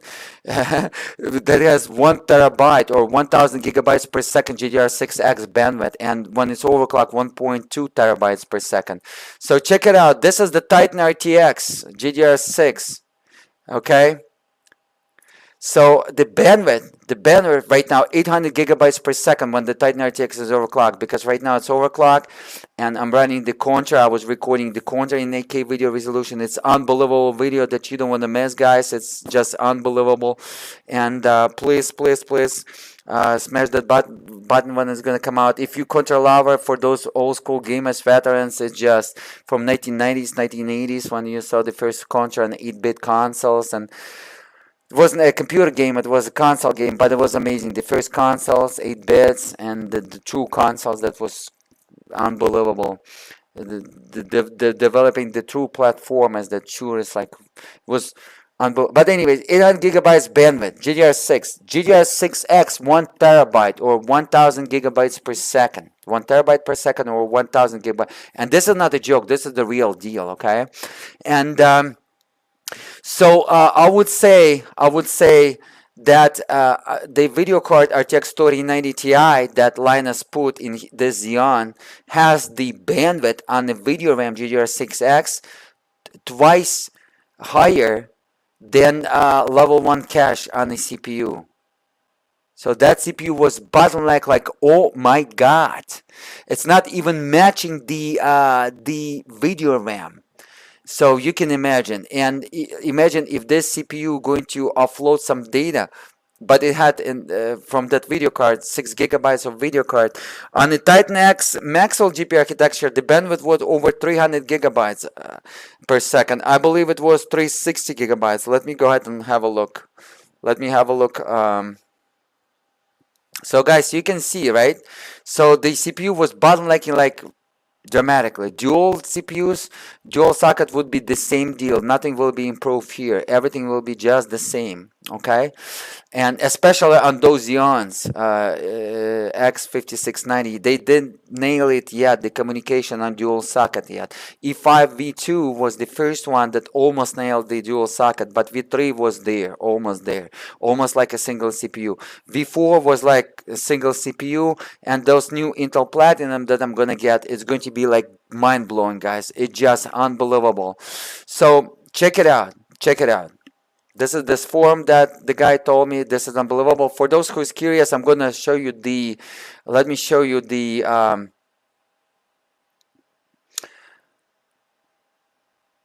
Right here, guys.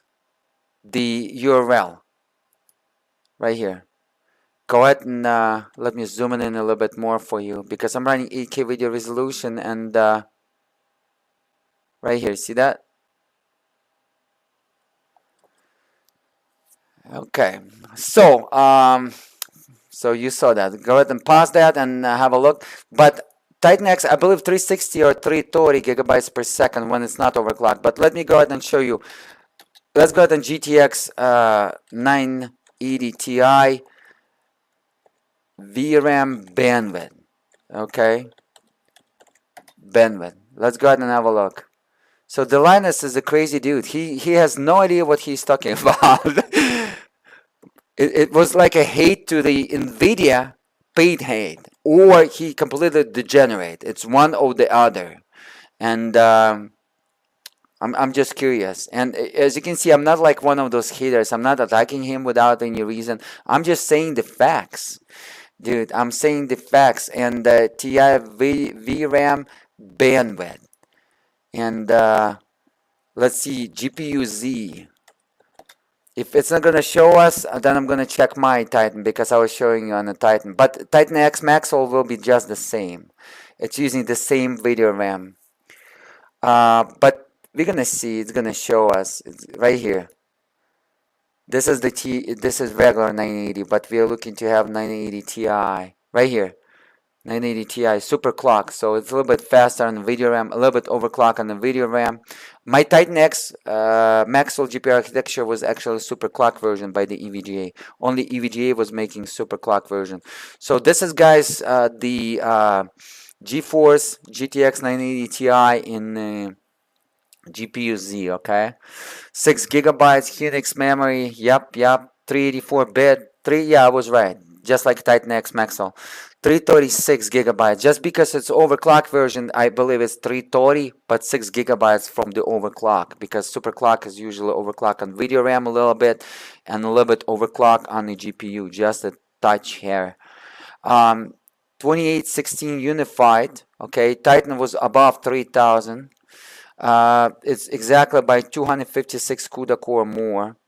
Okay, so it was a little bit higher than that. And performance, this is how Nvidia always does since Maxwell GPU architecture. Titan XP, which is Titan X Pascal GPU architecture, the next generation, was also 256 CUDA core more than GTX 1080 Ti. I also had GTX 1080 Ti and SLI, and for Titan XPs and SLI videos available over UHDk1ng for you, and then 2 Titan RTXs and 4 Titan X Maxwells. I tested the 4 GTX 980 Ti, but like for a couple weeks, and then I built the systems for the customers that asked me to build the systems for them. It was graphic designers, something like that. But anyways, guys, so here's the deal right here. Here's the deal. Check it out. The bandwidth, 336. The bandwidth even on Titan X Maxwell is faster than 336. It's almost as level 1 cache on the Xeon. As fast, almost. A hair slower, by 100 gigabytes slower. Not a hair, but 100 gigabytes. But the level 1 cache on the CPU almost as fast as GDR5X on the Titan X Maxwell or on the GTX 980 Ti. And of course, CPU was bottlenecked. This is no brainer. And CPU was from 2011, where the video card was from 2016. I mean, 5 years difference. And same year, same generation, CPU versus GPU, as again, GPU is at least 10x faster during that time, but right now it's by 14x or by 16x faster if doing the same algorithms. But through the communication, I believe it's 4-6 times faster. Okay, because as again, the amount of bandwidth through the level 1 cache, level 3 cache, level on the GPU, and versus the CPU level 1 cache, level 2 cache, level 3 cache, and system RAM bandwidth versus the video RAM bandwidth. Okay, so this one is covered. So guys, I believe everything is covered. I provide to you extra information provided already. Hopefully you enjoy that. When the Pascal came out for Xeon. Okay, so you're watching me when the Pascal come out, right? So you found me when the Pascal come out, huh? What about 3D Vision? 3D Vision, dude, tell me when you're watching my channel since when? Guys, I'm going to go ahead and wrap up. Look like 2 people are watching. I saw some 7 people was watching. Thank you so much. Go ahead and thumbs up. And yeah, this is my comments. This is my critique to the Linus. His video, not a single second throughout his video made any value to anyone except to those haters that want to feel good. Okay, and I mean, why he's satisfying those that want to feel good that they didn't build up the system? But in 2015, the system that Linus demonstrated with 2015 hardware is completely nonsense. I mean, it's completely, you don't want to build system for $10,000 in 2015 for that. In 2015, actually, it was 2016. It wasn't 2015 because the GTX 980 Ti was 2016. But in 2016, $10,000, my system was $10,000. But I had 4 Titan X Maxwell GPU architecture in SLI. It was less than $10,000. It was around $8,000 with everything. I have 4 2 terabyte SSD array of Samsung Pro 850, not 850 Evo.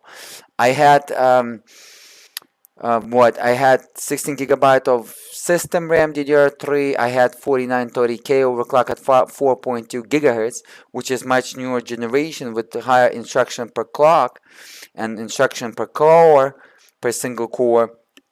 And I had the power supply same as Linus, but I purchased 2. For two different systems, and I had what? I had a much nicer case, 900D by Corsair, that he had. Much better case, beautiful looking case. As again, when you're building computers, you want to pay attention to PSU, power supply unit, and the case, because it's gonna last you 20 years if you're smart. Because you build the system, nobody wanna see all of this nonsense. You put it there and it's standing there, but you want to make sure it's easy to clean. It's not gonna collect the dust. You pay attention to the design. Don't pay attention to the cosmetics. Pay attention to the design. Power supply, gold as minimum. Do not go below gold, or better titanium or platinum status is the best certification for power supply with Japanese capacitors. It's gonna last you 20 years, guys. It has 20 years value. They're gonna give you warranty 10 years, but on that T2 I have by EVGA 12 years warranty. Okay, and it's not even 10 years. I'm approaching to 10 years. It's like new. The power supply running like you. It's running always cool, completely cool. I'm about to purchase the third one.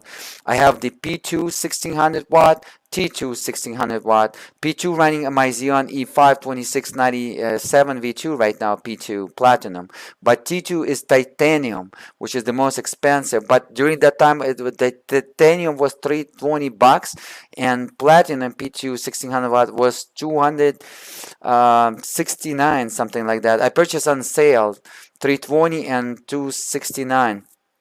But I'm about to buy right now on eBay. You can buy for new in the box for 269 T2 1600 watt. I'm gonna get it for the two. Let me show you guys what I'm gonna get real quick, just because guys you're watching. To wrap it up, what I'm gonna get on the eBay. Okay, I posted for you actually. I believe I posted for you over my YouTube channel. But just in case, let me show you what's up. Let me go ahead and show you what's up over here. So check it out, guys.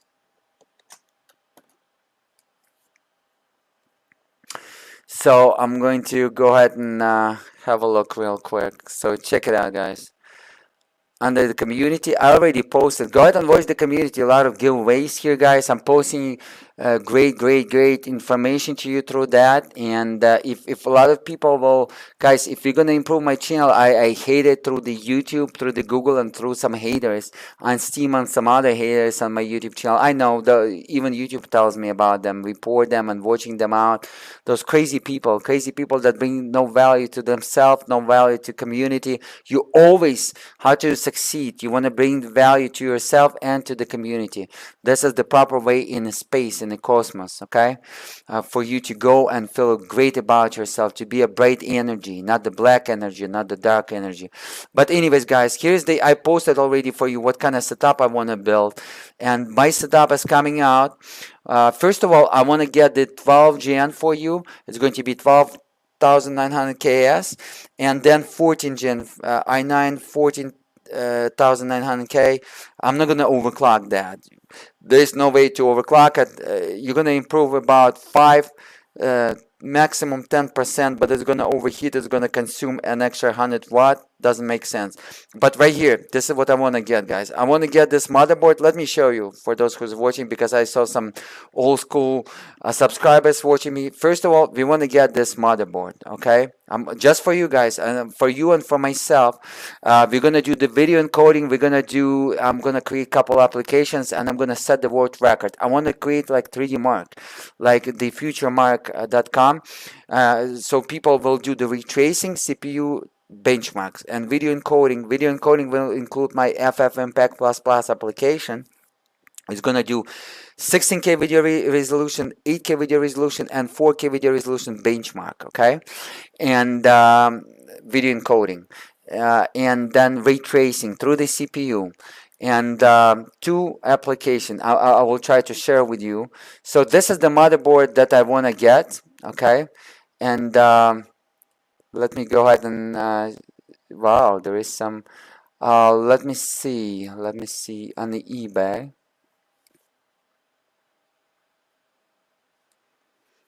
They're showing some available cheapest prices right here.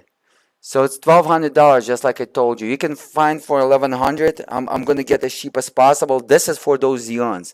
This is going to be the MS73 HB1 gigabyte. I'm trusting the gigabyte. Right now I'm having that gaming motherboard X79 that's running my Xeon E5 2697 V2 after flashing the BIOS. I'm going to create a tutorial before I'm going to wrap up with that computer. I'm about to retire that computer. Going to remove from that 900D ATX case by Corsair, beautiful case. It's a Batman case. It's I purchased it with a beautiful. It's a beautiful case. It's ready for water cooling, but I'm not advising you guys to do the custom loop for the cooling. Never do it. It's so. First of all, it's gonna leak. You're gonna destroy a couple of your hardware. This is guaranteed. Never do it. Do a closed loop AAO water coolers like H by Corsair or some other brands. Or if you're on low budget, go with the air coolers. Right now you can buy for 30 bucks air coolers that as great as 360 millimeter radiator water cooler AAOs, guys, and it's gonna last you for 20 years, hassle free, and a little bit noisier, a little bit, but about the same performance. Anyways, this is the motherboard, guys, that I'm gonna get. Okay, and check it out. This is the board that I'm gonna get, and $1,200, a lot of money, lots of money. It's like new. It is new, I think. It's here's, by the way, there's the X99. This is my motherboard, guys, that I purchased. You can purchase it on eBay, or this is for Dual Xeon E5 2699 V3, but I'm also about to fix that board. I'm gonna purchase the new one. This is the best board. Do not listen, people from China. It's nice. It's made nice. Those beautiful capacitors there. It's nice. Everything is nice. Solid capacitors. And I tested this board like crazy, guys. It's absolutely amazing. I loaded up like crazy with in my Java retracing benchmark. So here's the deal, okay? And I'm gonna test it a lot of benchmark because nobody done it yet on E5 2699 V3 by providing the value dual 2 Xeon E5 2699 V3, including the one. This motherboard takes DDR4, not the server register memory, but regular one, which is the cheap one. So you don't want to waste your money for the server one, and you can buy 256 right now for DDR4 for around, if you're smart, for 160 180 bucks. Plus with the taxes, 200 bucks, 256 gigabytes. I already have 256 gigabytes, so I'm gonna load it up from all my systems, and we're gonna test that. I'm gonna use that, and then just for you, I'm gonna purchase as well as for low budget 3D artists, 3D animators for the content and to provide the value to the community and to the people around the world. I'm gonna purchase the E5 2699 V4 Dual. It's accept that. We're gonna test that, which is about 30% faster, 30-40% faster than E5 2699 V3, and it's also cheap right now. Okay, those CPUs was also cost like 8,000 bucks in 2014. In 2013 was E5 2699 V3 cost 6,000, but the other one V4 2699 V4 per CPU was like $8,000 in 2014. Right now they're running, you can find $110 even for 90 bucks per CPU. It depends what kind of recycler company you're using. I'm gonna get that.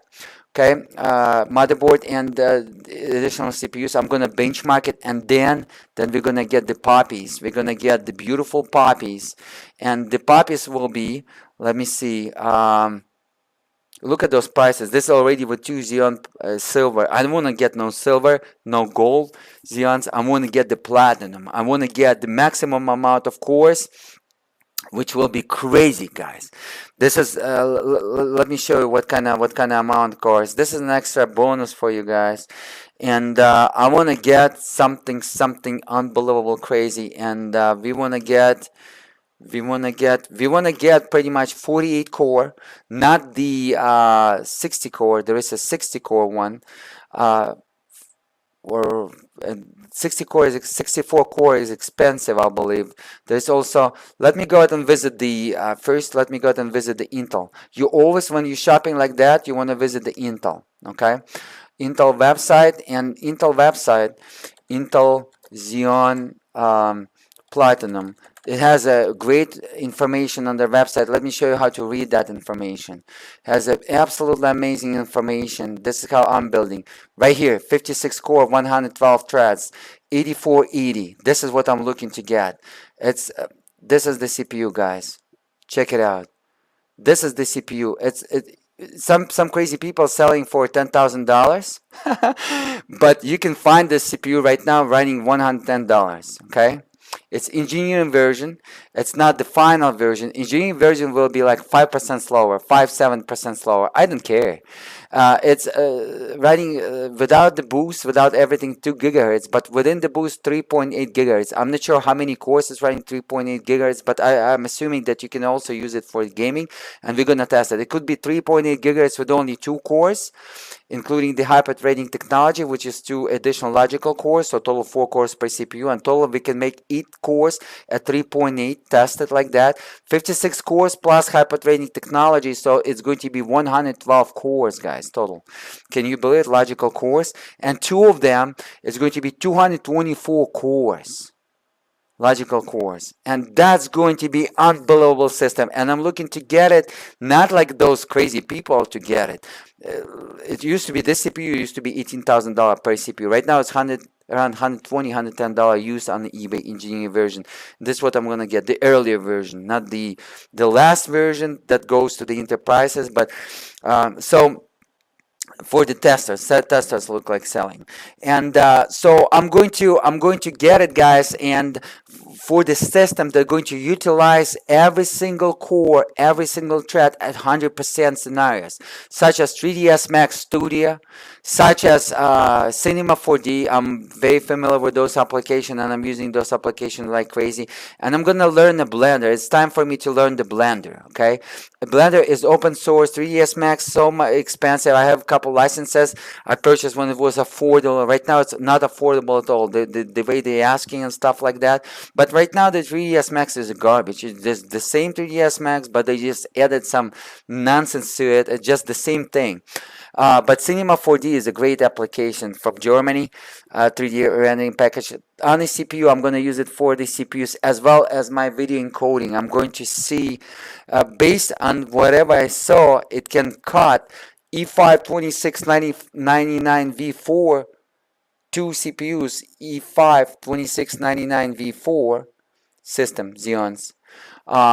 This 2 Xeons can cut it by 4 times. It's faster by 4 times. It's faster than latest AMD 64 core that costs over $4,000.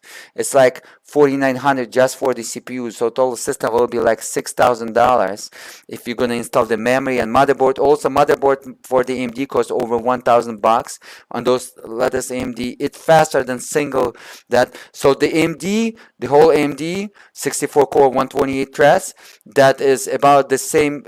This system have faster, has slower. It depends in all kind of different application, but that system gonna cost you $8,000 motherboard, system RAM, and this processor, while this one total $2,400 with the motherboard, 2 CPUs, and the system RAM. So I'm like, no brainer. I'm gonna get that, and this processor, each processor was $18,000. Let me go ahead, guys, and demonstrate it to you. It's unbelievable, crazy, and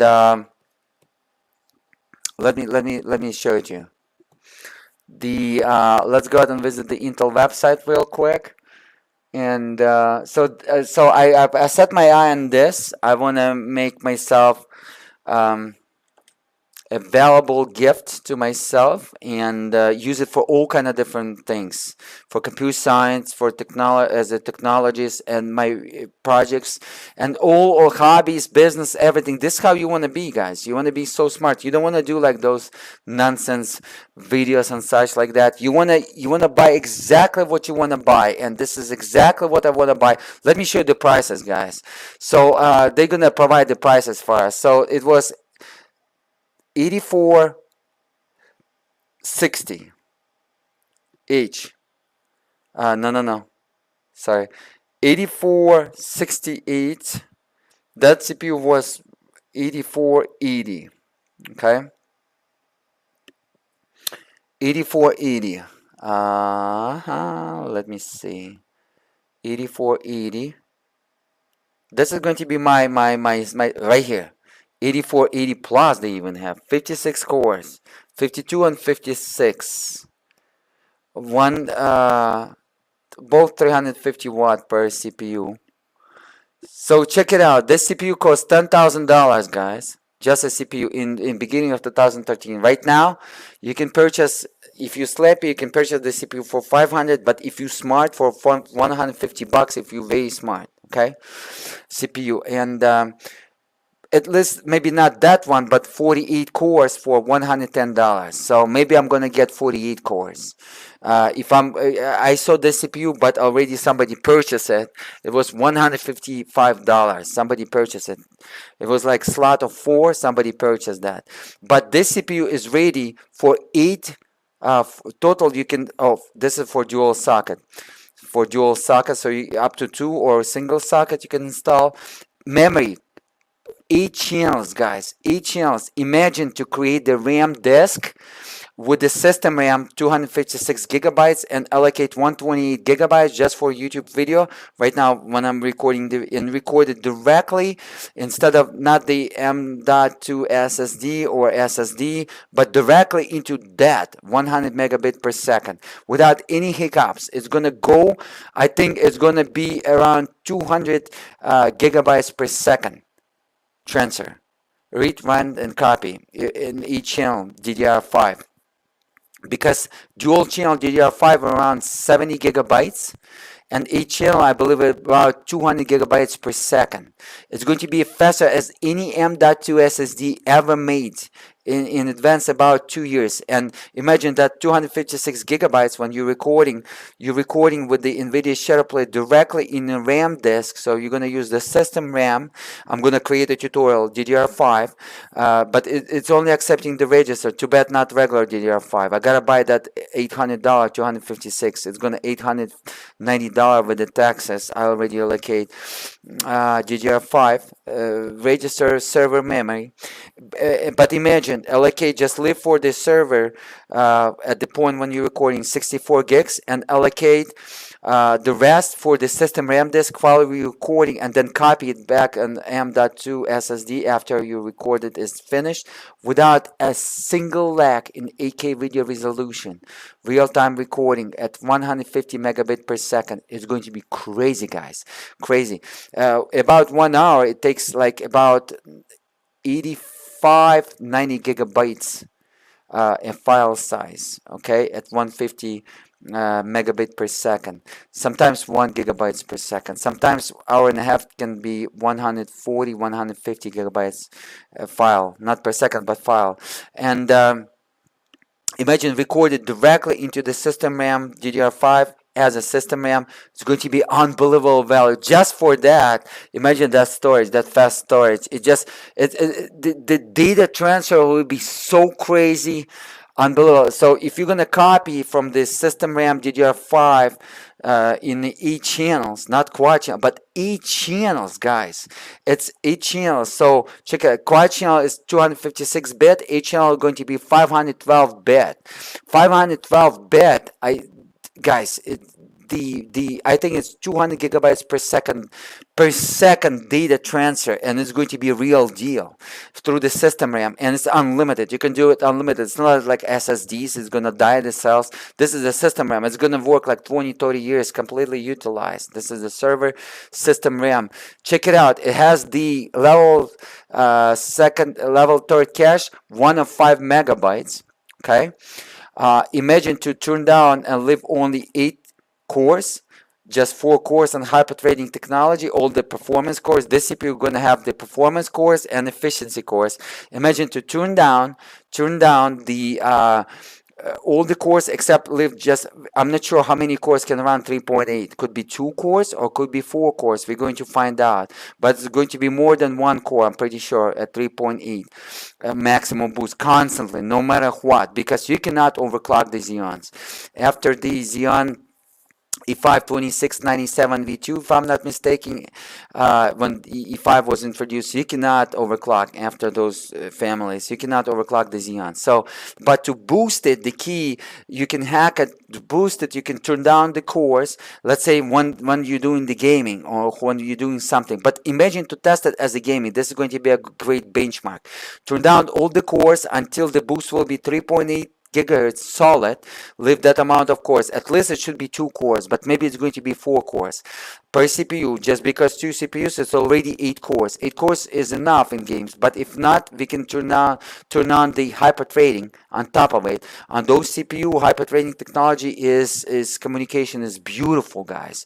The Intel is nail it, okay, on those generations, because this is just like on 14 gen. Hyper threading technology actually is helping, especially in the games that was released after 2019, when the C++ compiler using, especially in the games that utilizing C++ compiler by the Intel, completely utilizing even the AVX 512 instructions, and not only AVX2, and utilizing the P cores, E cores, and hyper threading technology like a native. It's like unbelievable. It's taking like unbelievable well.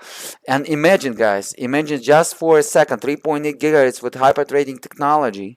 Okay, if I'm going to run whatever cores is possible and test it with 105 megabytes cache. There is no CPU by Intel has that cache, shared cache. I'm just going to share with that little amount of cores.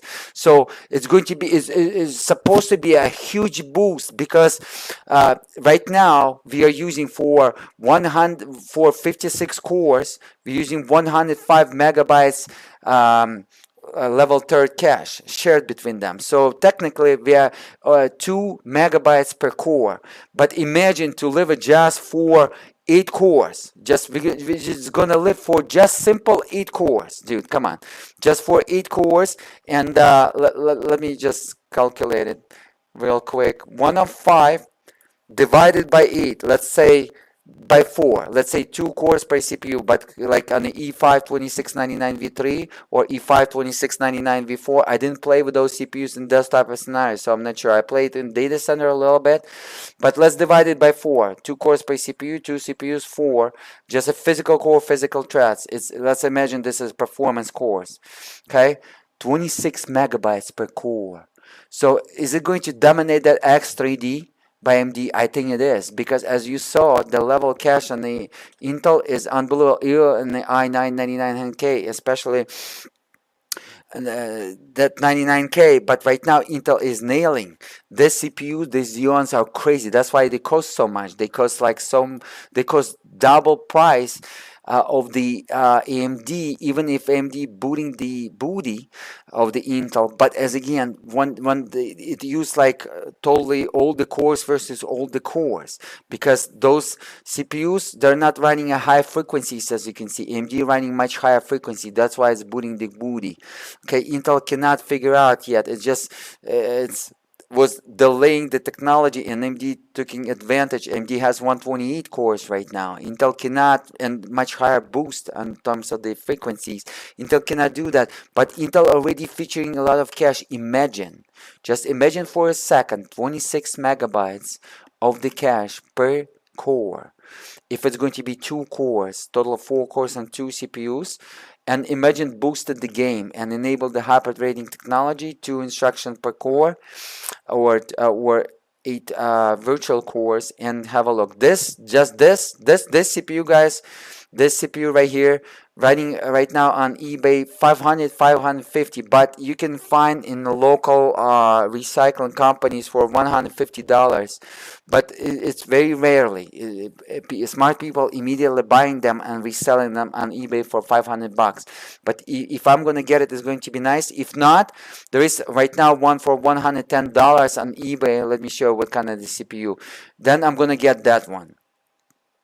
It's not that many cores. It's just a little bit less cores, but $110 per CPU, which is great value. I'm gonna get that one then, and then I'm gonna wait when that one is going to go lower in price. I'm gonna get this puppy right here, 48 48, this puppy right here, 68H. This 68, 48, 68 running on eBay, running exactly 110 bucks, guys. 110 bucks. It's not that much, okay? It was released in the first quarter of 2023. It used to cost below 10,000. This one was cheaper than 10,000. This one actually was 13,000. Why it was 13? Because it's running the regular base frequency 2.1, higher frequency. Okay, and this one can go to 8 socket motherboard, 8 socket. You can install 8 of those. So that's why the price went a little bit up. And this was going to be very valuable because you can install them in dual socket, quad socket, and 8 socket. Okay, so maybe I'm gonna get this one because this one will be easy to sell it as used almost for the same price on the eBay when I'm gonna get something else. And I'm gonna, for myself and for you, because I'm carry about everybody. By the way, the gentleman that donate me on Valentine's Day 2024 $1,400, you are an angel. He asked me not to say his name. He is from South Arabic country. Okay, he donated me over $1,400. I invested back into YouTube channel immediately, guys. I purchased Atom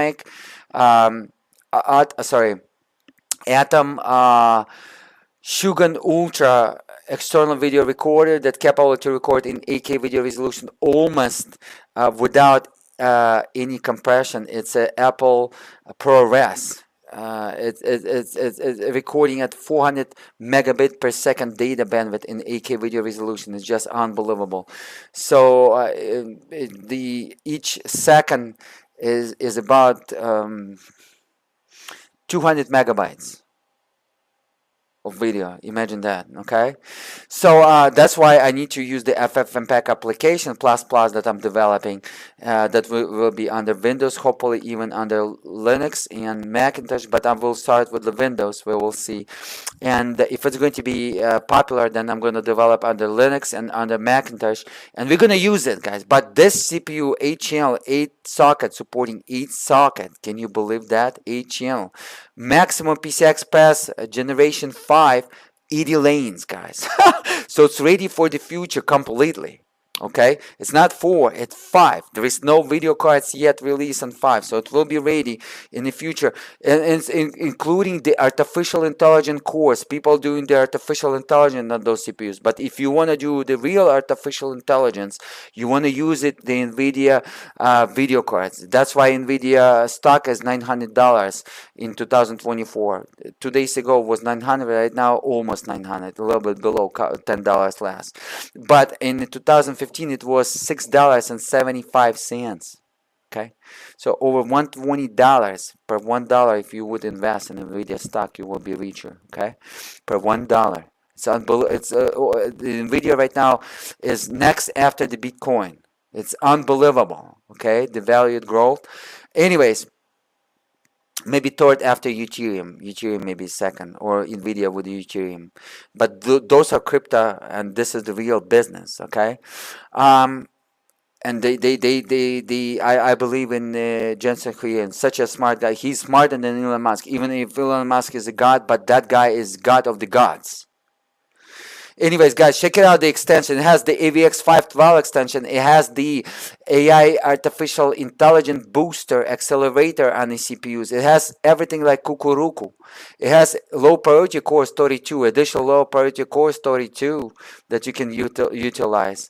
That's running at 1.8 gigahertz, while performance core P cores running 2.2 gigahertz.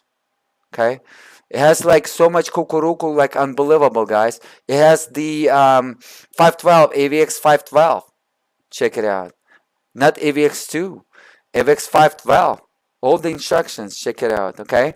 Through the Xeons, to the best possible capabilities of accelerator. It has the analytic accelerator, which is the AI. Intel AI extension, okay? But you better use the Nvidia, because those Nvidia cores are dominator. They're gonna dominate it like completely. So this is my plan, guys. Hopefully in the end of March, beginning of the April, or in the middle of April, if everything will be fine, go ahead and pray for me, support me. This is going to be our deal. This is we're going to be testing this. This is going to be we're going to be testing in PC games. We're going to test as Workstation because I'm going to get it as Workstation. This is going to be my priority.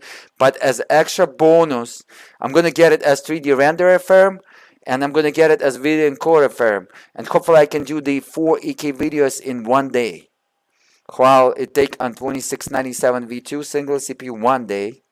But hopefully I'm going to get 4 or maybe even more in one day. I'm going to do more, produce more content for you in 8K because most of my videos I'm recording in 8K. Okay, so this information was provided to you. Hopefully, guys, you like everything. I just add extra information for my subscribers. Guys, I'm going to go ahead and have a coffee real quick. Okay, go ahead and support me. Don't forget to smash that like button, share it with your friends. I showed you what kind of BS Linus did on you.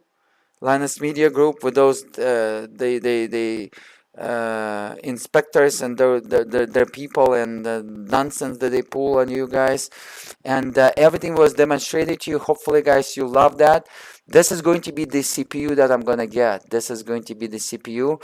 I'm just curious. Let's go ahead and pull up the bandwidth. What is the bandwidth of the I'm just curious. What is the bandwidth of the 8400 series Intel CPUs? I'm just curious. What is the bandwidth?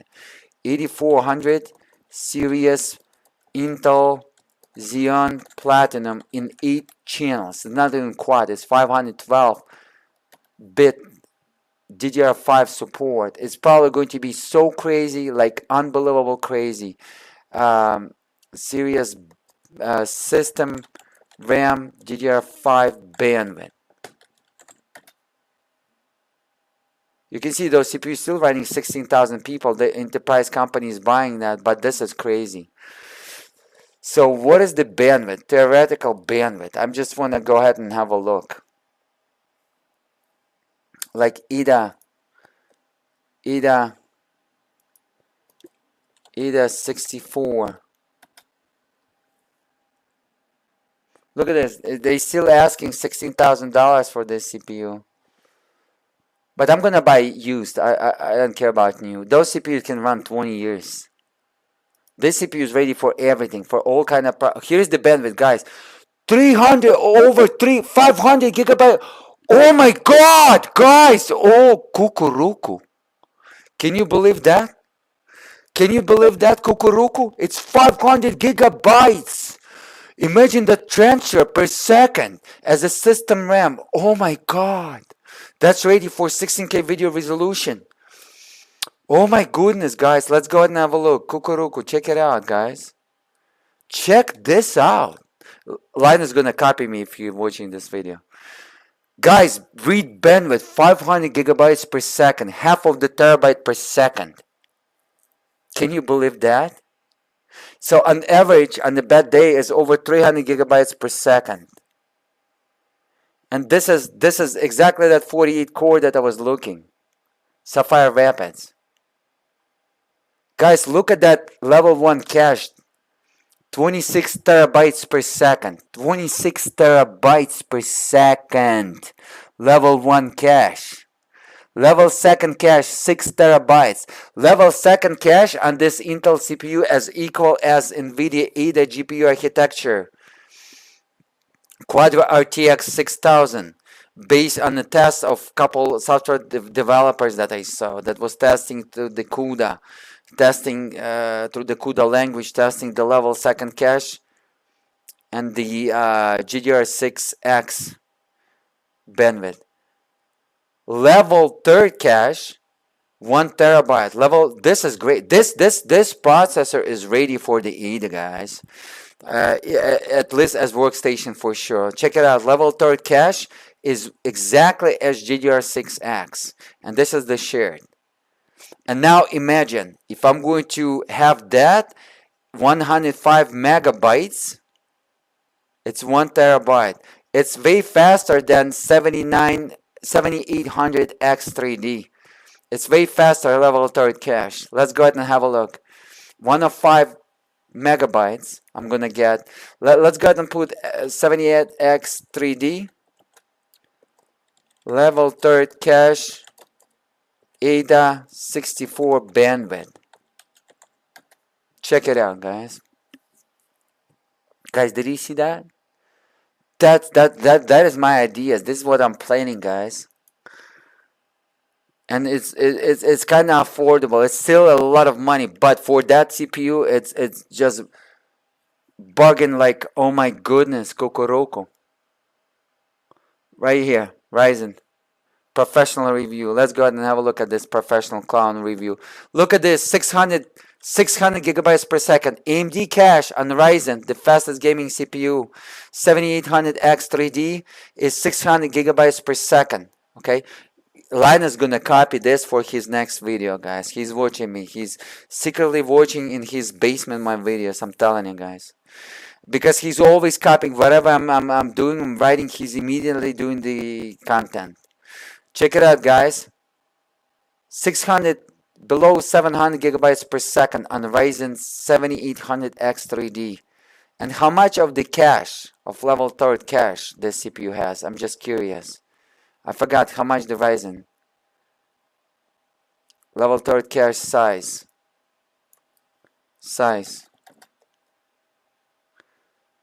I think it's 102. How much is that cache? How much? Oh wait. CPU Z. Let's go ahead and do the CPU Z benchmark. It's gonna tell us. Here we go.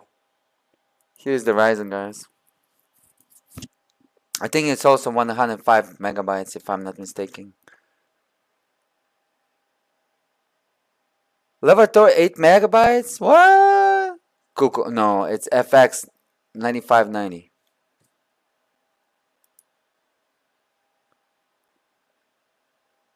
No, that was a wrong Coco right there. Hold on. Ryzen 7 right here. This is our puppy. 96, below 100 megabytes level 3. So yeah, this is correct right here. 96 megabytes, guys. 78X3D. Sorry, it just blurred out. Somebody took a screenshot like a clown.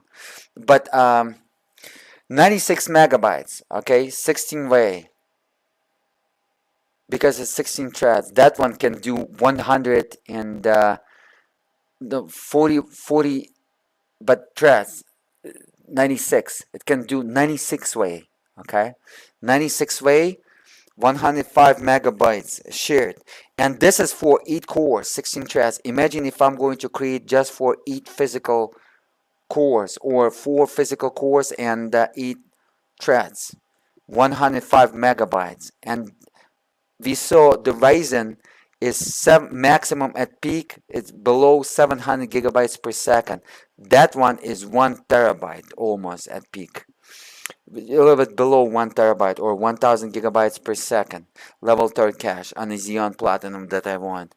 So it's going to be 200 gigabytes per second faster than Ryzen 7800X3D. I'm just curious to test it in PC games, and you will see the Linus will be doing that. Linus like, oh my goodness, the generate, I just got an idea by watching UHDk1ng. But anyways, imagine more cache, 105, less cores.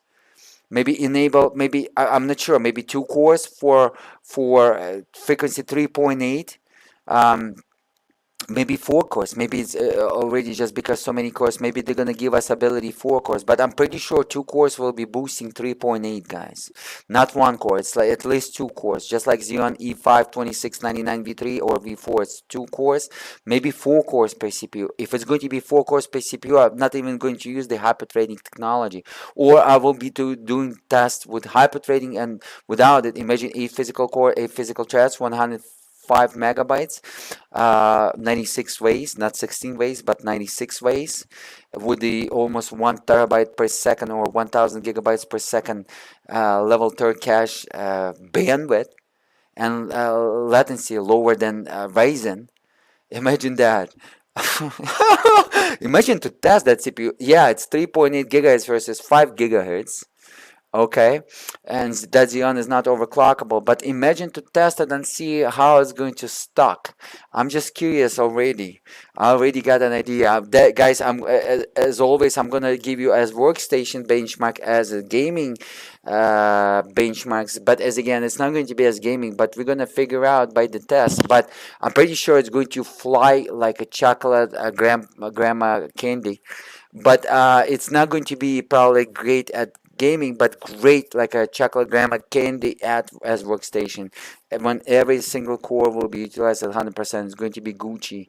It's going to be golden, golden, golden. Anyways, guys, this is the plans coming out. Hopefully you enjoyed that. Everything was explained. This is the plans. I gave you an extra bonus. Okay, so today you learned something new, and a lot of great information was provided to you. Your head is about to blow up. Hopefully you love this. Don't forget to smash that like button, and then when the Pascal come out, okay. And guys, I'm going to go ahead and Dan and 3D Vision, thank you so much for watching, and all the other folks out there. Don't forget to smash the like button, and yeah, I will see you guys in the next videos. I'm gonna do some 8K in Contra. 16K video resolution in Contra is not runnable. Can you believe it? In the such a game like a Contra, Operation Galuga, which is basic game, I cannot run 16K video resolution on single Titan RTX video card. The FPS, it's overload. First of all, it's overloading the video RAM. I'm not sure why it's overloading the video RAM in 16K video resolution in such a game like a Contra, Operation Galuga. It's just unbelievable. It's using the latest Unity game engine. If it's going to support 2 Titan RTX and SLI, I'm going to test it because it's DirectX 11 API, as we know. As I already told you that Nvidia SLI is supporting the DirectX 9, DirectX 10, DirectX 11 APIs. DirectX 12 API doesn't support SLI, only if developer will implement that. But it supports multiple GPUs, but even the developers not implementing that. It's easy to implement a single class, but developers so lazy, and Jensen Huang got so upset, and he is right now into the AI. His company worth over $2 trillion. His company worth like many countries in Europe together per year, and he worth like more than California State, more than Apple, more than Amazon together, more than Amazon, Google, and Apple together. And he's unbelievable, guys. And his goal is 17 trillion next goal, and I believe he's gonna achieve that. He is a genius. He's unbelievable. I believe in him. He's a much smarter guy than Elon Musk, and he's the father of AI. But the father was the Nazis, okay? The Nazis in during the World War II, and the Turing, the mathematician and the first artificial intelligence scientist. This was the where it started, okay? And IBM company that we called differently. I learned that through the Turing letters, okay? When he was mathematician during the occupation, and before he moved from Germany away, and harassed by the Germany Nazis, and it was verified by the FBI and the CIA agent. That I subscribe. I'm taking a couple of his classes on cybersecurity. He's a cybersecurity specialist, okay, ethical hacker, and he also likes me. And so I'm taking on the law and on the cybersecurity from him. He has some classes. And this is what he verified in one of his classes, what I saw, that, yes, I was right, the IBM and Nazis. So the first computer was developed not one day saying after the Cold War. It was developed during World War II, guys. And Nazi was registering this is what I was reading from the Turing letters. But that FBI guy, cybersecurity ethical hacker for FBI and CIA, also was reading that from the archives of that library. So he verified with me that, and yeah, we're gonna go, guys, over this YouTube channel also a lot about artificial intelligence. I'm gonna share with you as my knowledge, as my ideas as software developer, system engineer, PC hardware enthusiast, overclocker, you know, technologist, computer scientist. A lot of great stuff will be. So you want to smash that like button as you're watching this video. You learned throughout this video a lot. I gave you some thoughts. Maybe you're gonna build yourself some computers too. I show you my ideas, the future content that coming to you this YouTube channel. A lot of copycats will be copying me, but they're not gonna provide the value just like I'm doing.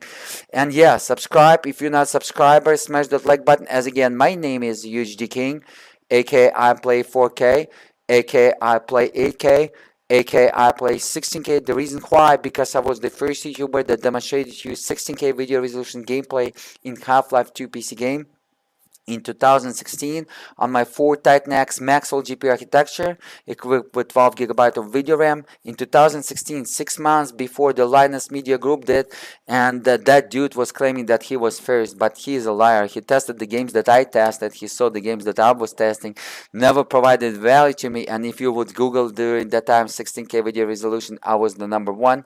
And I'm owning the domain names 15,260 times 8,640.com and 8,640p.com. So I'm the pioneer. A lot of about 16K video resolution and all kind of tutorials. We're gonna program with the AI. We're gonna do the software development, web development, game development. You're gonna learn a lot. We're gonna build the computers the best way possible, not like those people doing, as you can see, misinform you, pretty much selling their souls and doing they're working for profit. They're working not for providing you the value, the knowledge. They're just working for profit. While UHDk1ng will first put the value first and inform you with the proper information and sharing the experience, not like those copycats radio repeaters. Okay, what Google wants them to repeat, that's why Google promotes them, and they do not like my channel because I'm not one of them, and their AI is working to promote the radio repeaters, the buy garbage radio repeaters. That's how I call them, walkie talkies. Okay, so yeah guys, and you want to be an individual, you want to bring the value to yourself and to the community. Have a good morning, good day, good afternoon. Till the next time. Okay, now I gotta how to shut it down. I didn't do a key to shut it down, so we gotta shut it down, and I do not broadcast too much, so we're gonna do it like this. Stop. Have a good day, guys. See you